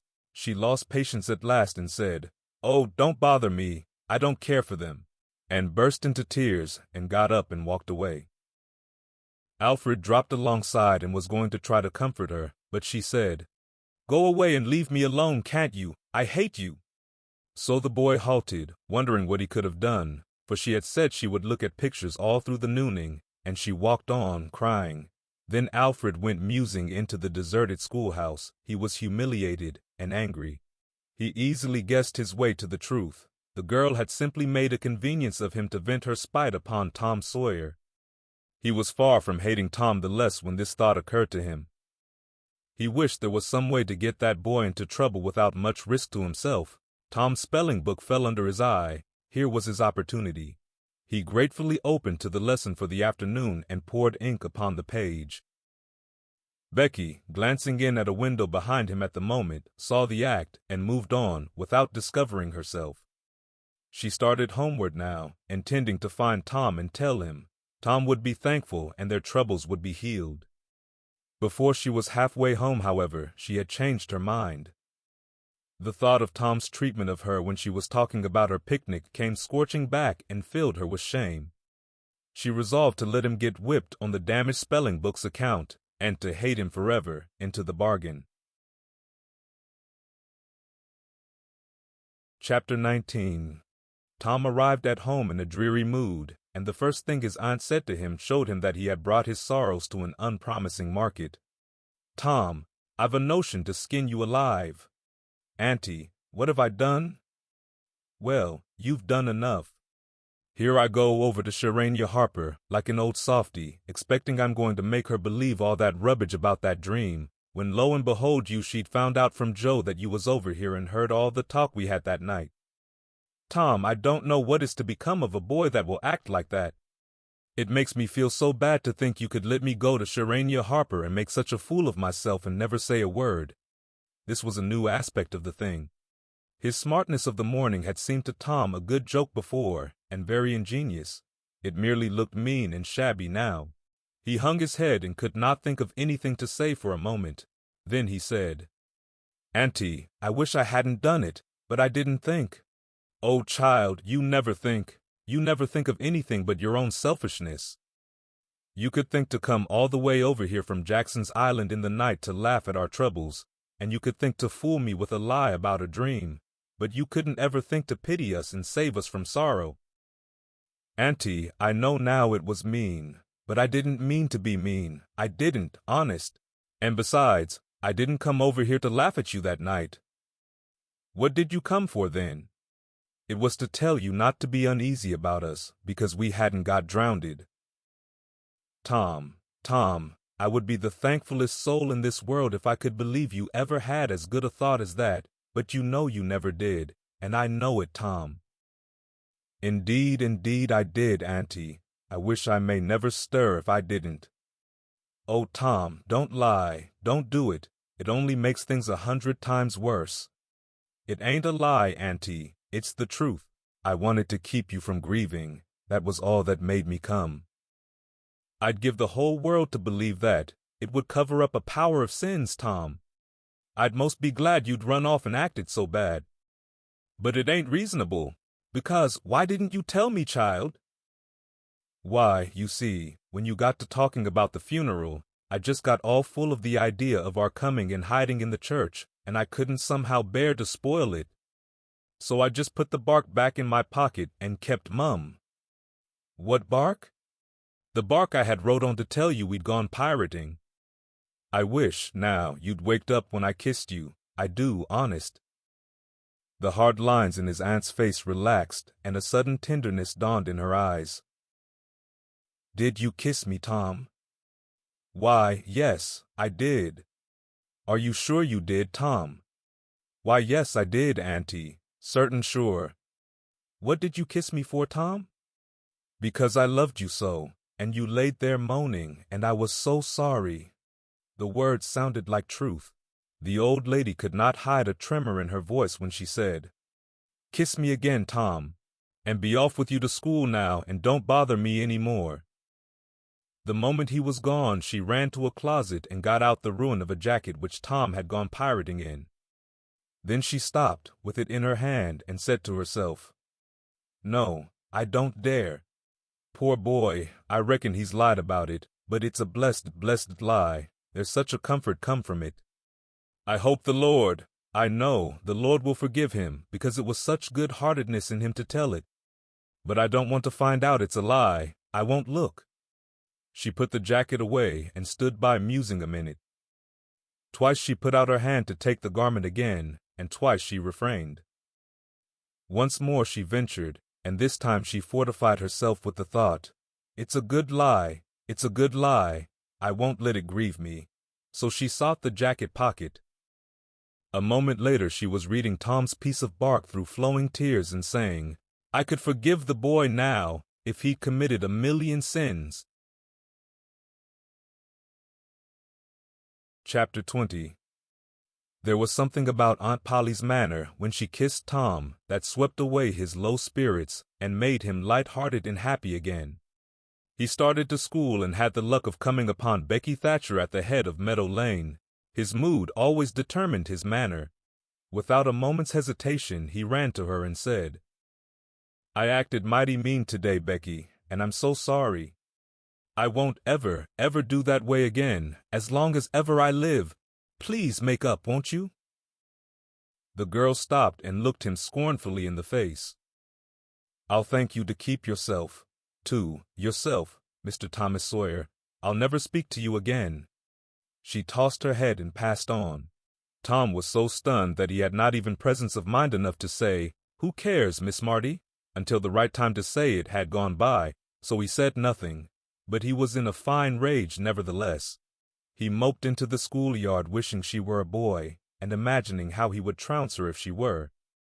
He presently encountered her and delivered a stinging remark as he passed. She hurled one in return, and the angry breach was complete. It seemed to Becky, in her hot resentment, that she could hardly wait for school to take in. She was so impatient to see Tom flogged for the injured spelling book. If she had had any lingering notion of exposing Alfred Temple, Tom's offensive fling had driven it entirely away. Poor girl, she did not know how fast she was nearing trouble herself. The master, Mr. Dobbins, had reached middle age with an unsatisfied ambition. The darling of his desires was to be a doctor, but poverty had decreed that he should be nothing higher than a village schoolmaster. Every day he took a mysterious book out of his desk and absorbed himself in it at times when no classes were reciting. He kept that book under lock and key. There was not an urchin in school but was perishing to have a glimpse of it, but the chance never came. Every boy and girl had a theory about the nature of that book, but no two theories were alike, and there was no way of getting at the facts in the case.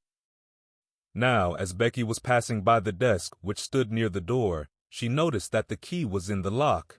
It was a precious moment. She glanced around, found herself alone, and the next instant she had the book in her hands. The title page, Professor Somebody's Anatomy, carried no information to her mind, so she began to turn the leaves. She came at once upon a handsomely engraved and colored frontispiece, a human figure, stark naked. At that moment, a shadow fell on the page, and Tom Sawyer stepped in at the door and caught a glimpse of the picture. Becky snatched at the book to close it, and had the hard luck to tear the pictured page half down the middle. She thrust the volume into the desk, turned the key, and burst out crying with shame and vexation. "Tom Sawyer, you are just as mean as you can be to sneak up on a person and look at what they're looking at. How could I know you was looking at anything? You ought to be ashamed of yourself, Tom Sawyer. You know you're going to tell on me, and, oh, what shall I do? What shall I do? I'll be whipped, and I never was whipped in school."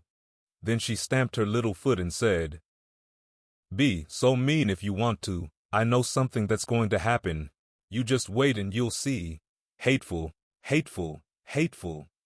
And she flung out of the house with a new explosion of crying. Tom stood still, rather flustered by this onslaught. Presently he said to himself, "What a curious kind of a fool a girl is. Never been licked in school. Shucks, what's a licking?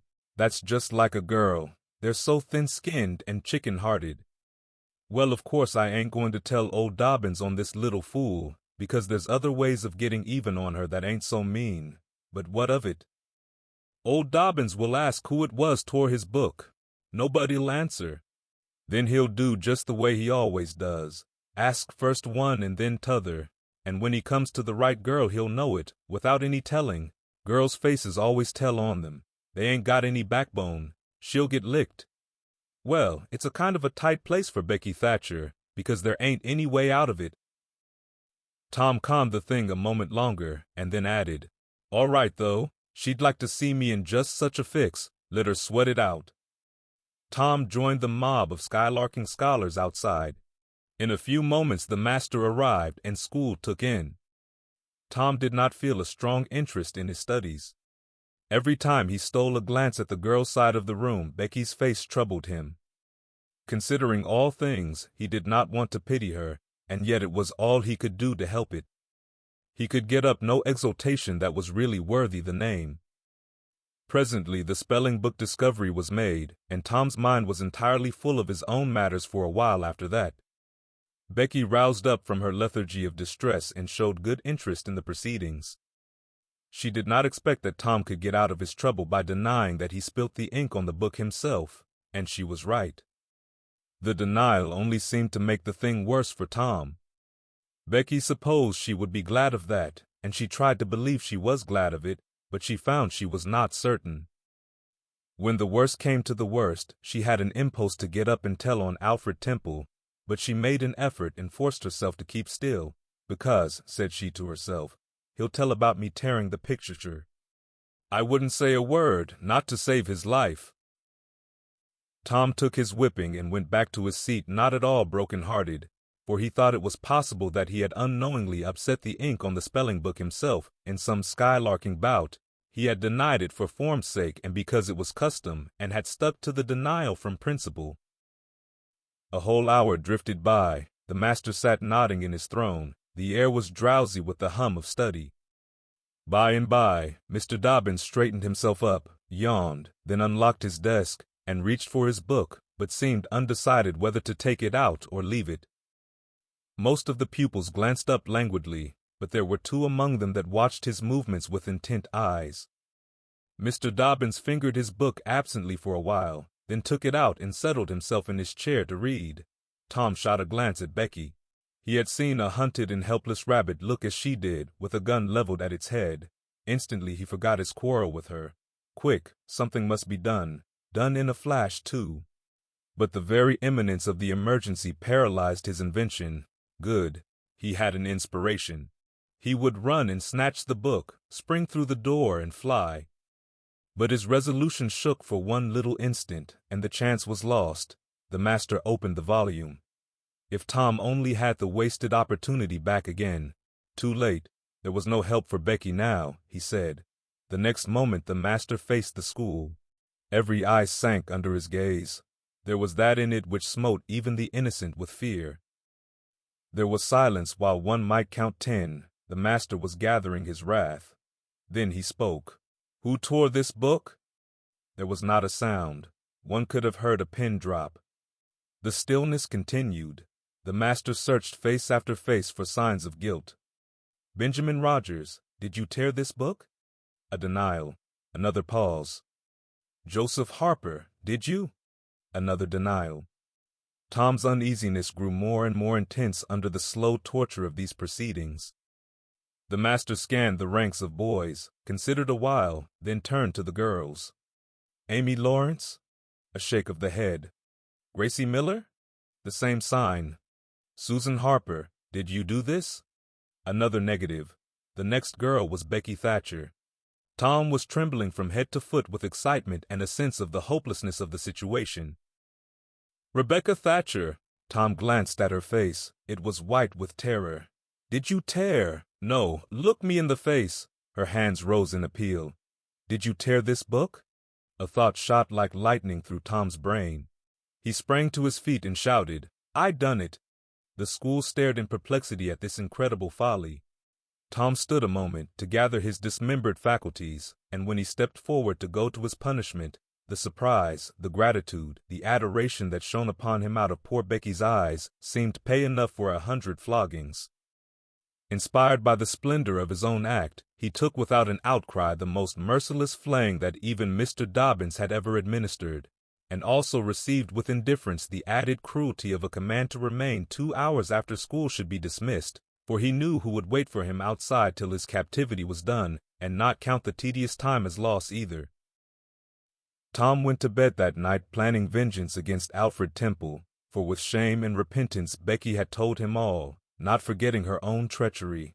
But even the longing for vengeance had to give way, soon, to pleasanter musings, and he fell asleep at last with Becky's latest words lingering dreamily in his ear.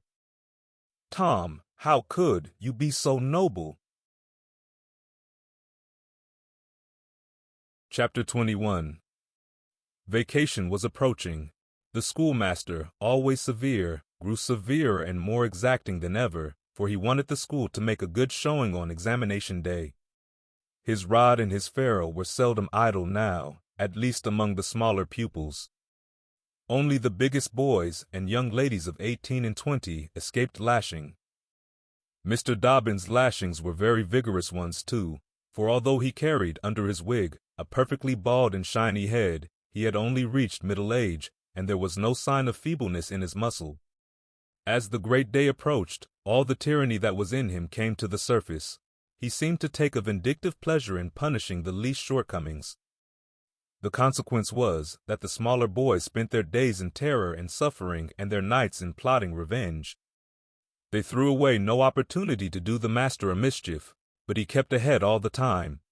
The retribution that followed every vengeful success was so sweeping and majestic that the boys always retired from the field badly worsted. At last they conspired together and hit upon a plan that promised a dazzling victory. They swore in the sign-painter's boy, told him the scheme, and asked his help. He had his own reasons for being delighted, for the master boarded in his father's family and had given the boy ample cause to hate him. The master's wife would go on a visit to the country in a few days, and there would be nothing to interfere with the plan. The master always prepared himself for great occasions by getting pretty well fuddled, and the sign-painter's boy said that when the dominie had reached the proper condition on examination evening, he would manage the thing, while he napped in his chair. Then he would have him awakened at the right time and hurried away to school. In the fullness of time the interesting occasion arrived. At 8 in the evening the schoolhouse was brilliantly lighted, and adorned with wreaths and festoons of foliage and flowers. The master sat throned in his great chair upon a raised platform, with his blackboard behind him. He was looking tolerably mellow. 3 rows of benches on each side and 6 rows in front of him were occupied by the dignitaries of the town and by the parents of the pupils. To his left, back of the rows of citizens, was a spacious temporary platform upon which were seated the scholars who were to take part in the exercises of the evening. Rows of small boys, washed and dressed to an intolerable state of discomfort. Rows of gawky big boys. Snowbanks of girls and young ladies clad in lawn and muslin and conspicuously conscious of their bare arms, their grandmother's ancient trinkets, their bits of pink and blue ribbon and the flowers in their hair. All the rest of the house was filled with non-participating scholars. The exercises began. A very little boy stood up and sheepishly recited, "You'd scarce expect one of my age to speak in public on the stage," etc., accompanying himself with the painfully exact and spasmodic gestures which a machine might have used, supposing the machine to be a trifle out of order. But he got through safely, though cruelly scared, and got a fine round of applause when he made his manufactured bow and retired. A little shame-faced girl lisped, "Mary had a little lamb," etc., performed a compassion-inspiring curtsy, got her meed of applause, and sat down flushed and happy. Tom Sawyer stepped forward with conceited confidence and soared into the unquenchable and indestructible "Give me liberty or give me death" speech, with fine fury and frantic gesticulation, and broke down in the middle of it. A ghastly stage fright seized him, his legs quaked under him, and he was like to choke. True, he had the manifest sympathy of the house, but he had the house's silence too, which was even worse than its sympathy. The master frowned, and this completed the disaster. Tom struggled a while and then retired, utterly defeated. There was a weak attempt at applause, but it died early. The boy stood on the burning deck, followed. Also, the Assyrian came down, and other declamatory gems. Then there were reading exercises and a spelling fight. The meager Latin class recited with honor. The prime feature of the evening was in order, now, original compositions by the young ladies. Each in her turn stepped forward to the edge of the platform, cleared her throat, held up her manuscript, tied with dainty ribbon, and proceeded to read, with labored attention to expression and punctuation. The themes were the same that had been illuminated upon similar occasions by their mothers before them, their grandmothers, and doubtless all their ancestors in the female line clear back to the Crusades. Friendship was one, memories of other days, religion and history, dreamland, the advantages of culture, forms of political government compared and contrasted, melancholy, filial love, heart longings, etc., etc. A prevalent feature in these compositions was a nursed and petted melancholy, another was a wasteful and opulent gush of fine language, another was a tendency to lug in by the ears particularly prized words and phrases until they were worn entirely out, and a peculiarity that conspicuously marked and marred them was the inveterate and intolerable sermon that wagged its crippled tail at the end of each and every one of them. No matter what the subject might be, a brain-racking effort was made to squirm it into some aspect or other that the moral and religious mind could contemplate with edification.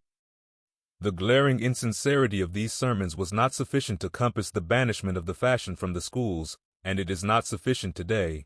It never will be sufficient while the world stands, perhaps. There is no school in all our land where the young ladies do not feel obliged to close their compositions with a sermon, and you will find that the sermon of the most frivolous and the least religious girl in the school is always the longest and the most relentlessly pious. But enough of this. Homely truth is unpalatable. Let us return to the examination. The first composition that was read was one entitled, "Is This Then Life?" Perhaps the reader can endure an extract from it. In the common walks of life, with what delightful emotions does the youthful mind look forward to some anticipated scene of festivity. Imagination is busy sketching rose-tinted pictures of joy. In fancy, the voluptuous votary of fashion sees herself amid the festive throng, the observed of all observers.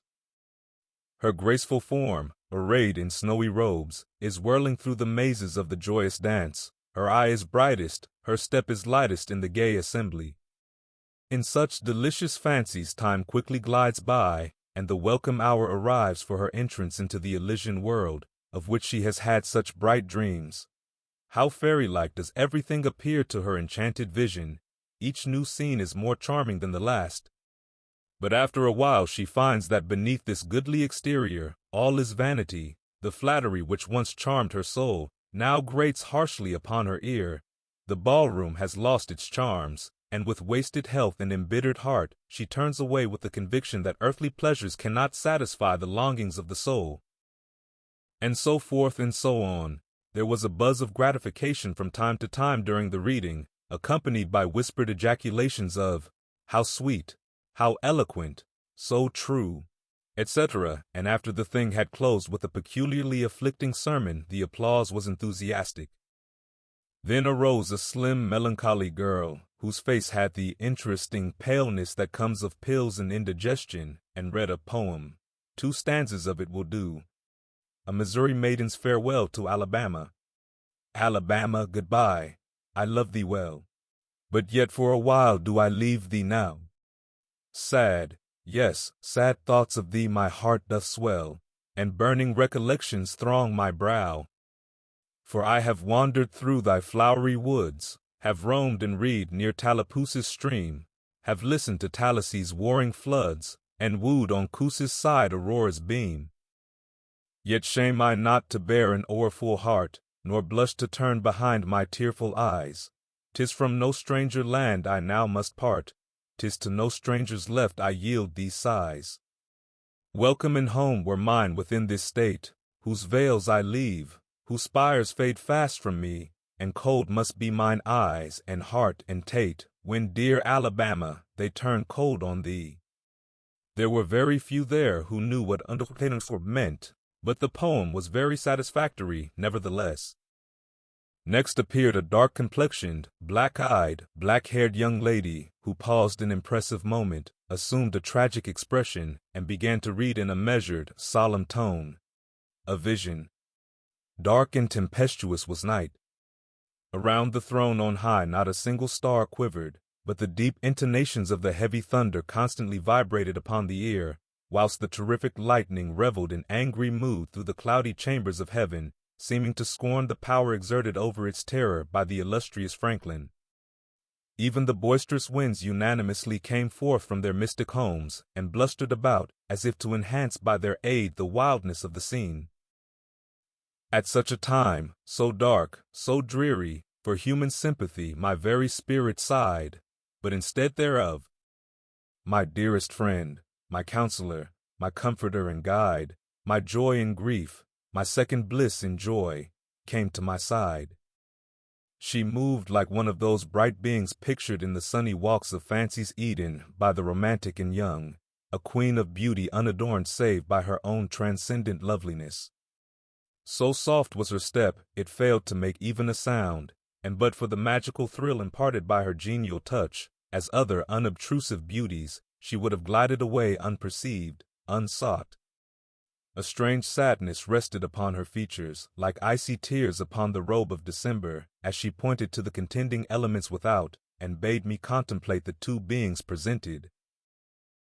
This nightmare occupied some 10 pages of manuscript, and wound up with a sermon so destructive of all hope to non-Presbyterians that it took the first prize. This composition was considered to be the very finest effort of the evening.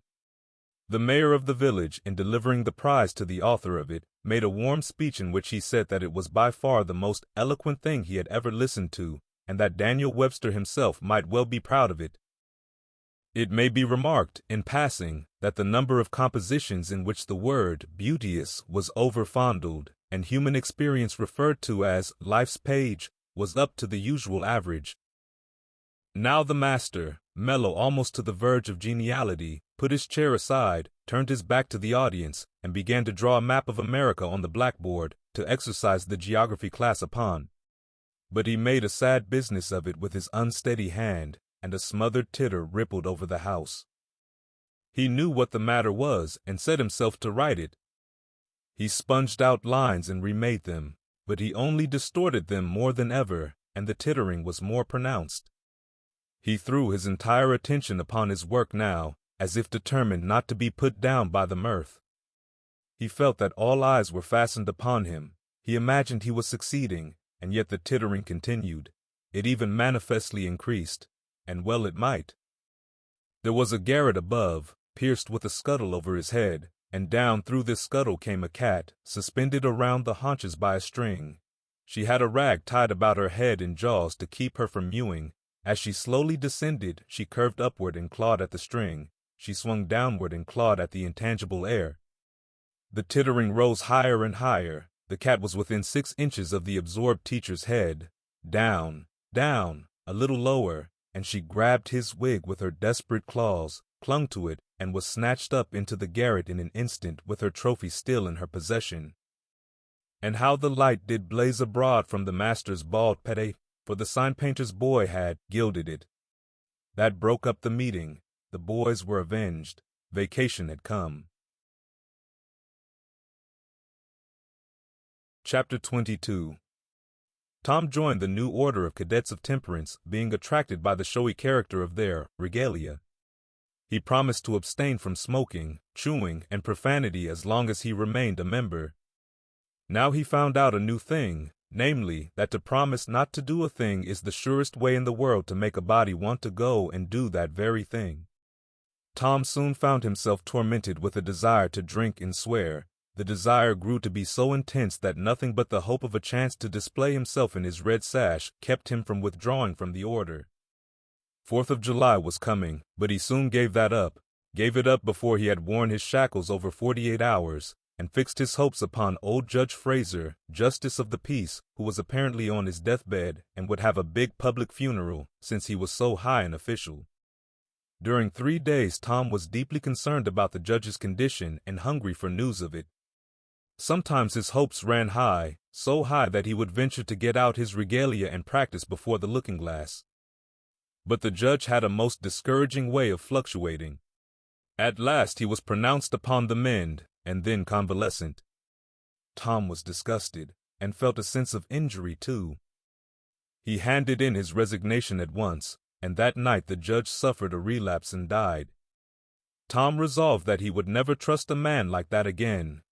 The funeral was a fine thing. The cadets paraded in a style calculated to kill the late member with envy. Tom was a free boy again, however. There was something in that. He could drink and swear now, but found to his surprise that he did not want to. The simple fact that he could took the desire away and the charm of it.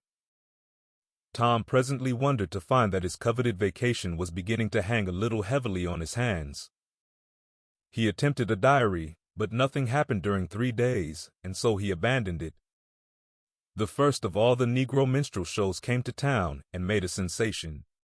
Tom and Joe Harper got up a band of performers and were happy for 2 days. Even the glorious 4th was in some sense a failure, for it rained hard, there was no procession in consequence, and the greatest man in the world, as Tom supposed, Mr. Benton, an actual United States Senator, proved an overwhelming disappointment, for he was not 25 feet high, nor even anywhere in the neighborhood of it. A circus came. The boys played circus for 3 days afterward in tents made of rag carpeting. Admission, 3 pins for boys, 2 for girls, and then circusing was abandoned. A phrenologist and a mesmerizer came, and went again and left the village duller and drearier than ever. There were some boys and girls' parties, but they were so few and so delightful that they only made the aching voids between ache the harder. Becky Thatcher was gone to her Constantinople home to stay with her parents during vacation, so there was no bright side to life anywhere. The dreadful secret of the murder was a chronic misery. It was a very cancer for permanency and pain. Then came the measles. During 2 long weeks Tom lay a prisoner, dead to the world and its happenings. He was very ill, he was interested in nothing.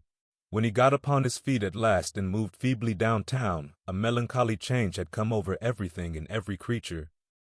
There had been a revival, and everybody had got religion, not only the adults but even the boys and girls. Tom went about, hoping against hope for the sight of one blessed sinful face, but disappointment crossed him everywhere.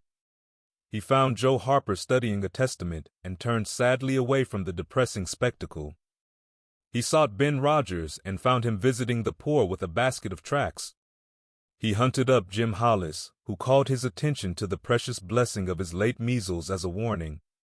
Every boy he encountered added another ton to his depression, and when, in desperation, he flew for refuge at last to the bosom of Huckleberry Finn and was received with a scriptural quotation, his heart broke, and he crept home into bed realizing that he alone of all the town was lost, forever and forever. And that night there came on a terrific storm, with driving rain, awful claps of thunder, and blinding sheets of lightning. He covered his head with the bedclothes and waited in a horror of suspense for his doom, for he had not the shadow of a doubt that all this hubbub was about him. He believed he had taxed the forbearance of the powers above to the extremity of endurance, and that this was the result.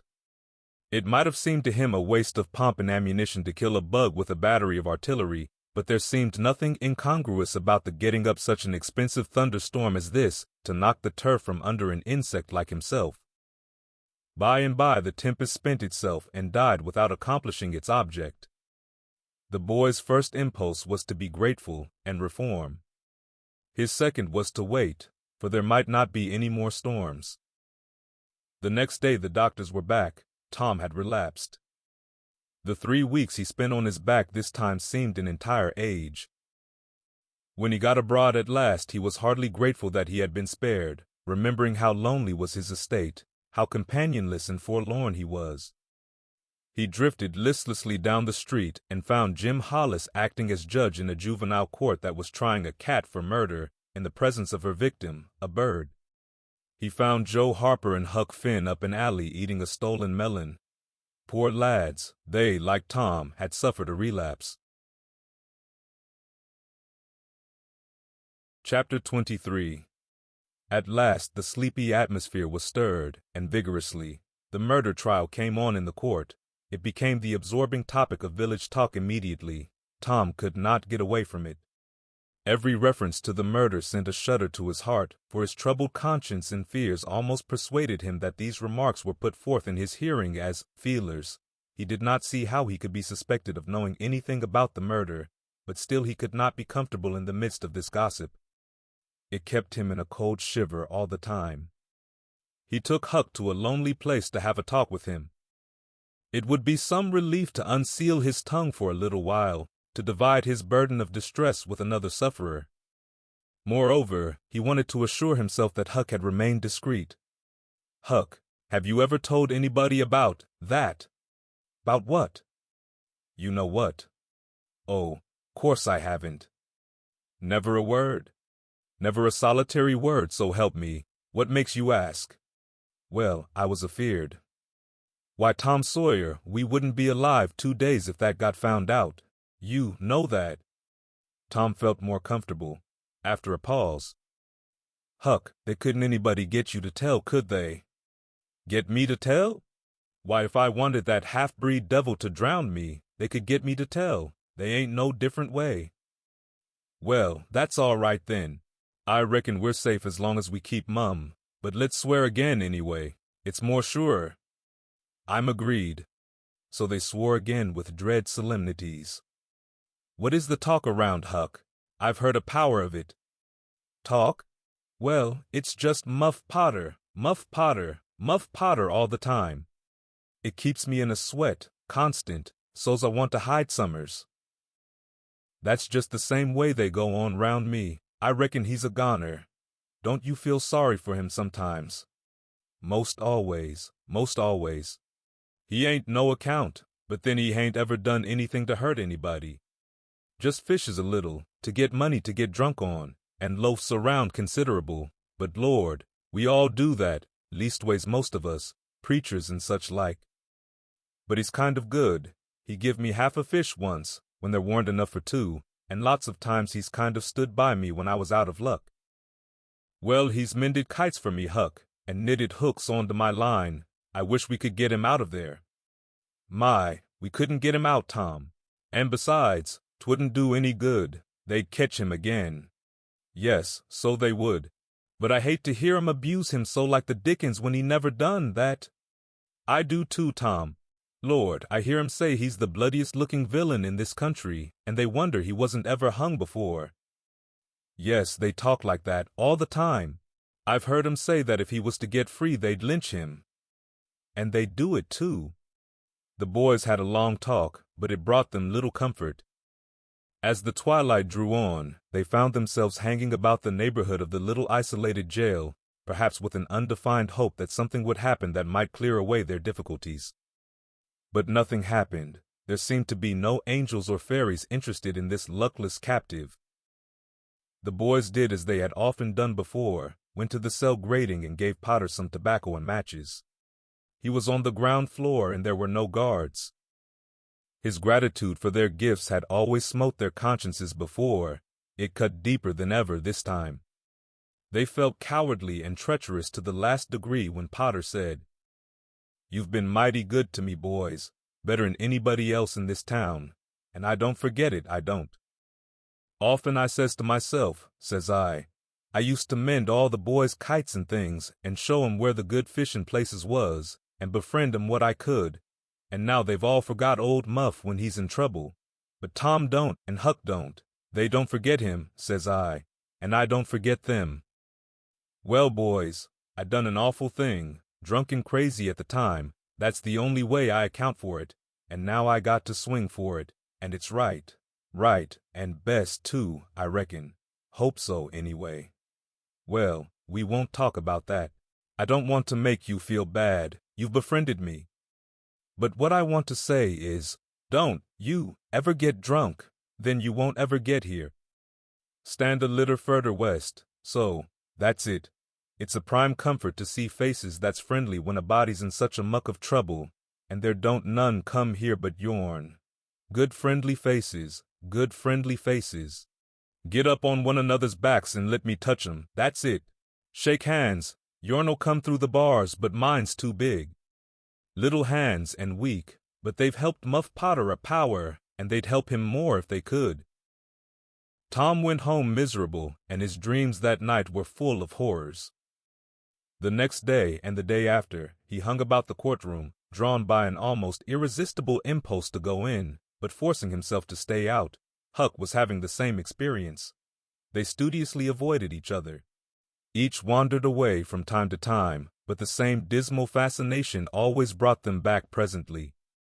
Tom kept his ears open when idlers sauntered out of the courtroom, but invariably heard distressing news. The toils were closing more and more relentlessly around poor Potter. At the end of the second day, the village talk was to the effect that Injun Joe's evidence stood firm and unshaken, and that there was not the slightest question as to what the jury's verdict would be.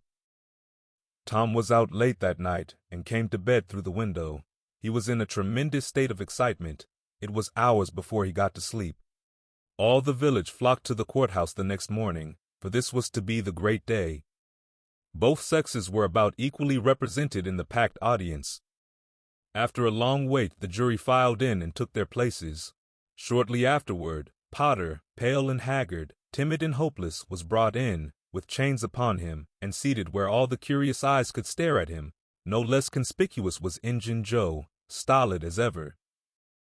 There was another pause, and then the judge arrived, and the sheriff proclaimed the opening of the court. The usual whisperings among the lawyers and gathering together of papers followed. These details and accompanying delays worked up an atmosphere of preparation that was as impressive as it was fascinating. Now a witness was called who testified that he found Muff Potter washing in the brook at an early hour of the morning that the murder was discovered, and that he immediately sneaked away. After some further questioning, counsel for the prosecution said, "Take the witness." The prisoner raised his eyes for a moment, but dropped them again when his own counsel said, "I have no questions to ask him." The next witness proved the finding of the knife near the corpse. Counsel for the prosecution said, "Take the witness." "I have no questions to ask him," Potter's lawyer replied. A third witness swore he had often seen the knife in Potter's possession. "Take the witness." Counsel for Potter declined to question him. The faces of the audience began to betray annoyance. Did this attorney mean to throw away his client's life without an effort?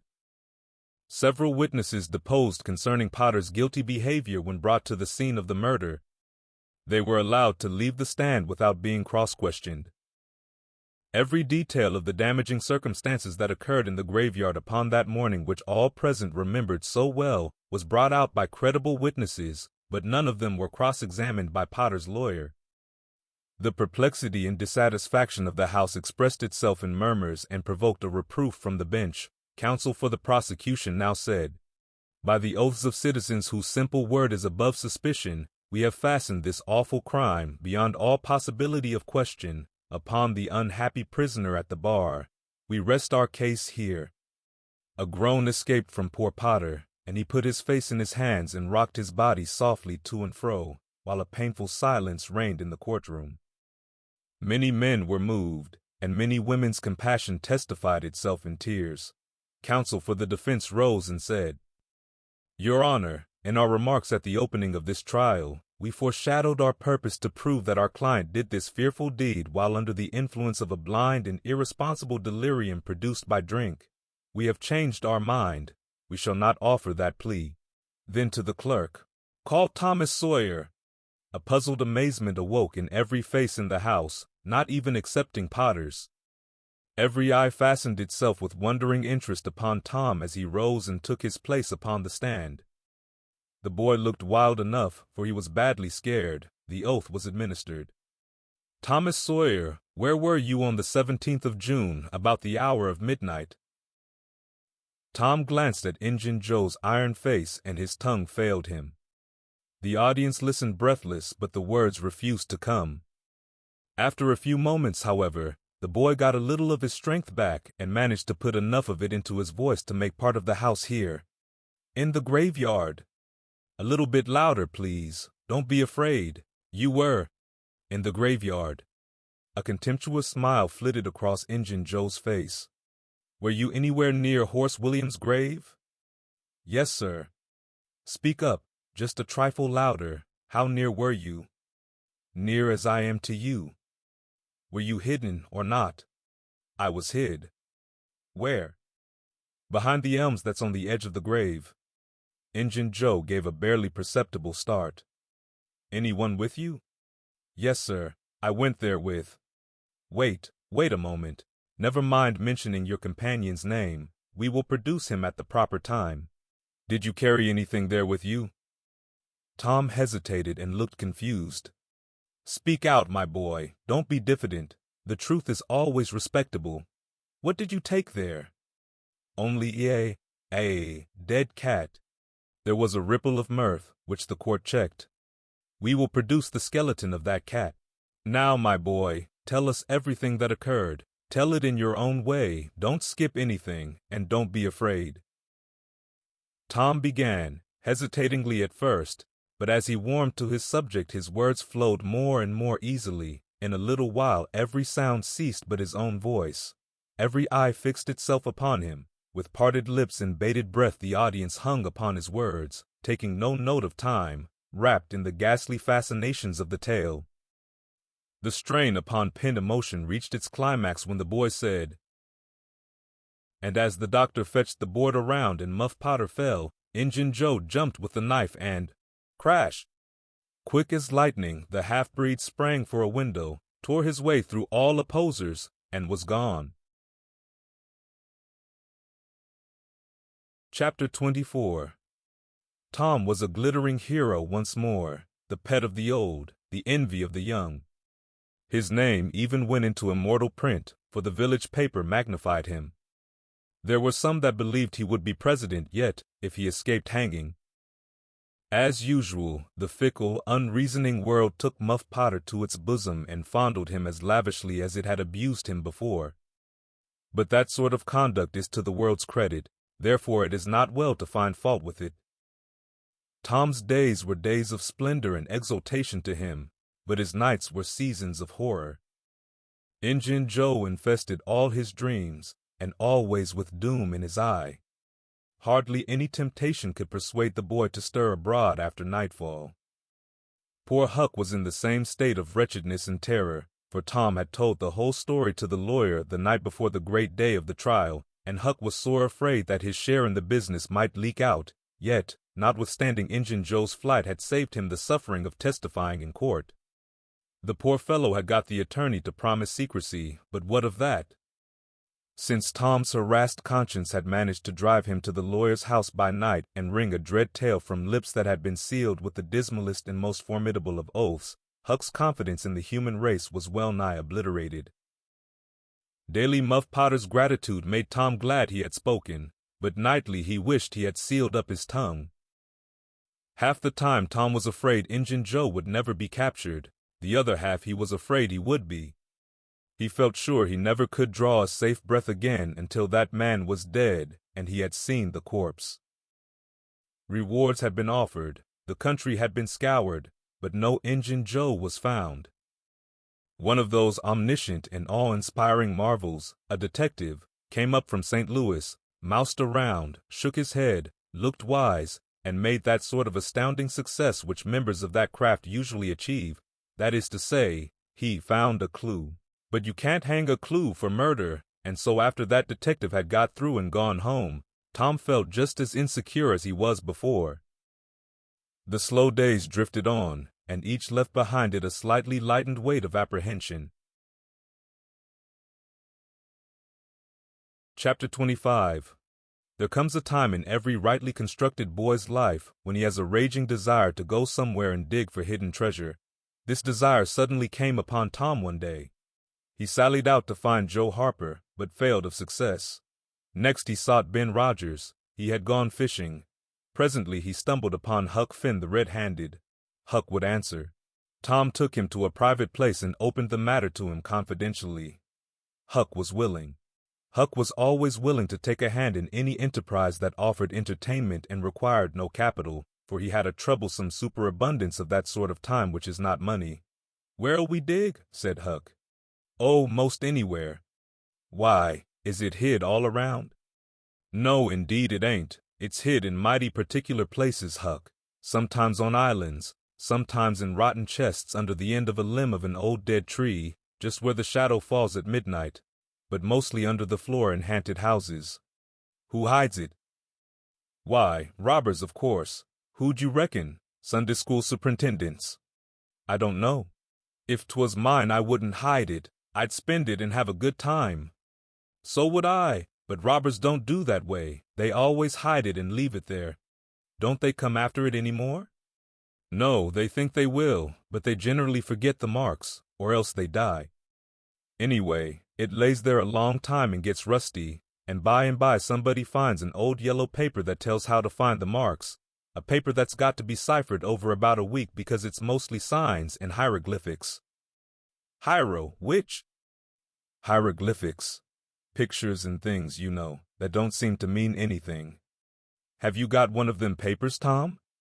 "No." "Well then, how you going to find the marks?" "I don't want any marks. They always bury it under a haunted house or on an island, or under a dead tree that's got one limb sticking out." "Well, we've tried Jackson's Island a little, and we can try it again sometime. And there's the old haunted house up the Stillhouse branch, and there's lots of dead limb trees, dead loads of 'em." "Is it under all of them?" "How you talk. No." "Then how you going to know which one to go for?" "Go for all of 'em." "Why, Tom, it'll take all summer." "Well, what of that? Suppose you find a brass pot with $100 in it, all rusty and gray, or a rotten chest full of diamonds. How's that?" Huck's eyes glowed. "That's bully. Plenty bully enough for me. Just you gimme the $100 and I don't want no diamonds." "All right. But I bet you I ain't going to throw off on diamonds." "Some of 'em's worth $20 apiece. There ain't any, hardly, but's worth 6 bits or $1. "No. Is that so?" "Certainly. Anybody'll tell you so. Hain't you ever seen one, Huck?" "Not as I remember." "Oh, kings have slathers of them." "Well, I don't know no kings, Tom." "I reckon you don't, but if you was to go to Europe, you'd see a raft of 'em hopping around." "Do they hop?" "Hop? Your granny, no." "Well, what did you say they did for?" "Shucks, I only meant you'd see 'em, not hopping, of course. What do they want to hop for?" "But I mean, you'd just see 'em, scattered around, you know, in a kind of a general way, like that old humpbacked Richard." "Richard? What's his other name?" "He didn't have any other name. Kings don't have any but a given name." "No, but they don't." "Well, if they like it, Tom, all right. But I don't want to be a king and have only just a given name, like a nigger. But say, where you going to dig first?" "Well, I don't know." S'pose we tackle that old dead limb tree on the hill t'other side of Stillhouse Branch? I'm agreed. So they got a crippled pick and a shovel and set out on their 3-mile tramp. They arrived hot and panting and threw themselves down in the shade of a neighboring elm to rest and have a smoke. I like this, said Tom. So do I. Say, Huck, if we find a treasure here, what you going to do with your share? Well, I'll have pie and a glass of soda every day, and I'll go to every circus that comes along. I bet I'll have a gay time. Well, ain't you going to save any of it? Save it? What for? Why, so as to have something to live on by and by. Oh, that ain't any use. Pap would come back to this your town some day and get his claws on it if I didn't hurry up, and I tell you he'd clean it out pretty quick. What you going to do with yourn, Tom? I'm going to buy a new drum and a sure enough sword and a red necktie and a bull pup and get married. Married. That's it. Tom, well, you ain't in your right mind. Wait, you'll see. Well, that's the foolishest thing you could do. Look at Pap and my mother. Fight. Why, they used to fight all the time. I remember mighty well. That ain't anything. The girl I'm going to marry won't fight. Tom, I reckon they're all alike. They'll all comb a body. Now you better think 'bout this a while. I tell you, you better. What's the name of the gal? It ain't a gal at all. It's a girl. It's all the same, I reckon. Some says gal, some says girl. Both's right, like enough. Anyway, what's her name, Tom? I'll tell you sometime, not now. All right, that'll do. Only if you get married, I'll be more lonesomer than ever. No, you won't. You'll come and live with me. Now stir out of this and we'll go to digging. They worked and sweated for half an hour. No result. They toiled another half hour. Still no result. Huck said, Do they always bury it as deep as this? Sometimes. Not always. Not generally. I reckon we haven't got the right place. So they chose a new spot and began again. The labor dragged a little, but still they made progress. They pegged away in silence for some time. Finally Huck leaned on his shovel, swabbed the beaded drops from his brow with his sleeve, and said, Where you going to dig next, after we get this one? I reckon maybe we'll tackle the old tree that's over yonder on Cardiff Hill back of the widow's. I reckon that'll be a good one. But won't the widow take it away from us, Tom? It's on her land. She take it away? Maybe she'd like to try it once. Whoever finds one of these hid treasures, it belongs to him. It don't make any difference whose land it's on. That was satisfactory. The work went on. By and by Huck said, Blame it, we must be in the wrong place again. What do you think? It is mighty curious, Huck. I don't understand it. Sometimes witches interfere. I reckon maybe that's what's the trouble now. Shucks, witches ain't got no power in the daytime. Well, that's so. I didn't think of that. Oh, I know what the matter is. What a blamed lot of fools we are. You gotta find out where the shadow of the limb falls at midnight, and that's where you dig. Then confound, we've fooled away all this work for nothing. Now hang it all, we got to come back in the night. It's an awful long way. Can you get out? I bet I will. We've got to do it tonight, too, because if somebody sees these holes, they'll know in a minute what's here and they'll go for it. Well, I'll come around and mow tonight. All right, let's hide the tools in the bushes. The boys were there that night, about the appointed time. They sat in the shadow waiting. It was a lonely place, and an hour made solemn by old traditions. Spirits whispered in the rustling leaves, ghosts lurked in the murky nooks, the deep baying of a hound floated up out of the distance, an owl answered with his sepulchral note. The boys were subdued by these solemnities, and talked little. By and by they judged that 12 had come. They marked where the shadow fell, and began to dig. Their hopes commenced to rise. Their interest grew stronger, and their industry kept pace with it. The hole deepened and still deepened, but every time their hearts jumped to hear the pick strike upon something, they only suffered a new disappointment. It was only a stone or a chunk. At last Tom said, It ain't any use, Huck. We're wrong again. Well, but we We spotted the shatter to a dot. I know it, but then there's another thing. What's that? Why, we only guessed at the time, like enough it was too late or too early. Huck dropped his shovel. That's it, said he. That's the very trouble. We got to give this one up. We can't ever tell the right time. And besides, this kind of thing's too awful. Here this time of night with witches and ghosts a-fluttering around so. I feel as if something's behind me all the time, and I'm afeard to turn around, because maybe there's others in front waiting for a chance. I've been creeping all over ever since I got here. Well, I've been pretty much so too, Huck. They most always put in a dead man when they bury a treasure under a tree, to look out for it. Lordy! Yes, they do. I've always heard that. Tom, I don't like to fool around much where there's dead people. A body's bound to get into trouble with 'em, sure. I don't like to stir 'em up, either. S'pose this one here was to stick his skull out and say something. Don't, Tom, it's awful.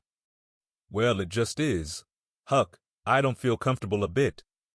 Say, Tom, let's give this place up and try somewheres else. All right, I reckon we better. What'll it be? Tom considered a while, and then said, The haunted house, that's it. Blame it, I don't like haunted houses, Tom. Why, they're a darn sight worse'n dead people. Dead people might talk, maybe, but they don't come sliding around in a shroud when you ain't noticing and peep over your shoulder all of a sudden and grit their teeth the way a ghost does. I couldn't stand such a thing as that, Tom. Nobody could. Yes, but, Huck, ghosts don't travel around only at night. They won't hinder us from digging there in the daytime. Well, that's so. But you know mighty well people don't go about that haunted house in the day nor the night. Well, that's mostly because they don't like to go where a man's been murdered anyway, but nothing's ever been seen around that house except in the night, just some blue lights slipping by the windows, no regular ghosts. Well, where you see one of them blue lights flickering around, Tom, you can bet there's a ghost mighty close behind it. It stands to reason. Because you know that they don't anybody but ghosts use 'em. Yes, that's so. But anyway, they don't come around in the daytime, so what's the use of our being afeard? Well, all right. We'll tackle the haunted house if you say so, but I reckon it's taking chances. They had started down the hill by this time. There in the middle of the moonlit valley below them stood the haunted house, utterly isolated, its fences gone long ago, rank weeds smothering the very doorsteps, the chimney crumbled to ruin, the window sashes vacant, a corner of the roof caved in.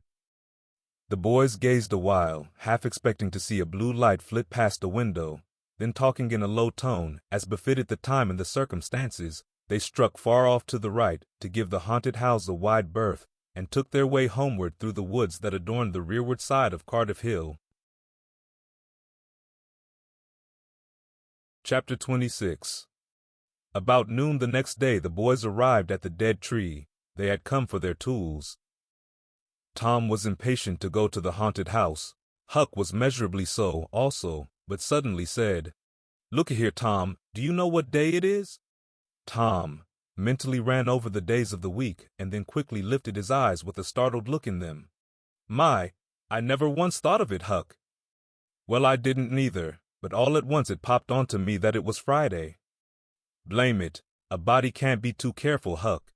We might have got into an awful scrape, tackling such a thing on a Friday."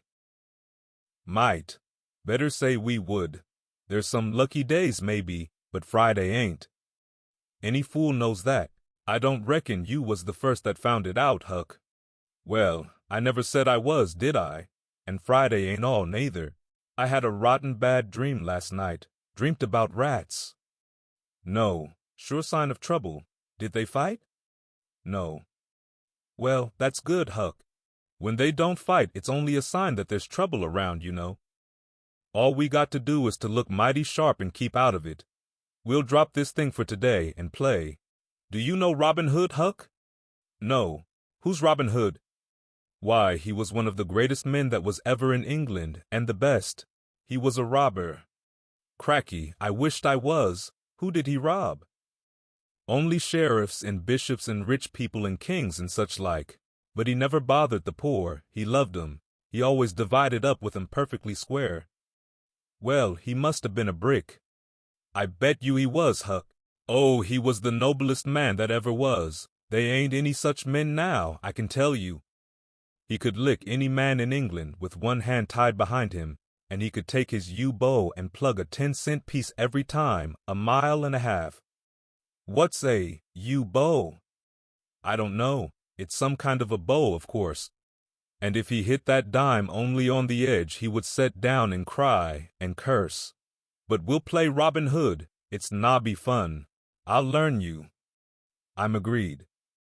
So they played Robin Hood all the afternoon, now and then casting a yearning eye down upon the haunted house and passing a remark about the morrow's prospects and possibilities there.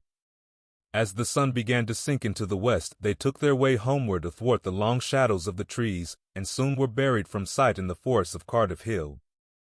On Saturday, shortly after noon, the boys were at the dead tree again.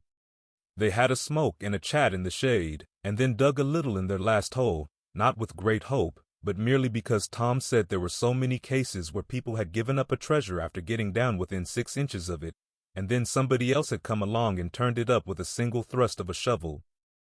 The thing failed this time, however, so the boys shouldered their tools and went away feeling that they had not trifled with fortune, but had fulfilled all the requirements that belonged to the business of treasure hunting.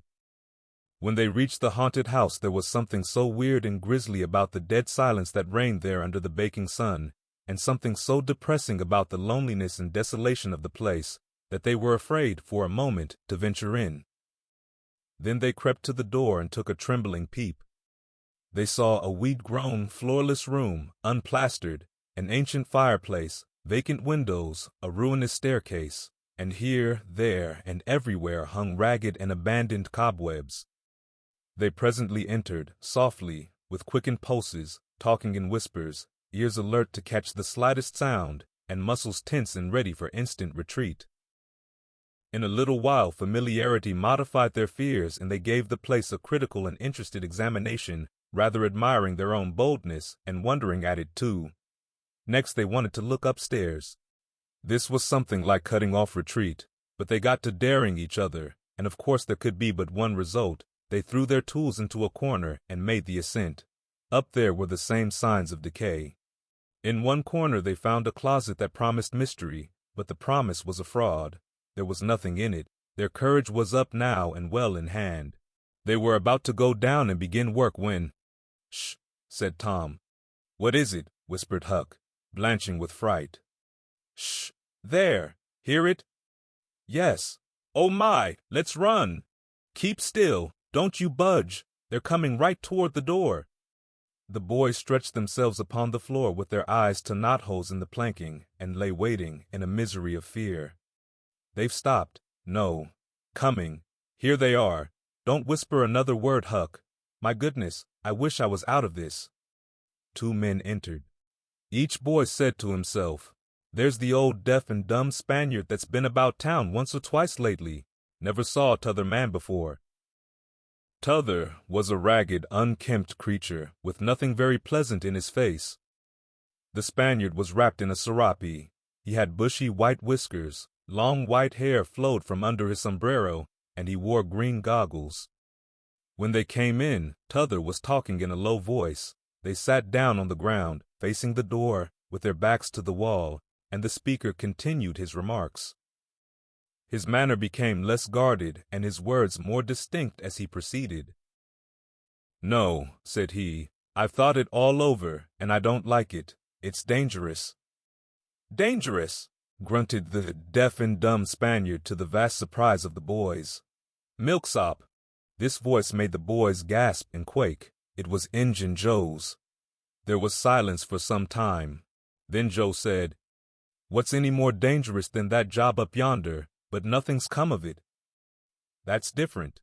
Away up the river so, and not another house about. 'Twon't ever be known that we tried anyway, long as we didn't succeed." "Well, what's more dangerous than coming here in the daytime? Anybody would suspicion us that saw us." "I know that. But there weren't any other places handy after that fool of a job. I want to quit this shanty. I wanted to yesterday, only it weren't any use trying to stir out of here, with those infernal boys playing over there on the hill right in full view." Those infernal boys quaked again under the inspiration of this remark, and thought how lucky it was that they had remembered it was Friday and concluded to wait a day. They wished in their hearts they had waited a year. The two men got out some food and made a luncheon. After a long and thoughtful silence, Injun Joe said, "Look here, lad, you go back up the river where you belong. Wait there till you hear from me. I'll take the chances on dropping into this town just once more for a look. We'll do that dangerous job after I've spied around a little and think things look well for it. Then for Texas, we'll leg it together." This was satisfactory. Both men presently fell to yawning, and Injun Joe said, "I'm dead for sleep. It's your turn to watch." He curled down in the weeds and soon began to snore. His comrade stirred him once or twice and he became quiet. Presently the watcher began to nod. His head drooped lower and lower. Both men began to snore now. The boys drew a long, grateful breath. Tom whispered, "Now's our chance, come." Huck said, "I can't. I'd die if they was to wake." Tom urged. Huck held back. At last Tom rose slowly and softly and started alone. But the first step he made wrung such a hideous creak from the crazy floor that he sank down almost dead with fright. He never made a second attempt. The boys lay there counting the dragging moments till it seemed to them that time must be done and eternity growing gray, and then they were grateful to note that at last the sun was setting. Now one snore ceased. Injun Joe sat up, stared around, smiled grimly upon his comrade, whose head was drooping upon his knees, stirred him up with his foot and said, "Here, look you apostrophe re-undercore watchman, ain't you?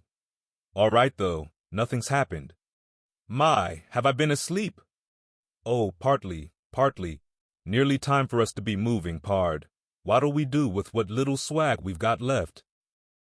"I don't know. Leave it here as we've always done, I reckon. No use to take it away till we start south. 650 in silver's something to carry." "Well, all right. It won't matter to come here once more." "No, but I'd say come in the night as we used to do. It's better." "Yes, but look here. It may be a good while before I get the right chance at that job. Accidents might happen. 'Tain't in such a very good place. We'll just regularly bury it, and bury it deep." "Good idea," said the comrade, who walked across the room, knelt down, raised one of the rearward hearthstones and took out a bag that jingled pleasantly. He subtracted from it $20 or $30 for himself and as much for Injun Joe, and passed the bag to the latter, who was on his knees in the corner now, digging with his bowie knife. The boys forgot all their fears, all their miseries in an instant. With gloating eyes they watched every movement. Luck, the splendor of it was beyond all imagination. $600 was money enough to make half a dozen boys rich. Here was treasure hunting under the happiest auspices. There would not be any bothersome uncertainty as to where to dig. They nudged each other every moment, eloquent nudges and easily understood, for they simply meant, "Oh, but ain't you glad now we're here?" Joe's knife struck upon something. "Hello," said he. "What is it?" said his comrade. "Half-rotten plank? No, it's a box, I believe." "Here, bear a hand and we'll see what it's here for. Never mind, I've broke a hole." He reached his hand in and drew it out. "Man, it's money." The two men examined the handful of coins. They were gold. The boys above were as excited as themselves, and as delighted. Joe's comrade said, "We'll make quick work of this. There's an old rusty pick over amongst the weeds in the corner the other side of the fireplace. I saw it a minute ago." He ran and brought the boys' pick and shovel. Injun Joe took the pick, looked it over critically, shook his head, muttered something to himself, and then began to use it. The box was soon unearthed. It was not very large, it was iron-bound, and had been very strong before the slow years had injured it. The men contemplated the treasure a while in blissful silence. "Pard, there's thousands of dollars here," said Injun Joe. "'Twas always said that Merle's gang used to be around here one summer," the stranger observed. "I know it," said Injun Joe, "and this looks like it, I should say. Now you won't need to do that job." The half-breed frowned. Said he, "You don't know me, least you don't know all about that thing. 'Tain't robbery altogether, it's revenge. And a wicked light flamed in his eyes. I'll need your help in it. When it's finished, then Texas. Go home to your Nance and your kids, and stand by till you hear from me. Well, if you say so, what'll we do with this? Bury it again? Yes. Ravishing delight overhead. No, by the great sachem, no. Profound distress overhead. I'd nearly forgot. That pick had fresh earth on it. The boys were sick with terror in a moment. What business has a pick and a shovel here? What business with fresh earth on them?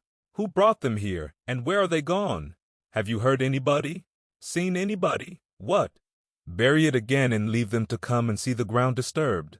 Not exactly, not exactly. We'll take it to my den. Why, of course. Might have thought of that before. You mean number 1? No, number 2, under the cross. The other place is bad, too common. All right, it's nearly dark enough to start. Injun Joe got up and went about from window to window, cautiously peeping out. Presently he said, "Who could have brought those tools here? Do you reckon they can be upstairs?" The boys' breath forsook them. Injun Joe put his hand on his knife, halted a moment, undecided, and then turned toward the stairway. The boys thought of the closet, but their strength was gone. The steps came creaking up the stairs. The intolerable distress of the situation woke the stricken resolution of the lads. They were about to spring for the closet when there was a crash of rotten timbers, and Injun Joe landed on the ground amid the debris of the ruined stairway. He gathered himself up cursing, and his comrade said, "Now what's the use of all that? If it's anybody, and they're up there, let them stay there. Who cares? If they want to jump down now and get into trouble, who objects? It will be dark in 15 minutes, and then let them follow us if they want to. I'm willing. In my opinion, whoever hove those things in here caught a sight of us and took us for ghosts or devils or something. I'll bet they're running yet." Joe grumbled a while, then he agreed with his friend that what daylight was left ought to be economized in getting things ready for leaving. Shortly afterward they slipped out of the house in the deepening twilight and moved toward the river with their precious box. Tom and Huck rose up, weak but vastly relieved, and stared after them through the chinks between the logs of the house. Follow? Not they.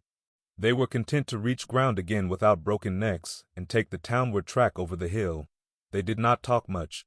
They were too much absorbed in hating themselves, hating the ill luck that made them take the spade and the pick there. But for that, Injun Joe never would have suspected. He would have hidden the silver with the gold to wait there till his revenge was satisfied, and then he would have had the misfortune to find that money turn up missing. Bitter, bitter luck that the tools were ever brought there.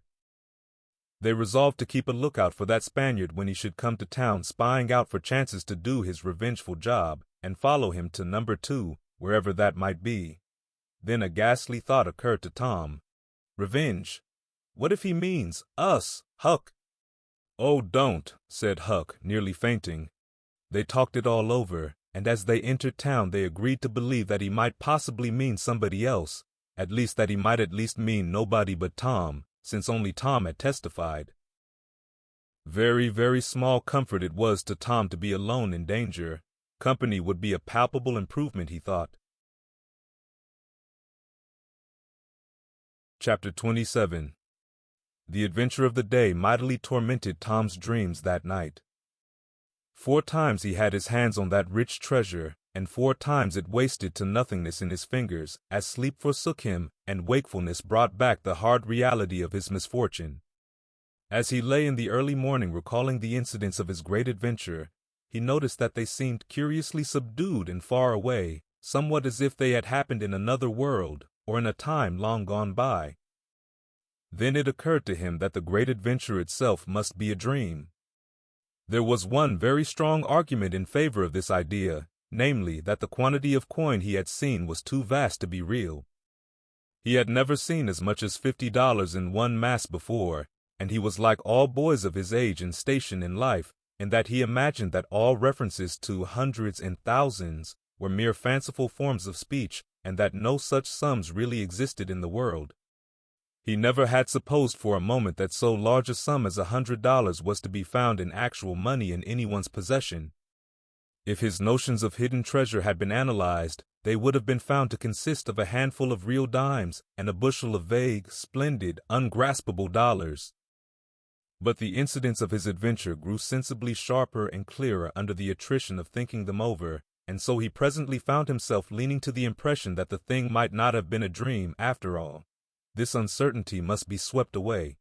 He would snatch a hurried breakfast and go and find Huck. Huck was sitting on the gunwale of a flatboat, listlessly dangling his feet in the water and looking very melancholy. Tom concluded to let Huck lead up to the subject. If he did not do it, then the adventure would be proved to have been only a dream. "Hello, Huck?" "Hello, yourself." Silence for a minute. "Tom, if we'd 'a' left the blamed tools at the dead tree, we'd 'a' got the money. Oh, ain't it awful?" "'Tain't a dream, then. 'Tain't a dream." "Somehow I most wish it was. Dogged if I don't, Huck." "What ain't a dream?" "Oh, that thing yesterday. I've been half thinking it was." "Dream? If them stairs hadn't broke down, you'd 'a' seen how much dream it was." "I've had dreams enough all night, with that patch-eyed Spanish devil going for me all through 'em. Rot him." "No, not rot him. Find him. Track the money." "Tom, we'll never find him. A feller don't have only one chance for such a pile, and that one's lost. I'd feel mighty shaky if I was to see him anyway." "Well, so'd I, but I'd like to see him anyway, and track him out to his number 2. "Number 2, yes, that's it. I've been thinking about that, but I can't make nothing out of it." "What do you reckon it is?" "I don't know. It's too deep." "Say, Huck, maybe it's the number of a house." "Goody. No, Tom, that ain't it. If it is, it ain't in this one-horse town. They ain't no numbers here." "Well, that's so. Let me think a minute. Here, it's the number of a room in a tavern, you know." "Oh, that's the trick. They ain't only 2 taverns. We can find out quick. You stay here, Huck, till I come." Tom was off at once. He did not care to have Huck's company in public places. He was gone half an hour. He found that in the best tavern, No. 2 had long been occupied by a young lawyer, and was still so occupied. In the less ostentatious house, number 2 was a mystery. The tavern keeper's young son said it was kept locked all the time, and he never saw anybody go into it or come out of it except at night.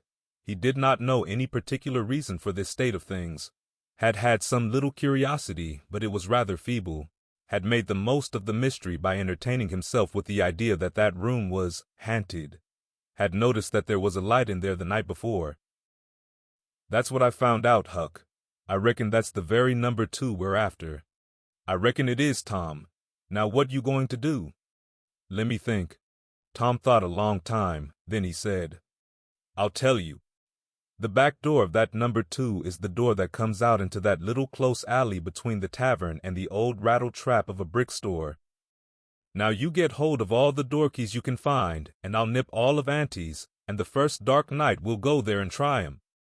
And mind you, keep a lookout for Injun Joe, because he said he was going to drop into town and spy around once more for a chance to get his revenge.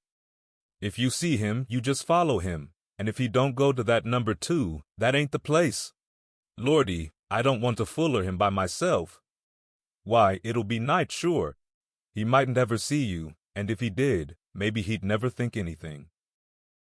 "Well, if it's pretty dark, I reckon I'll track him. I don't know. I'll try." "You bet I'll follow him, if it's dark, Huck." "Why, he might have found out he couldn't get his revenge and be going right after that money." "It's so, Tom. It's so. I'll fuller him. I will, by jingoes." "Now you're talking." "Don't you ever weaken, Huck, and I won't." Chapter 28.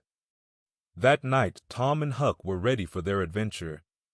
They hung about the neighborhood of the tavern until after 9, one watching the alley at a distance and the other the tavern door.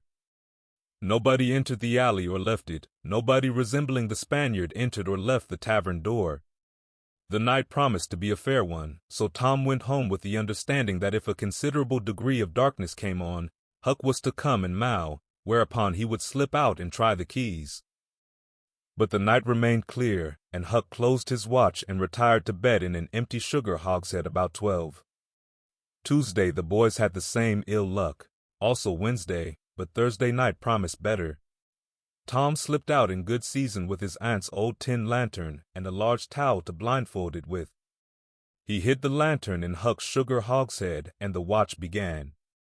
An hour before midnight the tavern closed up and its lights, the only ones thereabouts, were put out. No Spaniard had been seen, nobody had entered or left the alley, everything was auspicious.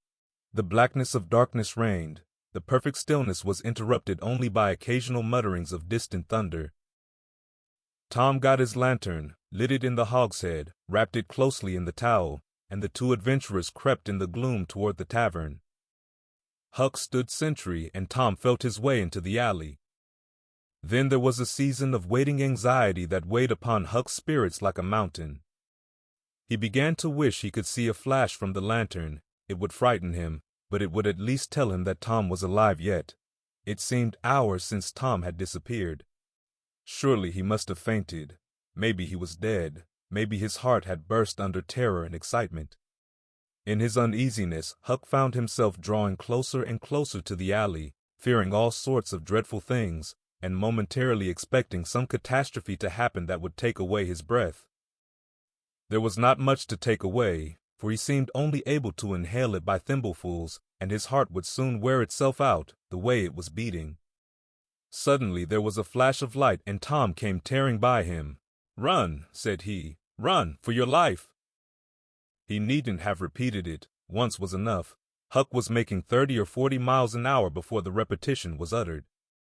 The boys never stopped till they reached the shed of a deserted slaughterhouse at the lower end of the village. Just as they got within its shelter, the storm burst and the rain poured down.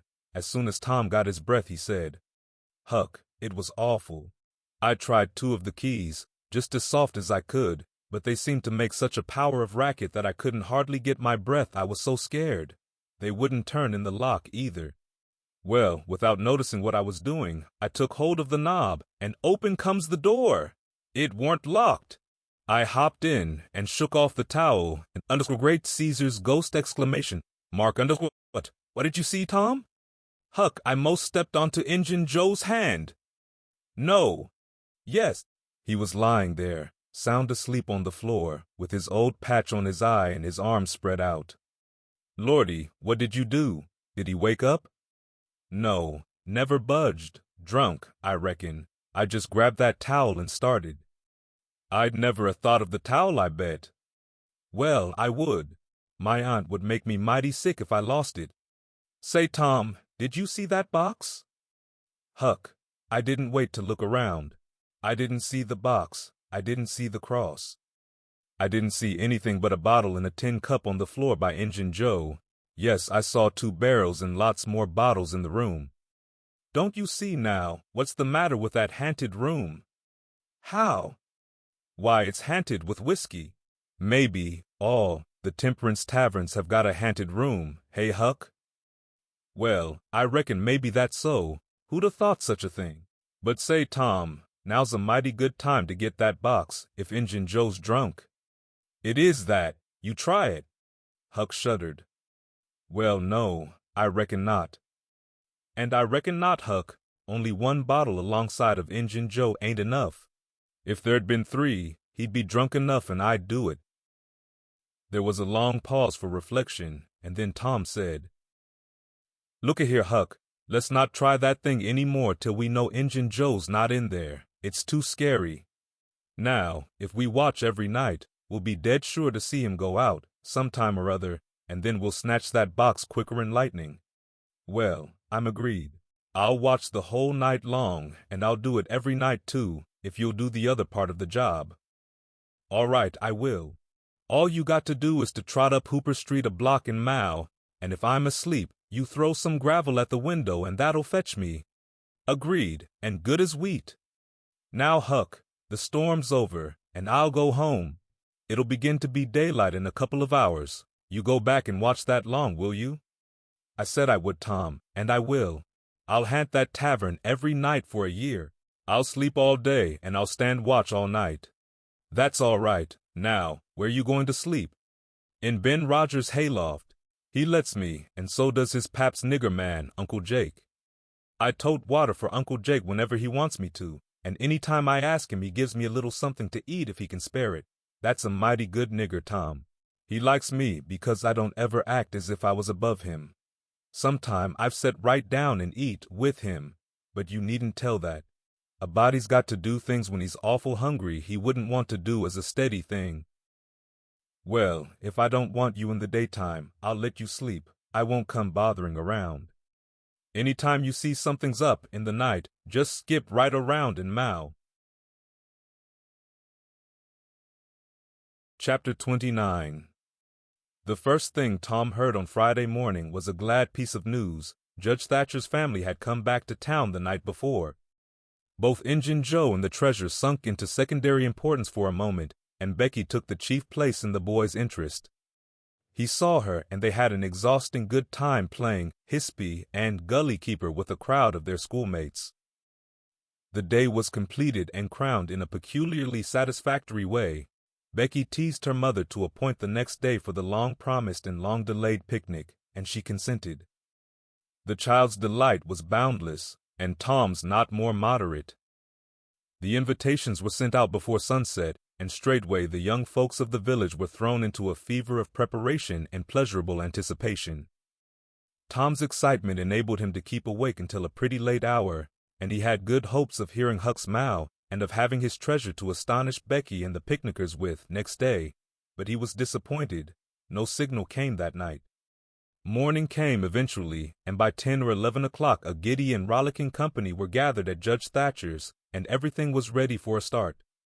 It was not the custom for elderly people to mar the picnics with their presence. The children were considered safe enough under the wings of a few young ladies of 18 and a few young gentlemen of 23 or thereabouts. The old steam ferryboat was chartered for the occasion. Presently the gay throng filed up the main street laden with provision baskets. Sid was sick and had to miss the fun. Mary remained at home to entertain him. The last thing Mrs. Thatcher said to Becky was, "You'll not get back till late. Perhaps you'd better stay all night with some of the girls that live near the ferry landing, child."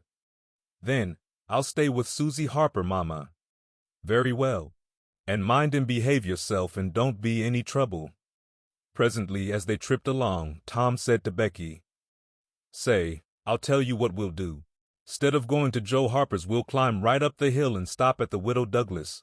She'll have ice cream. She has it most every day, dead loads of it, and she'll be awful glad to have us." "Oh, that will be fun." Then Becky reflected a moment and said, "But what will Mama say? How'll she ever know?" The girl turned the idea over in her mind and said reluctantly, "I reckon it's wrong, but shucks, your mother won't know, and so what's the harm? All she wants is that you'll be safe, and I bet you she'd 'a' said go there if she'd 'a' thought of it. I know she would." The Widow Douglas' splendid hospitality was a tempting bait. It and Tom's persuasions presently carried the day, so it was decided to say nothing to anybody about the night's program. Presently it occurred to Tom that maybe Huck might come this very night and give the signal. The thought took a deal of the spirit out of his anticipations. Still he could not bear to give up the fun at Widow Douglas. And why should he give it up, he reasoned. The signal did not come the night before, so why should it be any more likely to come tonight? The sure fun of the evening outweighed the uncertain treasure, and, boy-like, he determined to yield to the stronger inclination and not allow himself to think of the box of money another time that day. 3 miles below town the ferryboat stopped at the mouth of a woody hollow and tied up. The crowd swarmed ashore, and soon the forest distances and craggy heights echoed far and near with shoutings and laughter. All the different ways of getting hot and tired were gone through with, and by the rovers straggled back to camp fortified with responsible appetites, and then the destruction of the good things began. After the feast there was a refreshing season of rest and chat in the shade of spreading oaks. By somebody shouted, "Who's ready for the cave?" Everybody was. Bundles of candles were procured, and straightway there was a general scamper up the hill. The mouth of the cave was up the hillside, an opening shaped like a letter A. Its massive oaken door stood unbarred. Within was a small chamber, chilly as an ice house, and walled by nature with solid limestone that was dewy with a cold sweat. It was romantic and mysterious to stand here in the deep gloom and look out upon the green valley shining in the sun. But the impressiveness of the situation quickly wore off, and the romping began again. The moment a candle was lighted, there was a general rush upon the owner of it. A struggle and a gallant defense followed, but the candle was soon knocked down or blown out, and then there was a glad clamor of laughter and a new chase. But all things have an end. By and by the procession went filing down the steep descent of the main avenue, the flickering rank of lights dimly revealing the lofty walls of rock almost to their point of junction 60 feet overhead. This main avenue was not more than 8 or 10 feet wide.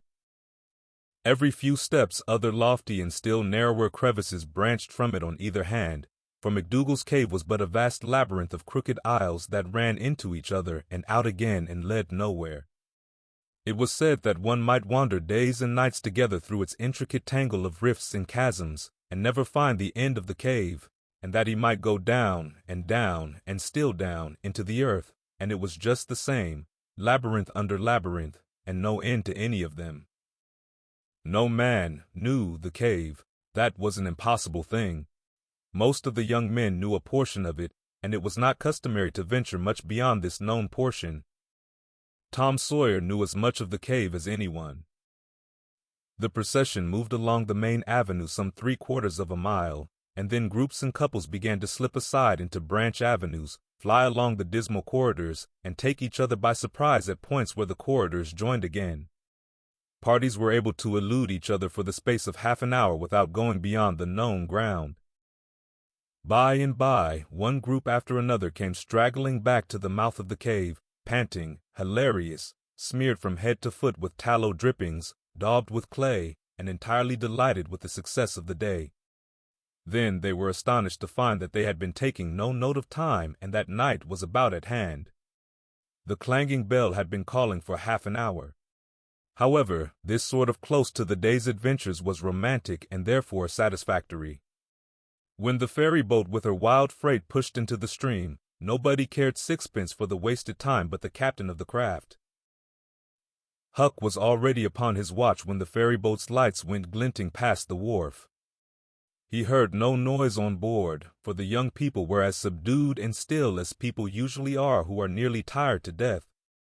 He wondered what boat it was, and why she did not stop at the wharf, and then he dropped her out of his mind and put his attention upon his business. The night was growing cloudy and dark. 10 o'clock came, and the noise of vehicles ceased, scattered lights began to wink out, all straggling foot passengers disappeared, the village betook itself to its slumbers and left the small watcher alone with the silence and the ghosts. 11 o'clock came, and the tavern lights were put out, darkness everywhere now. Huck waited what seemed a weary long time, but nothing happened. His faith was weakening. Was there any use? Was there really any use? Why not give it up and turn in? A noise fell upon his ear. He was all attention in an instant. The alley door closed softly. He sprang to the corner of the brick store. The next moment 2 men brushed by him, and one seemed to have something under his arm. It must be that box. So they were going to remove the treasure. Why call Tom now? It would be absurd. The men would get away with the box and never be found again. No, he would stick to their wake and follow them. He would trust to the darkness for security from discovery. So communing with himself, Huck stepped out and glided along behind the men, cat-like, with bare feet, allowing them to keep just far enough ahead not to be invisible. They moved up the river street 3 blocks, then turned to the left up a cross street. They went straight ahead then, until they came to the path that led up Cardiff Hill. This they took. They passed by the old Welshman's house halfway up the hill, without hesitating, and still climbed upward. Good, thought Huck. They will bury it in the old quarry. But they never stopped at the quarry. They passed on, up the summit. They plunged into the narrow path between the tall sumac bushes, and were at once hidden in the gloom. Huck closed up and shortened his distance now, for they would never be able to see him. He trotted along a while, then slackened his pace, fearing he was gaining too fast, moved on a piece, then stopped altogether, listened. No sound, none, save that he seemed to hear the beating of his own heart. The hooting of an owl came over the hill, ominous sound, but no footsteps. Heavens, was everything lost? He was about to spring with winged feet when a man cleared his throat not 4 feet from him. Huck's heart shot into his throat, but he swallowed it again, and then he stood there shaking as if a dozen agues had taken charge of him at once, and so weak that he thought he must surely fall to the ground. He knew where he was. He knew he was within 5 steps of the stile leading into Widow Douglas' grounds. Very well, he thought, let them bury it there, it won't be hard to find. Now there was a voice, a very low voice, Injun Joe's. Damn her, maybe she's got company, there's lights, late as it is. I can't see any. This was that stranger's voice, the stranger of the haunted house. A deadly chill went to Huck's heart. This, then, was the revenge job. His thought was, to fly. Then he remembered that the Widow Douglas had been kind to him more than once, and maybe these men were going to murder her. He wished he dared venture to warn her, but he knew he didn't dare. They might come and catch him. He thought all this and more in the moment that elapsed between the stranger's remark and Injun Joe's next, which was, "Because the bush is in your way, now, this way, now you see, don't you?" "Yes. Well, there is company there, I reckon. Better give it up." "Give it up, and I just leaving this country forever. Give it up and maybe never have another chance. I tell you again, as I've told you before, I don't care for her swag, you may have it. But her husband was rough on me, many times he was rough on me, and mainly he was the justice of the peace that jugged me for a vagrant. And that ain't all, it ain't a millionth part of it. He had me horsewhipped in front of the jail like a nigger, with all the town looking on. Horsewhipped, do you understand? He took advantage of me and died, but I'll take it out of her. Oh, don't kill her, don't do that. Kill? Who said anything about killing? I would kill him if he was here, but not her. When you want to get revenge on a woman, you don't kill her, bosh, you go for her looks. You slit her nostrils, you notch her ears like a sow. By God, that's. Keep your opinion to yourself. It will be safest for you. I'll tie her to the bed. If she bleeds to death, is that my fault? I'll not cry if she does. My friend, you'll help me in this thing. For my sake, that's why you're here. I mightn't be able alone. If you flinch, I'll kill you. Do you understand that? And if I have to kill you, I'll kill her. And then I reckon nobody'll ever know much about who done this business. Well, if it's got to be done, let's get at it. The quicker the better. I'm all in a shiver. Do it now? And company there? Look here, I'll get suspicious of you, first thing you know. No, we'll wait till the lights are out, there's no hurry. Huck felt that a silence was going to ensue, a thing still more awful than any amount of murderous talk, so he held his breath and stepped gingerly back, planted his foot carefully and firmly, after balancing, one-legged, in a precarious way and almost toppling over, first on one side and then on the other. He took another step back, with the same elaboration and the same risks, then another, and a twig snapped under his foot. His breath stopped and he listened. There was no sound. The stillness was perfect. His gratitude was measureless. Now he turned in his tracks, between the walls of sumac bushes, turned himself as carefully as if he were a ship, and then stepped quickly but cautiously along. When he emerged at the quarry he felt secure, and so he picked up his nimble heels and flew. Down, down he sped, till he reached the Welshman's. He banged at the door, and presently the heads of the old man and his 2 stalwart sons were thrust from windows. "What's the row there? Who's banging? What do you want?" "Let me in, quick, I'll tell everything." "Why, who are you?" "Huckleberry Finn. Quick, let me in." "Huckleberry Finn indeed. It ain't a name to open many doors, I judge. But let him in, lads, and let's see what's the trouble." "Please don't ever tell I told you," were Huck's first words when he got in. "Please don't. I'd be killed, sure, but the widow's been good friends to me sometimes, and I want to tell. I will. Tell if you'll promise you won't ever say it was me." "By George, he has got something to tell, or he wouldn't act so," exclaimed the old man. "Out with it, and nobody here'll ever tell, lad." 3 minutes later, the old man and his sons, well armed, were up the hill, and just entering the sumac path on tiptoe, their weapons in their hands. Huck accompanied them no further. He hid behind a great boulder and fell to listening. There was a lagging, anxious silence, and then all of a sudden, there was an explosion of firearms and a cry. Huck waited for no particulars. He sprang away and sped down the hill as fast as his legs could carry him. Chapter 30. As the earliest suspicion of dawn appeared on Sunday morning, Huck came groping up the hill and rapped gently at the old Welshman's door. The inmates were asleep, but it was a sleep that was set on a hair trigger, on account of the exciting episode of the night. A call came from a window. "Who's there?" Huck's scared voice answered in a low tone. "Please let me in. It's only Huck Finn." "It's a name that can open this door night or day, lad, and welcome." These were strange words to the vagabond boy's ears, and the pleasantest he had ever heard. He could not recollect that the closing word had ever been applied in his case before. The door was quickly unlocked, and he entered. Huck was given a seat, and the old man and his brace of tall sons speedily dressed themselves. "Now, my boy, I hope you're good and hungry, because breakfast will be ready as soon as the sun's up, and we'll have a piping hot one, too. Make yourself easy about that. I and the boys hoped you'd turn up and stop here last night." "I was awful scared," said Huck, "and I run. I took out when the pistols went off, and I didn't stop for 3 miles. I've come now because I wanted to know about it, you know, and I come before daylight because I didn't want to run across them devils, even if they was dead."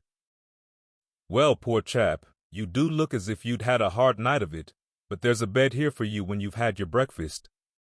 "No, they ain't dead, lad. We are sorry enough for that. You see, we knew right where to put our hands on them by your description, so we crept along on tiptoe till we got within 15 feet of them. Dark as a cellar that sumac path was, and just then I found I was going to sneeze. It was the meanest kind of luck.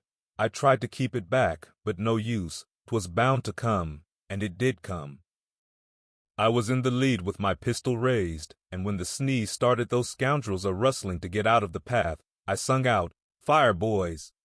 and blazed away at the place where the rustling was. So did the boys. But they were off in a jiffy, those villains, and we after them, down through the woods. I judge we never touched them. They fired a shot apiece as they started, but their bullets whizzed by and didn't do us any harm. As soon as we lost the sound of their feet, we quit chasing, and went down and stirred up the constables.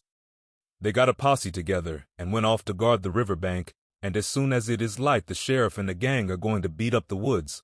My boys will be with them presently. I wish we had some sort of description of those rascals. 'Twould help a good deal." "But you couldn't see what they were like in the dark, lad, I suppose?" "Oh, yes, I saw them downtown and followed them." "Splendid. Describe them, my boy." "One's the old deaf and dumb Spaniard that's been around here once or twice, and t'other's a mean-looking ragged. That's enough, lad. We know the men. Happened on them in the woods back of the widow's one day, and they slunk away. Off with you, boys, and tell the sheriff. Get your breakfast tomorrow morning." The Welshman's sons departed at once. As they were leaving the room, Huck sprang up and exclaimed, "Oh, please don't tell anybody it was me that blowed on them. Oh, please." "All right if you say it, Huck, but you ought to have the credit of what you did." "Oh, no, no, please don't tell." When the young men were gone, the old Welshman said, "They won't tell, and I won't, but why don't you want it known?" Huck would not explain, further than to say that he already knew too much about one of those men and would not have the man know that he knew anything against him for the whole world. He would be killed for knowing it, sure. The old man promised secrecy once more and said, "How did you come to follow these fellows, lad? Were they looking suspicious?" Huck was silent while he framed a duly cautious reply.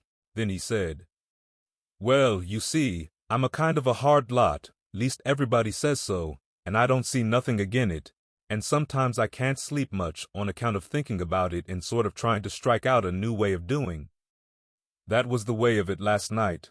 I couldn't sleep, and so I come along up street 'bout midnight, a-turning it all over, and when I got to that old shackly brick store by the Temperance Tavern, I backed up agin the wall to have another think. Well, just then along comes these two chaps slipping along close by me with something under their arm, and I reckoned they'd stole it. One was a-smoking, and t'other one wanted a light, so they stopped right before me and the cigars lit up their faces, and I see that the big one was the deaf and dumb Spaniard, by his white whiskers and the patch on his eye, and t'other one was a rusty, ragged-looking devil. Could you see the rags by the light of the cigars? This staggered Huck for a moment. Then he said, "Well, I don't know, but somehow it seems as if I did." Then they went on, and you follered 'em. Yes, that was it. I wanted to see what was up. They sneaked along so. I dogged 'em to the widder's stile and stood in the dark and heard the ragged one beg for the widder, and the Spaniard swear he'd spile her looks just as I told you and your two.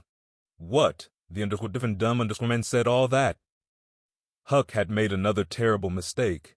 He was trying his best to keep the old man from getting the faintest hint of who the Spaniard might be, and yet his tongue seemed determined to get him into trouble in spite of all he could do. He made several efforts to creep out of his scrape, but the old man's eye was upon him and he made blunder after blunder. Presently the Welshman said, "My boy, don't be afraid of me. I wouldn't hurt a hair of your head for all the world. No, I'd protect you. I'd protect you. This Spaniard is not deaf and dumb. You've let that slip without intending it. You can't cover that up now. You know something about that Spaniard that you want to keep dark.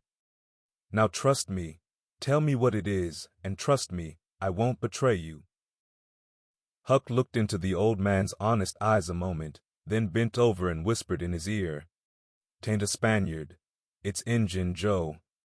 The Welshman almost jumped out of his chair. In a moment he said, "It's all plain enough now. When you talked about notching ears and slitting noses, I judged that that was your own embellishment, because white men don't take that sort of revenge, but an Injun, that's a different matter altogether." During breakfast the talk went on, and in the course of it the old man said that the last thing which he and his sons had done before going to bed was to get a lantern and examine the stile and its vicinity for marks of blood. They found none, but captured a bulky bundle of what? If the words had been lightning, they could not have leapt with a more stunning suddenness from Huck's blanched lips. His eyes were staring wide now, and his breath suspended, waiting for the answer. The Welshman started, stared in return, 3 seconds, 5 seconds, 10, then replied, "Of burglar's tools. Why, what's the matter with you?"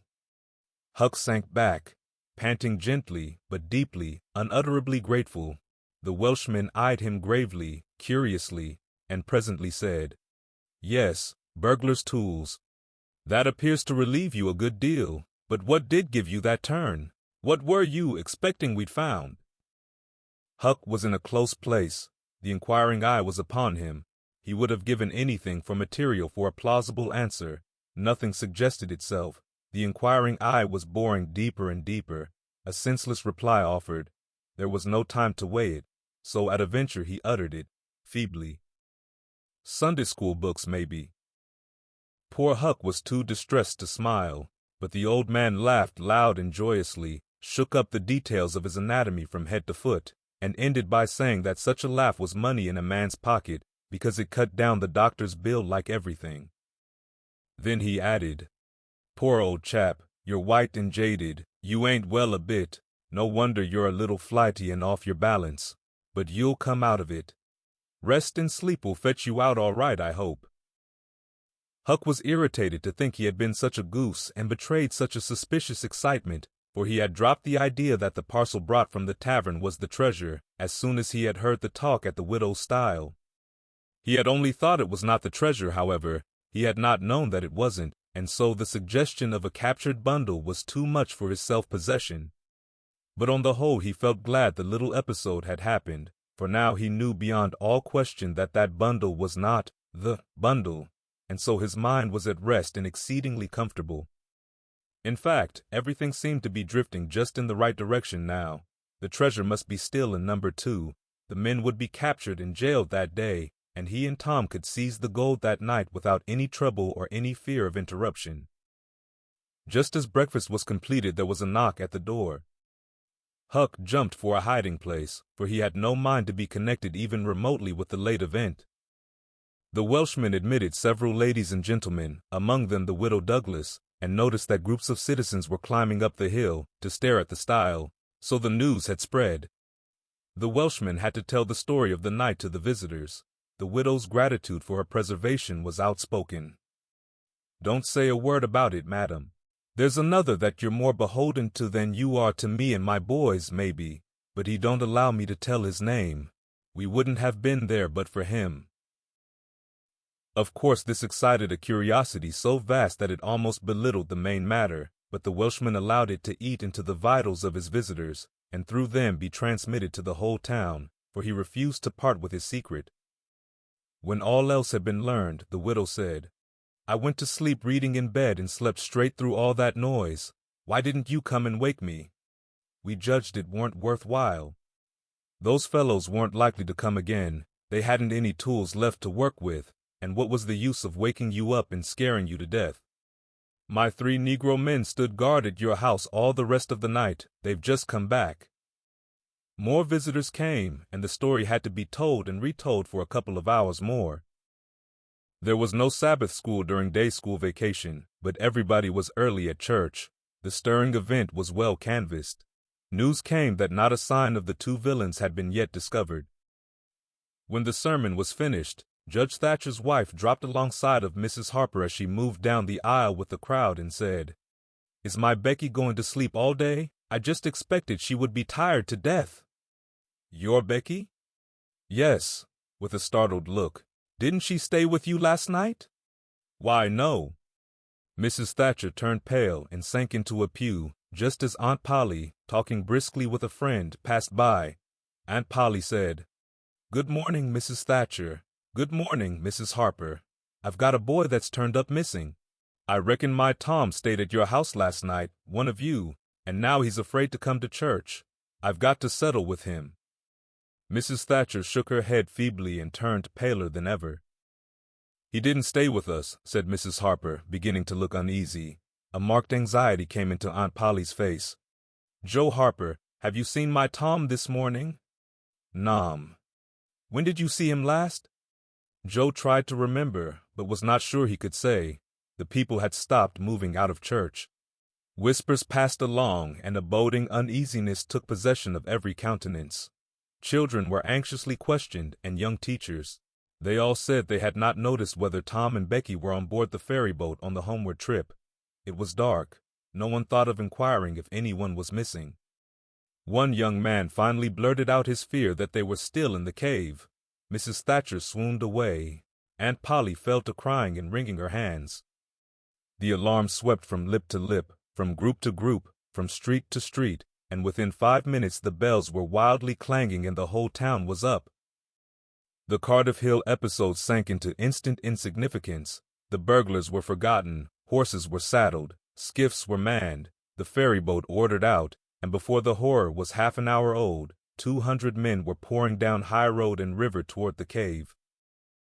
All the long afternoon the village seemed empty and dead. Many women visited Aunt Polly and Mrs. Thatcher and tried to comfort them. They cried with them too, and that was still better than words. All the tedious night the town waited for news, but when the morning dawned at last, all the word that came was, "Send more candles and send food." Mrs. Thatcher was almost crazed, and Aunt Polly also.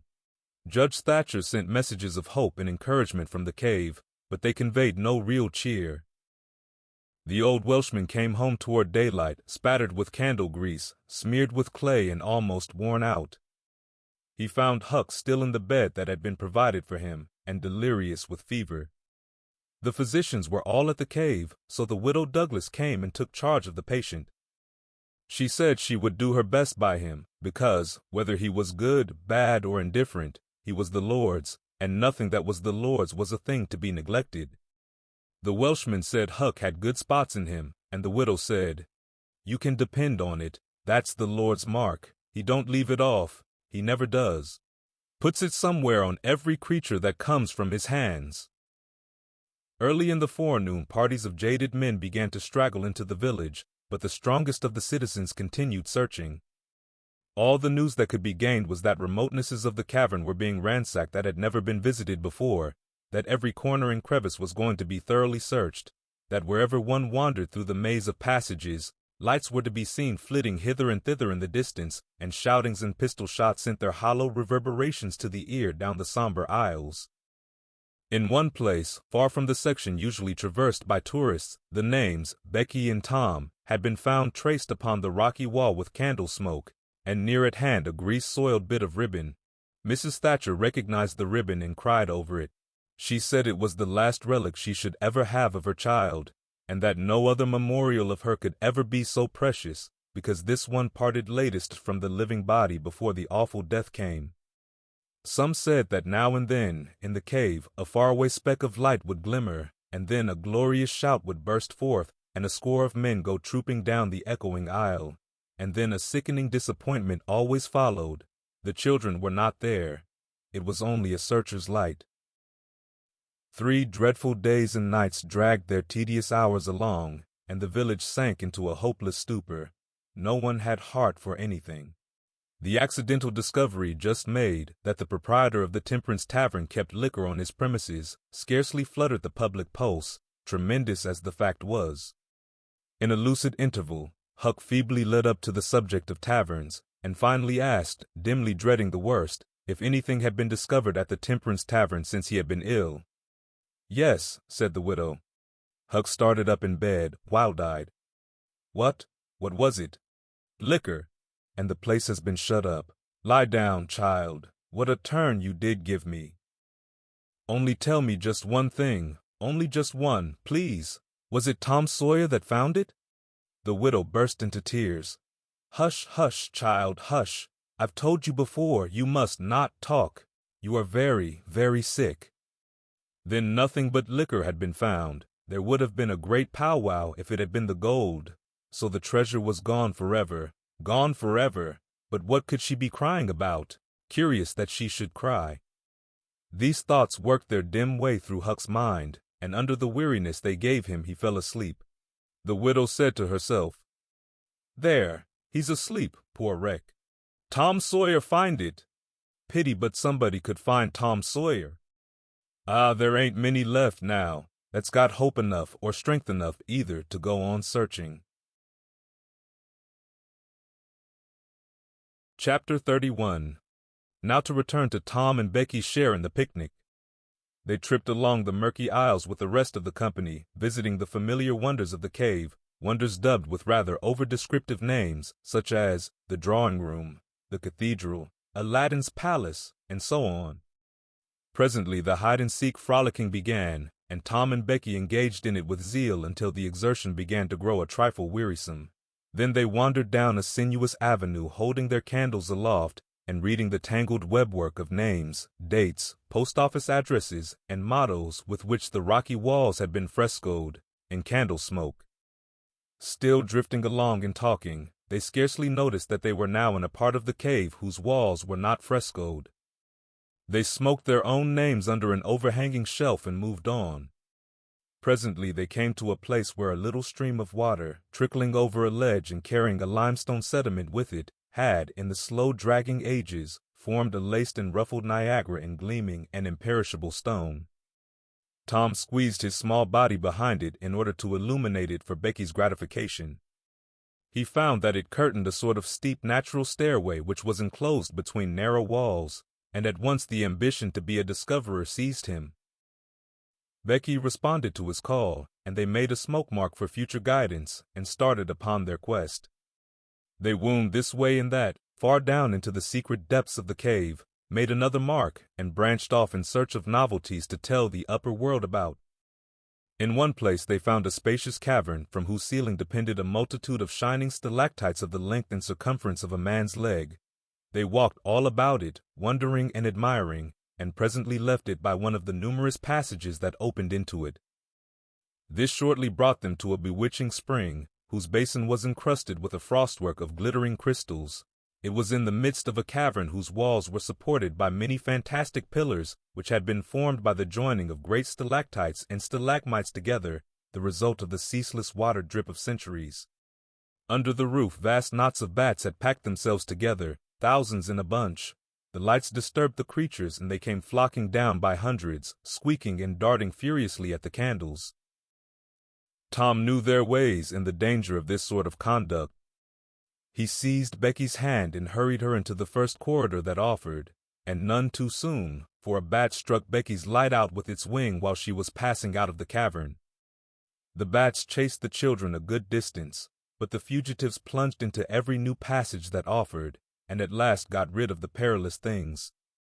Tom found a subterranean lake shortly, which stretched its dim length away until its shape was lost in the shadows.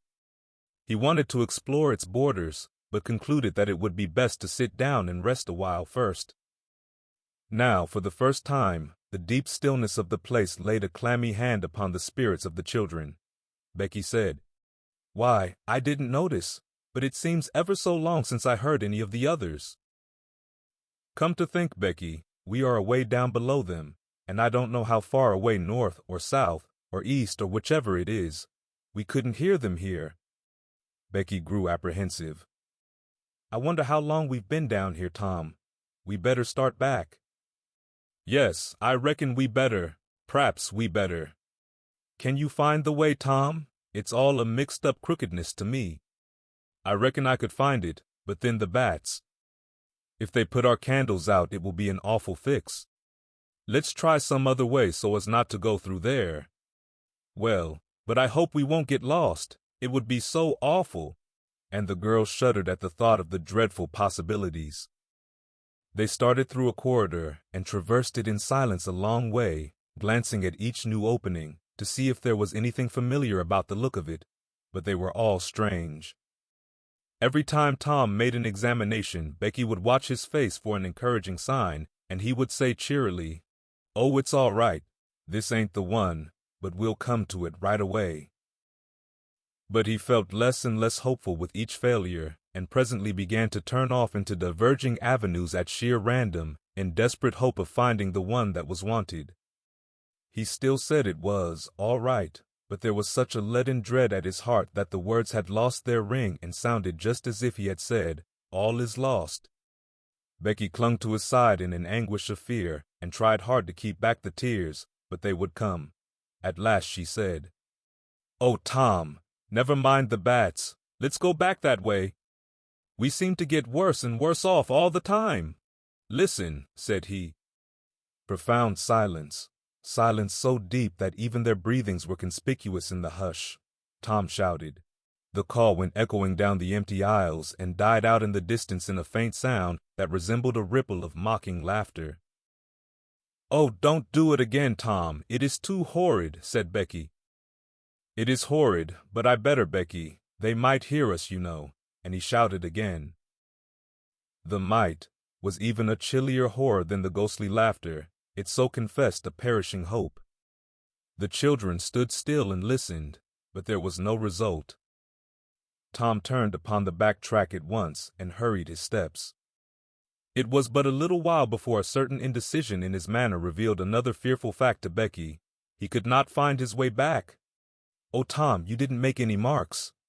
"Becky, I was such a fool, such a fool.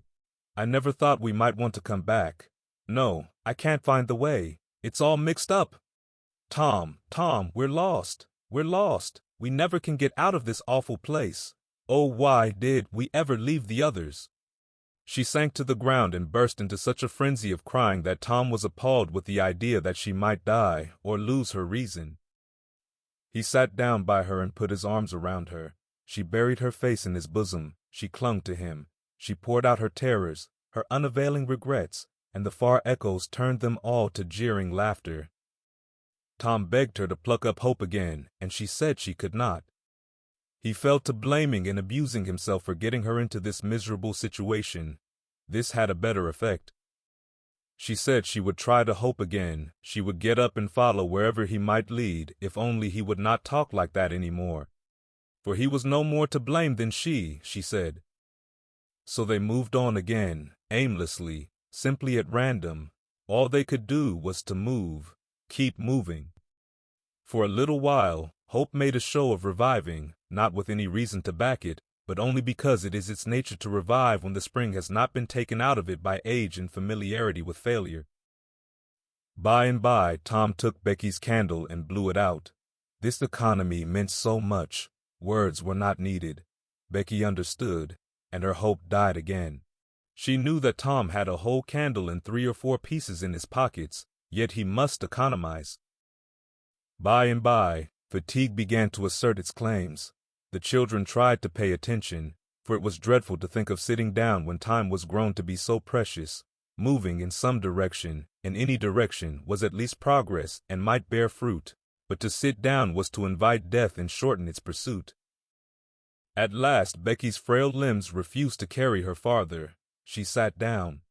Tom rested with her, and they talked of home, and the friends there, and the comfortable beds, and above all, the light. Becky cried, and Tom tried to think of some way of comforting her, but all his encouragements were grown threadbare with use, and sounded like sarcasms. Fatigue bore so heavily upon Becky that she drowsed off to sleep. Tom was grateful.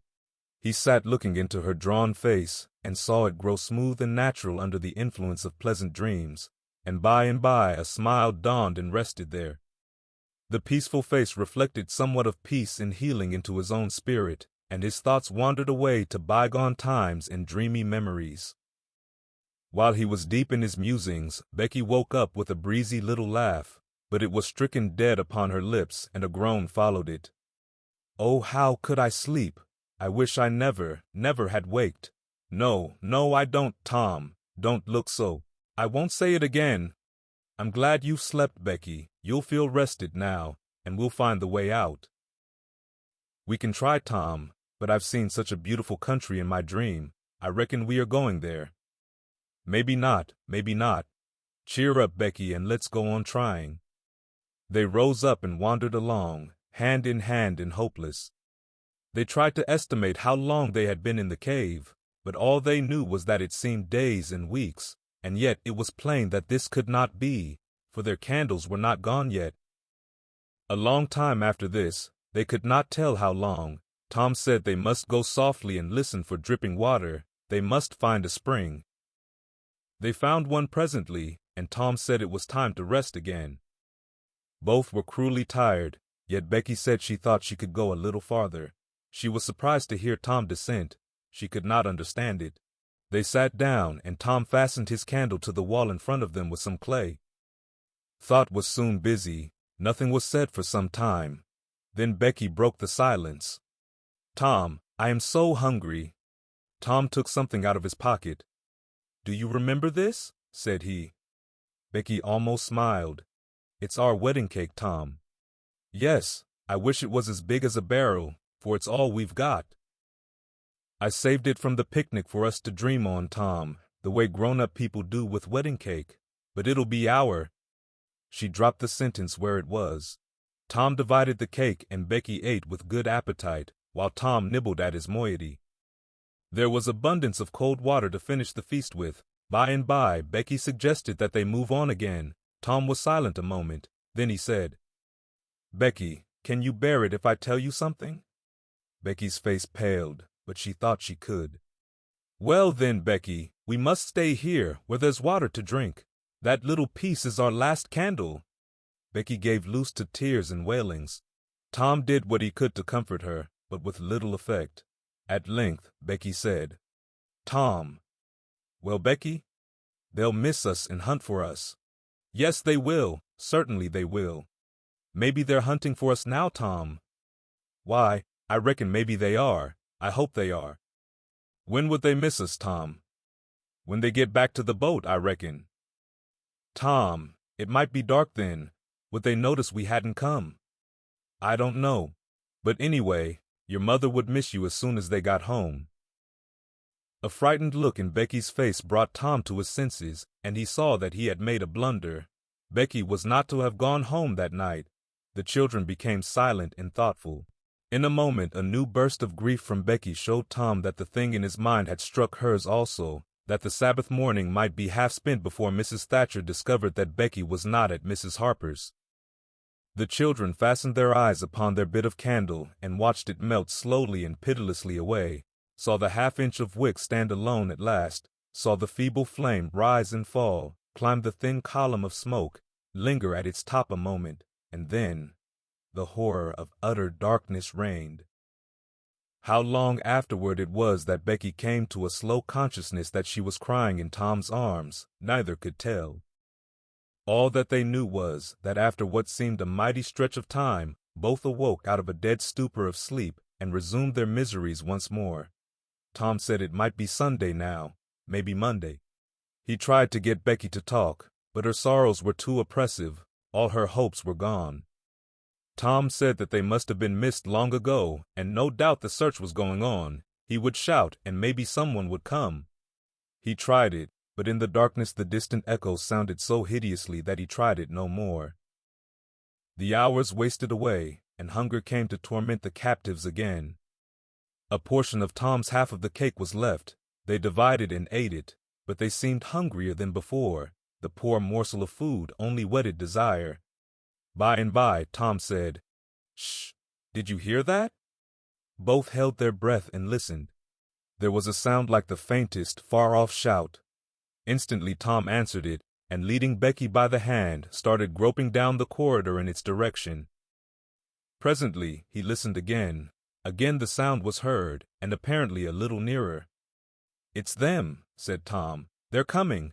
Come along, Becky. We're all right now." The joy of the prisoners was almost overwhelming. Their speed was slow, however, because pitfalls were somewhat common and had to be guarded against. They shortly came to one and had to stop. It might be 3 feet deep, it might be 100, there was no passing it at any rate. Tom got down on his breast and reached as far down as he could. No bottom. They must stay there and wait until the searchers came. They listened. Evidently the distant shoutings were growing more distant. A moment or two more and they had gone altogether. The heart-sinking misery of it. Tom whooped until he was hoarse, but it was of no use. He talked hopefully to Becky, but an age of anxious waiting passed and no sounds came again. The children groped their way back to the spring. The weary time dragged on. They slept again and awoke famished and woe-stricken. Tom believed it must be Tuesday by this time. Now an idea struck him. There were some side passages near at hand. It would be better to explore some of these than bear the weight of the heavy time in idleness. He took a kite line from his pocket, tied it to a projection, and he and Becky started, Tom in the lead, unwinding the line as he groped along. At the end of 20 steps the corridor ended in a jumping-off place. Tom got down on his knees and felt below, and then as far around the corner as he could reach with his hands conveniently. He made an effort to stretch yet a little farther to the right, and at that moment, not 20 yards away, a human hand, holding a candle, appeared from behind a rock. Tom lifted up a glorious shout, and instantly that hand was followed by the body it belonged to, Injun Joe's. Tom was paralyzed. He could not move. He was vastly gratified the next moment to see the Spaniard take to his heels and get himself out of sight. Tom wondered that Joe had not recognized his voice and come over and killed him for testifying in court. But the echoes must have disguised the voice. Without doubt, that was it, he reasoned. Tom's fright weakened every muscle in his body. He said to himself that if he had strength enough to get back to the spring, he would stay there, and nothing should tempt him to run the risk of meeting Injun Joe again. He was careful to keep from Becky what it was he had seen. He told her he had only shouted, for luck. But hunger and wretchedness rise superior to fears in the long run. Another tedious wait at the spring and another long sleep brought changes. The children awoke tortured with a raging hunger. Tom believed that it must be Wednesday or Thursday or even Friday or Saturday now, and that the search had been given over. He proposed to explore another passage. He felt willing to risk Injun Joe and all other terrors, but Becky was very weak. She had sunk into a dreary apathy and would not be roused. She said she would wait, now, where she was, and die. It would not be long. She told Tom to go with the kite line and explore if he chose, but she implored him to come back every little while and speak to her, and she made him promise that when the awful time came, he would stay by her and hold her hand until all was over. Tom kissed her, with a choking sensation in his throat, and made a show of being confident of finding the searchers or an escape from the cave. Then he took the kite line in his hand and went groping down one of the passages on his hands and knees, distressed with hunger and sick with bodings of coming doom. Chapter 32. Tuesday afternoon came and waned to the twilight. The village of Street Petersburg still mourned. The lost children had not been found. Public prayers had been offered up for them, and many a private prayer that had the petitioner's whole heart in it, but still no good news came from the cave. The majority of the searchers had given up the quest and gone back to their daily avocations, saying that it was plain the children could never be found. Mrs. Thatcher was very ill, and a great part of the time delirious.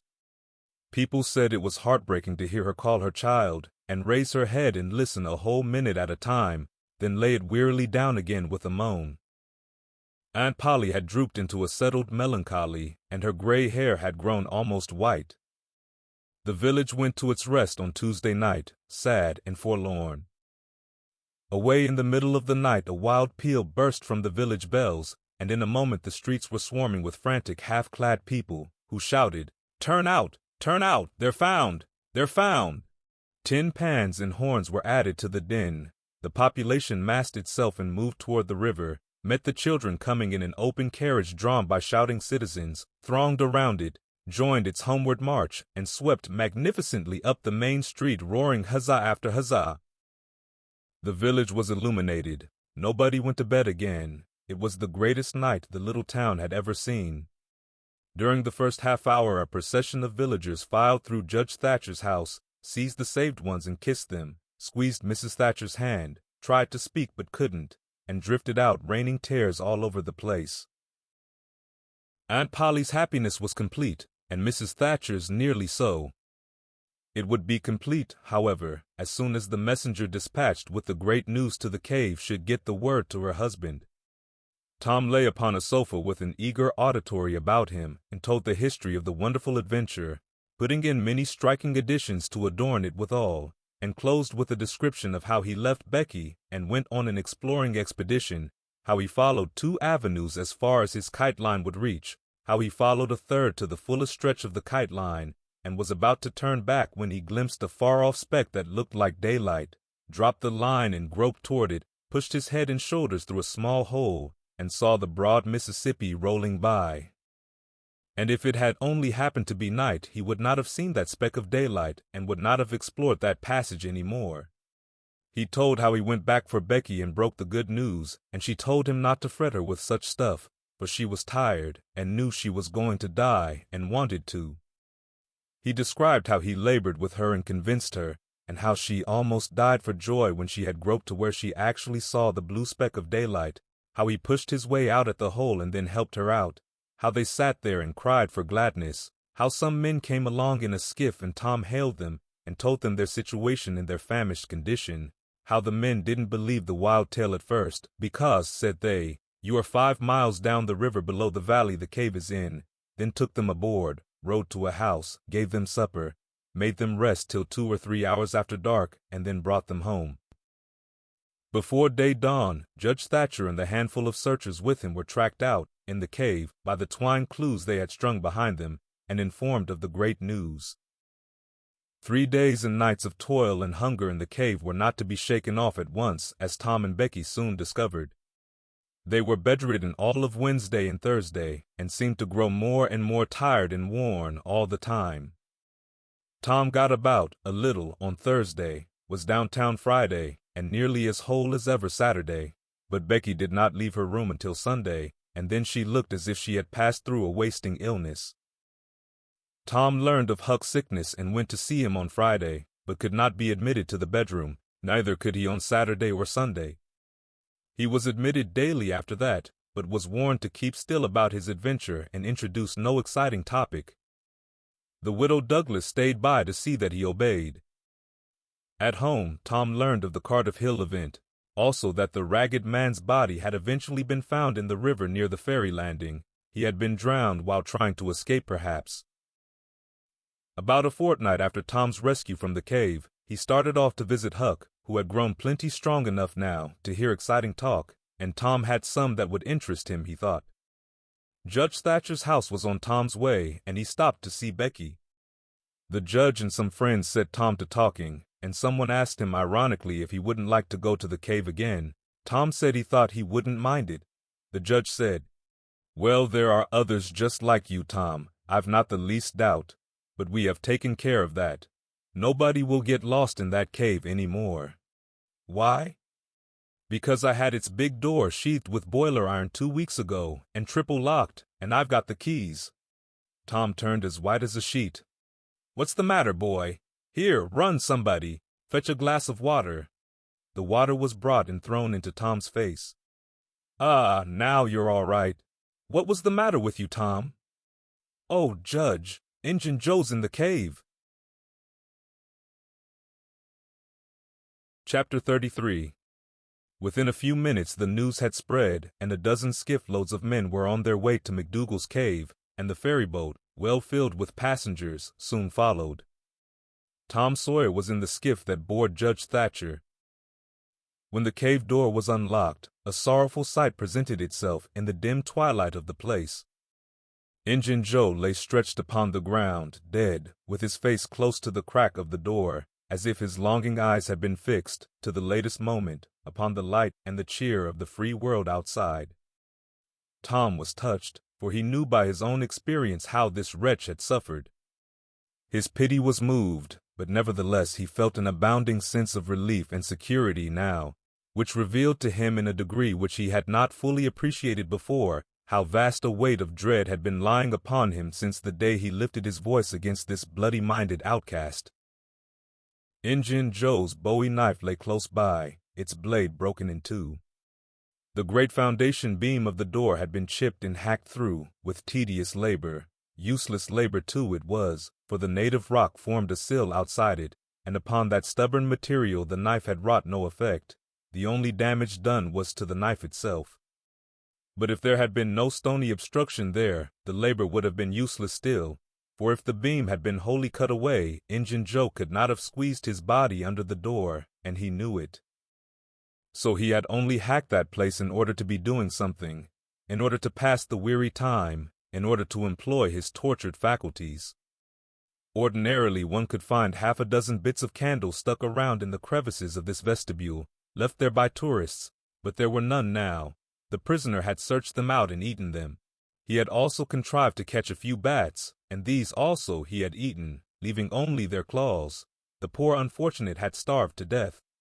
In one place, near at hand, a stalagmite had been slowly growing up from the ground for ages, builded by the water drip from a stalactite overhead.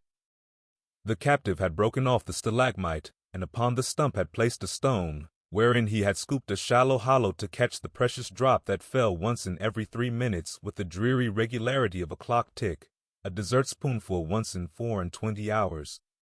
That drop was falling when the pyramids were new, when Troy fell, when the foundations of Rome were laid, when Christ was crucified, when the conqueror created the British Empire, when Columbus sailed, when the massacre at Lexington was news. It is falling now. It will still be falling when all these things shall have sunk down the afternoon of history, and the twilight of tradition, and been swallowed up in the thick night of oblivion. Has everything a purpose and a mission? Did this drop fall patiently during 5,000 years to be ready for this flitting human insect's need? And has it another important object to accomplish 10,000 years to come? No matter. It is many and many a year since the hapless half-breed scooped out the stone to catch the priceless drops, but to this day the tourist stares longest at that pathetic stone and that slow-dropping water when he comes to see the wonders of McDougal's cave. Injun Joe's cup stands first in the list of the cavern's marvels. Even Aladdin's palace cannot rival it. Injun Joe was buried near the mouth of the cave, and people flocked there in boats and wagons from the towns and from all the farms and hamlets for 7 miles around. They brought their children and all sorts of provisions, and confessed that they had had almost as satisfactory a time at the funeral as they could have had at the hanging. This funeral stopped the further growth of one thing, the petition to the governor for Injun Joe's pardon. The petition had been largely signed, many tearful and eloquent meetings had been held, and a committee of sappy women been appointed to go in deep mourning and wail around the governor and implore him to be a merciful ass and trample his duty underfoot. Injun Joe was believed to have killed 5 citizens of the village, but what of that? If he had been Satan himself, there would have been plenty of weaklings ready to scribble their names to a pardon petition and drip a tear on it from their permanently impaired and leaky waterworks. The morning after the funeral, Tom took Huck to a private place to have an important talk. Huck had learned all about Tom's adventure from the Welshman and the widow Douglas by this time, but Tom said he reckoned there was one thing they had not told him.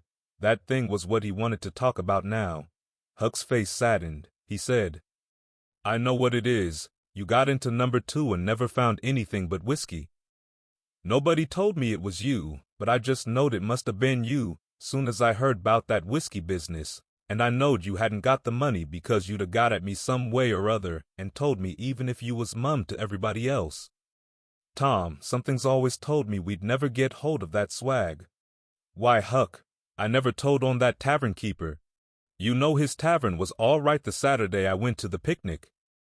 Don't you remember you was to watch there that night? Oh, yes. Why, it seems 'bout a year ago. It was that very night that I followed Injun Joe to the Witters." "You followed him?" "Yes, but you keep mum. I reckon Injun Joe's left friends behind him, and I don't want 'em souring on me and doing me mean tricks. If it hadn't been for me, he'd be down in Texas now, all right." Then Huck told his entire adventure in confidence to Tom, who had only heard of the Welshman's part of it before. "Well," said Huck, presently coming back to the main question, "whoever nipped the whiskey in number 2 nipped the money too, I reckon. Anyways, it's a goner for us, Tom." "Huck, that money wasn't ever in number 2. "What?" Huck searched his comrade's face keenly. "Tom, have you got on the track of that money again?" "Huck, it's in the cave." Huck's eyes blazed. "Say it again, Tom." "The money's in the cave." "Tom, honest Injun now, is it fun or earnest?" "Earnest, Huck, just as earnest as ever I was in my life." "Will you go in there with me and help get it out?" "I bet I will. I will if it's where we can blaze our way to it and not get lost." "Huck, we can do that without the least little bit of trouble in the world." "Good as wheat. What makes you think the money's?" "Huck, you just wait till we get in there. If we don't find it, I'll agree to give you my drum and everything I've got in the world. I will, by jings." "All right, it's a whiz. When do you say?" "Right now, if you say it. Are you strong enough?" "Is it far in the cave?" "I've been on my pins a little, 3 or 4 days now, but I can't walk more'n a mile, Tom. Least I don't think I could." "It's about 5 mile into there the way anybody but me would go, Huck, but there's a mighty shortcut that they don't anybody but me know about." "Huck, I'll take you right to it in a skiff. I'll float the skiff down there, and I'll pull it back again all by myself. You needn't ever turn your hand over. Let's start right off, Tom." "All right. We want some bread and meat, and our pipes, and a little bag or 2, and 2 or 3 kite strings, and some of these newfangled things they call lucifer matches. I tell you, many's the time I wished I had some when I was in there before." A trifle after noon the boys borrowed a small skiff from a citizen who was absent, and got under way at once. When they were several miles below Cave Hollow, Tom said, "Now you see this bluff here looks all alike all the way down from the Cave Hollow, no houses, no wood yards, bushes all alike. But do you see that white place up yonder where there's been a landslide? Well, that's one of my marks. We'll get ashore now." They landed. "Now, Huck, where we're standing you could touch that hole I got out of with a fishing pole. See if you can find it." Huck searched all the place about, and found nothing. Tom proudly marched into a thick clump of sumac bushes and said, "Here you are. Look at it, Huck. It's the snuggest hole in this country. You just keep mum about it. All along I've been wanting to be a robber, but I knew I'd got to have a thing like this, and where to run across it was the bother. We've got it now, and we'll keep it quiet, only we'll let Joe Harper and Ben Rogers in, because of course there's got to be a gang, or else there wouldn't be any style about it, Tom Sawyer's Gang. It sounds splendid, don't it, Huck? Well, it just does, Tom. And who'll we rob? Oh, most anybody. Waylay people. That's mostly the way. And kill them? No, not always. Hive them in the cave till they raise a ransom. What's a ransom? Money. You make them raise all they can, often their friends, and after you've kept them a year, if it ain't raised, then you kill them. That's the general way, only you don't kill the women.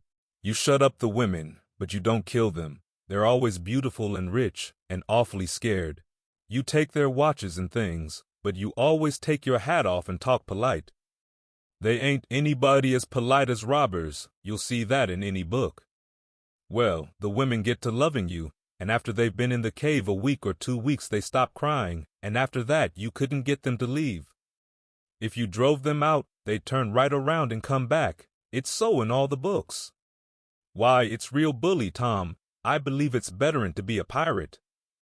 Yes, it's better in some ways, because it's close to home and circuses and all that. By this time everything was ready and the boys entered the hole, Tom in the lead. They toiled their way to the farther end of the tunnel, then made their spliced kite strings fast and moved on. A few steps brought them to the spring, and Tom felt a shudder quiver all through him. He showed Huck the fragment of candlewick perched on a lump of clay against the wall, and described how he and Becky had watched the flames struggle and expire. The boys began to quiet down to whispers now, for the stillness and gloom of the place oppressed their spirits. They went on and presently entered and followed Tom's other corridor until they reached the jumping-off place. The candles revealed the fact that it was not really a precipice, but only a steep clay hill 20 or 30 feet high. Tom whispered, "Now, I'll show you something, Huck." He held his candle aloft and said, "Look as far around the corner as you can. Do you see that? There, on the big rock over yonder, done with candle smoke. Tom, it's a cross. Now, where's your number 2, underscore, under the cross, underscore. Right yonder's where I saw Injun Joe poke up his candle, Huck." Huck stared at the mystic sign a while, and then said with a shaky voice, "Tom, let's get out of here." "What, and leave the treasure?" "Yes, leave it. Injun Joe's ghost is round about there, certain." "No, it ain't, Huck. No, it ain't. It would haunt the place where he died, away out at the mouth of the cave, 5 mile from here." "No, Tom, it wouldn't. It would hang round the money. I know the ways of ghosts, and so do you." Tom began to fear that Huck was right. Misgivings gathered in his mind, but presently an idea occurred to him. "Look-a-here, Huck, what fools we're making of ourselves. Injun Joe's ghost ain't a-going to come around where there's a cross." The point was well taken. It had its effect. "Tom, I didn't think of that, but that's so. It's luck for us, that cross is. I reckon we'll climb down there and have a hunt for that box." Tom went first, cutting rude steps in the clay hill as he descended. Huck followed. 4 avenues opened out of the small cavern which the great rock stood in. The boys examined 3 of them with no result. They found a small recess in the one nearest the base of the rock, with a pallet of blankets spread down in it, also an old suspender, some bacon rind, and the well-gnawed bones of 2 or 3 fowls. But there was no money box. The lads searched and researched this place, but in vain. Tom said, "Under the cross." Well, this comes nearest to being under the cross. It can't be under the rock itself, because that's set solid on the ground. They searched everywhere once more, and then sat down discouraged. Huck could suggest nothing. By and by Tom said, "Look-a-here, Huck, there's footprints and some candle grease on the clay about one side of this rock, but not on the other sides. Now, what's that for? I bet you the money is under the rock. I'm going to dig in the clay." "That ain't no bad notion, Tom," said Huck with animation.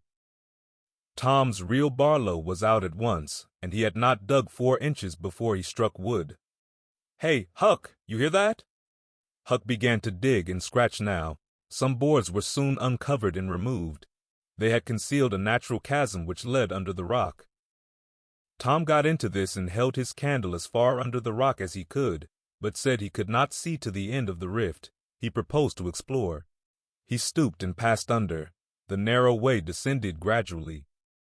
He followed its winding course, first to the right, then to the left, Huck at his heels. Tom turned a short curve, by and by, and exclaimed, "My goodness, Huck, look here!"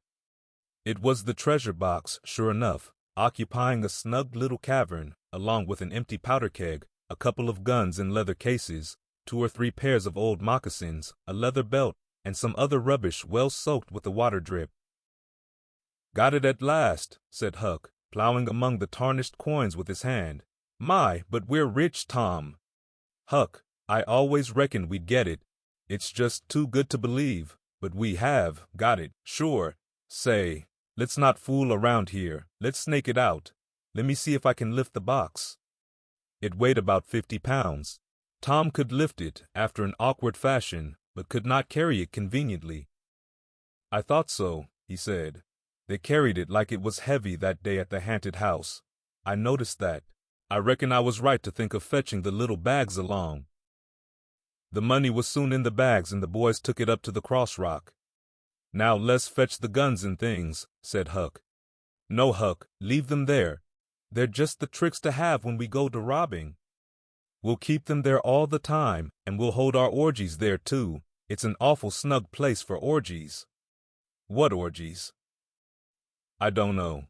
But robbers always have orgies, and of course we've got to have them, too. Come along, Huck. We've been in here a long time. It's getting late, I reckon. I'm hungry, too. We'll eat and smoke when we get to the skiff." They presently emerged into the clump of sumac bushes, looked warily out, found the coast clear, and were soon lunching and smoking in the skiff.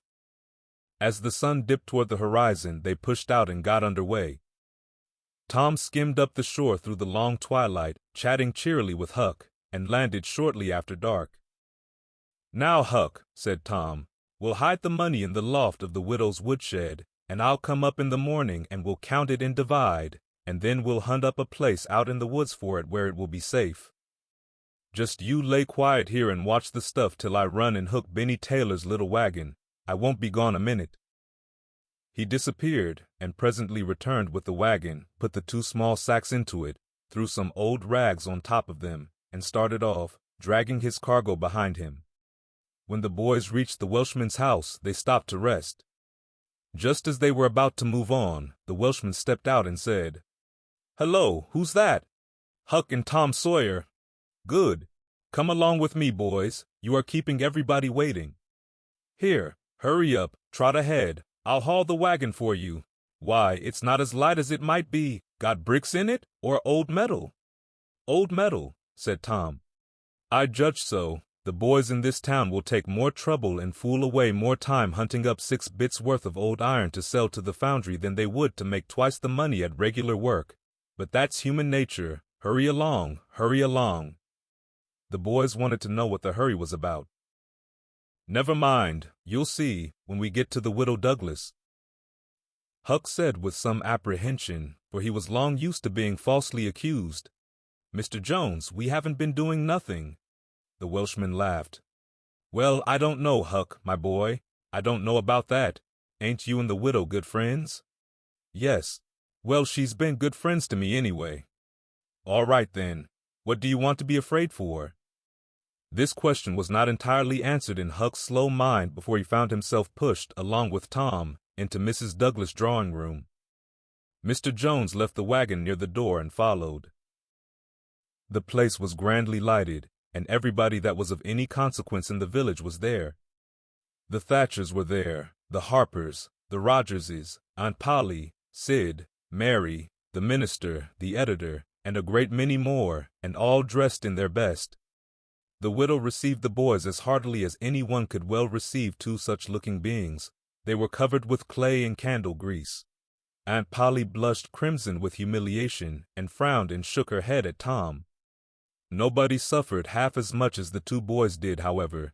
Mr. Jones said, "Tom wasn't at home yet, so I gave him up, but I stumbled on him and Huck right at my door, and so I just brought them along in a hurry."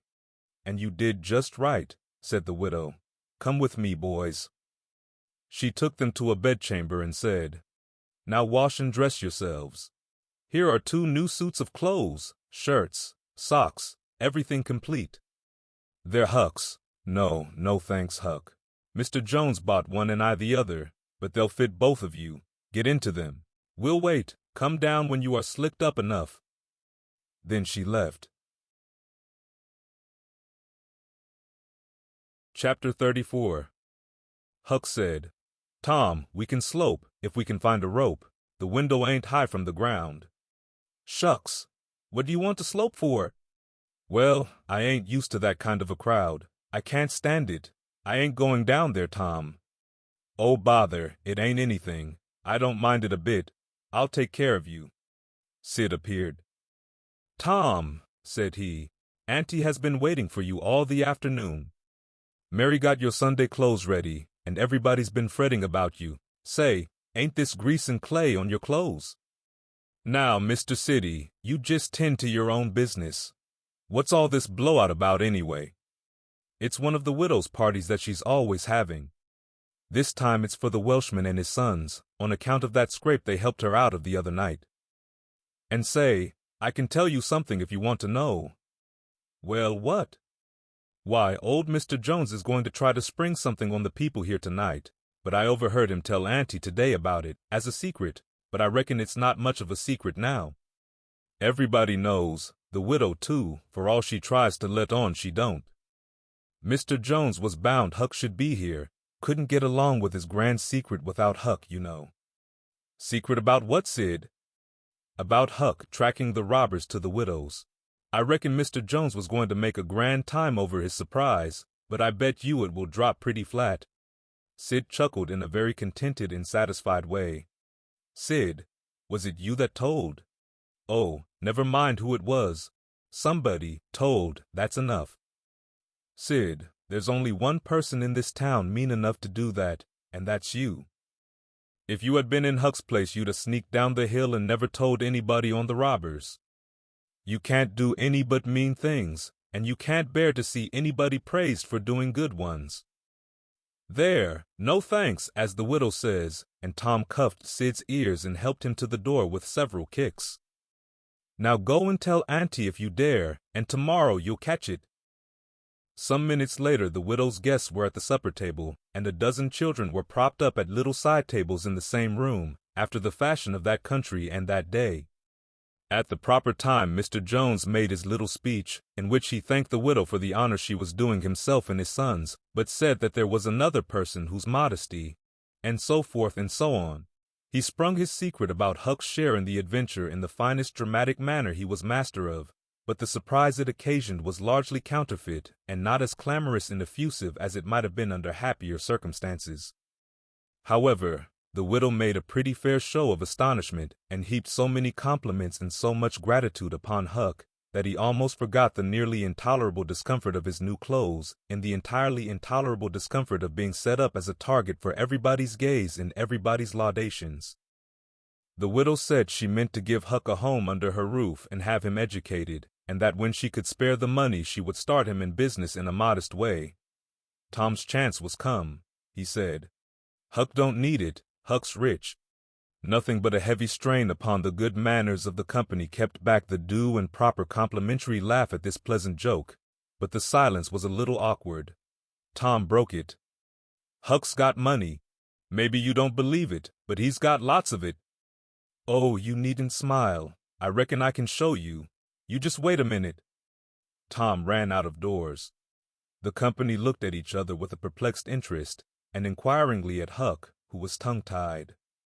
Sid, what ails Tom? Said Aunt Polly. Well, there ain't ever any making of that boy out. I never.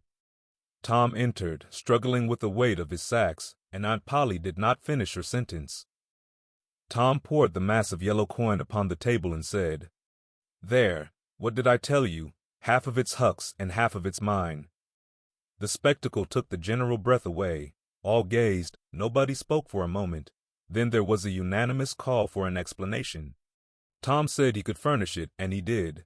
The tale was long, but brimful of interest. There was scarcely an interruption from anyone to break the charm of its flow. When he had finished, Mr. Jones said, I thought I had fixed up a little surprise for this occasion, but it don't amount to anything now. This one makes it sing mighty small, I'm willing to allow. The money was counted. The sum amounted to a little over $12,000.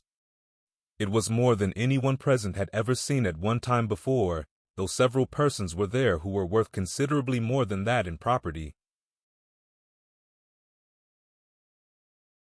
Chapter 35.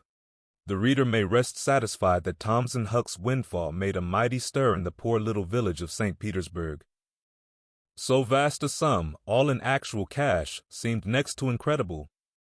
It was talked about, gloated over, glorified, until the reason of many of the citizens tottered under the strain of the unhealthy excitement. Every haunted house in St. Petersburg and the neighboring villages was dissected, plank by plank, and its foundations dug up and ransacked for hidden treasure, and not by boys, but men, pretty grave, unromantic men too, some of them.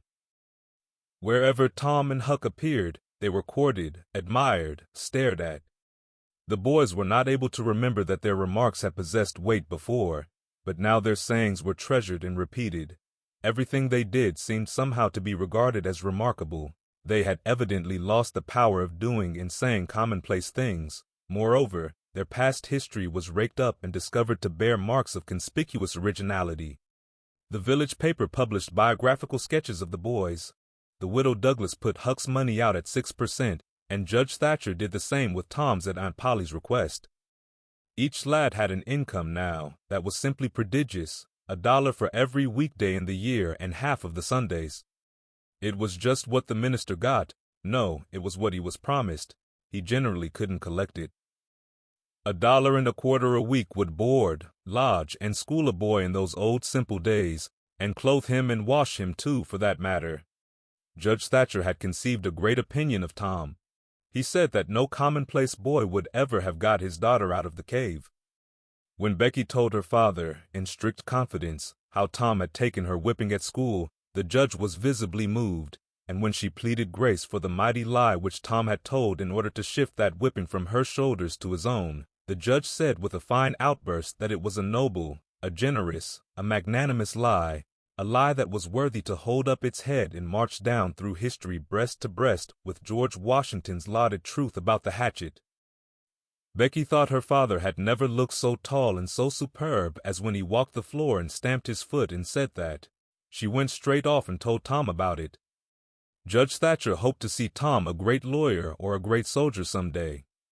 He said he meant to look to it that Tom should be admitted to the National Military Academy and afterward trained in the best law school in the country, in order that he might be ready for either career or both. Huck Finn's wealth and the fact that he was now under the widow Douglas' protection introduced him into society, dragged him into it, hurled him into it, and his sufferings were almost more than he could bear. The widow's servants kept him clean and neat, combed and brushed, and they bedded him nightly in unsympathetic sheets that had not one little spot or stain which he could press to his heart and know for a friend. He had to eat with a knife and fork. He had to use napkin, cup, and plate. He had to learn his book. He had to go to church. He had to talk so properly that speech was become insipid in his mouth. Whithersoever he turned, the bars and shackles of civilization shut him in and bound him hand and foot. He bravely bore his miseries 3 weeks, and then one day turned up missing. For 48 hours the widow hunted for him everywhere in great distress. The public were profoundly concerned. They searched high and low. They dragged the river for his body. Early the third morning Tom Sawyer wisely went poking among some old empty hogsheads down behind the abandoned slaughterhouse, and in one of them he found the refugee. Huck had slept there. He had just breakfasted upon some stolen odds and ends of food, and was lying off now in comfort with his pipe. He was unkempt, uncombed, and clad in the same old ruin of rags that had made him picturesque in the days when he was free and happy. Tom routed him out, told him the trouble he had been causing, and urged him to go home. Huck's face lost its tranquil content, and took a melancholy cast. He said, "Don't talk about it, Tom.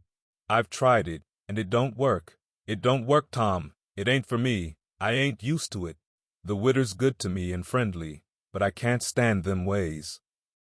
She makes me get up just at the same time every morning. She makes me wash. They comb me all to thunder. She won't let me sleep in the woodshed. I got to wear them blamed clothes that just smothers me, Tom. They don't seem to any air get through 'em somehow. And they're so rotten nice that I can't set down, nor lay down, nor roll around anywheres. I ain't slid on a cellar door for, well, it 'pears to be years. I got to go to church and sweat and sweat. I hate them ornery sermons. I can't catch a fly in there. I can't chaw. I got to wear shoes all Sunday. The widder eats by a bell. She goes to bed by a bell. She gets up by a bell. Everything's so awful wriggler a body can't stand it. Well, everybody does that way, Huck. Tom, it don't make no difference. I ain't everybody, and I can't stand it. It's awful to be tied up so, and grub comes too easy. I don't take no interest in victuals that way. I got to ask to go a-fishing. I got to ask to go in a-swimming. Derned if I hain't got to ask to do everything. Well, I'd got to talk so nice it wasn't no comfort. I'd got to go up in the attic and rip out a while every day to get a taste in my mouth, or I'd a died, Tom. The widder wouldn't let me smoke. She wouldn't let me yell. She wouldn't let me gape, nor stretch, nor scratch before folks. Then, with a spasm of special irritation and injury, and Dad fetch it, she prayed all the time. I never see such a woman. I had to shove, Tom. I just had to. And besides, that school's going to open, and I'd a had to go to it. Well, I wouldn't stand that, Tom. Looky here, Tom. Being rich ain't what it's cracked up to be. It's just worry, and sweat, and a wishing you was dead all the time. Now these clothes suits me, and this barrel suits me, and I ain't ever going to shake 'em any more. Tom, I wouldn't ever got into all this trouble if it hadn't a been for that money. Now you just take my share of it along with your'n, and give me a 10-center sometimes, not many times, because I don't give a dern for a thing thou it's tolerable hard to get, and you go and beg off for me with the widder. Oh, Huck, you know I can't do that. 'Tain't fair, and besides, if you'll try this thing just a while longer, you'll come to like it. Like it? Yes, the way I'd like a hot stove if I was to set on it long enough. No, Tom, I won't be rich, and I won't live in them cussed smothery houses. I like the woods and the river and hogsheads, and I'll stick to 'em too. Blame it all. Just as we got guns and a cave, and all just fixed to rob, here this dern foolishness has got to come up and spile it all. Tom saw his opportunity. Looky here, Huck, being rich ain't going to keep me back from turning robber. No. Oh, good licks. Are you in real deadwood earnest, Tom? Just as dead earnest as I'm sitting here. But, Huck, we can't let you into the gang if you ain't respectable, you know. Huck's joy was quenched. Can't let me in, Tom? Didn't you let me go for a pirate? Yes, but that's different. A robber is more high-toned than what a pirate is, as a general thing. In most countries they're awful high up in the nobility, dukes and such. Now, Tom, hain't you always been friendly to me? You wouldn't shut me out, would you, Tom? You wouldn't do that, now, would you, Tom? Huck, I wouldn't want to, and I understood on a want to, but what would people say? Why, they'd say, mile per hour, Tom Sawyer's gang, pretty low characters in it. They'd mean you, Huck. You wouldn't like that, and I wouldn't. Huck was silent for some time, engaged in a mental struggle. Finally, he said, Well, I'll go back to the widder for a month and tackle it and see if I can come to stand it, if you'll let me belong to the gang, Tom. All right, Huck, it's a whiz. Come along, old chap, and I'll ask the widow to let up on you a little, Huck. Will you, Tom? Now will you? That's good. If she'll let up on some of the roughest things, I'll smoke private and cuss private and crowd through or bust. When you going to start the gang and turn robbers? Oh, right off. We'll get the boys together and have the initiation tonight, maybe. Have the which? Have the initiation. What's that? It's to swear to stand by one another and never tell the gang secrets, even if you're chopped all to flinders, and kill anybody and all his family that hurts one of the gang. That's gay, that's mighty gay, Tom, I tell you. Well, I bet it is. And all that swearing's got to be done at midnight, in the lonesomest, awfulest place you can find. A haunted house is the best, but they're all ripped up now. Well, midnight's good anyway, Tom. Yes, so it is. And you've got to swear on a coffin and sign it with blood. Now that's something like, why, it's a million times bullier than pirating. I'll stick to the widder till I rot, Tom, and if I get to be a regular ripper of a robber and everybody talking about it, I reckon she'll be proud she snaked me in out of the wet. Conclusion. So endeth this chronicle. It being strictly a history of a boy, it must stop here. The story could not go much further without becoming the history of a man. When one writes a novel about grown people, he knows exactly where to stop, that is, with a marriage. But when he writes of juveniles, he must stop where he best can. Most of the characters that perform in this book still live, and are prosperous and happy.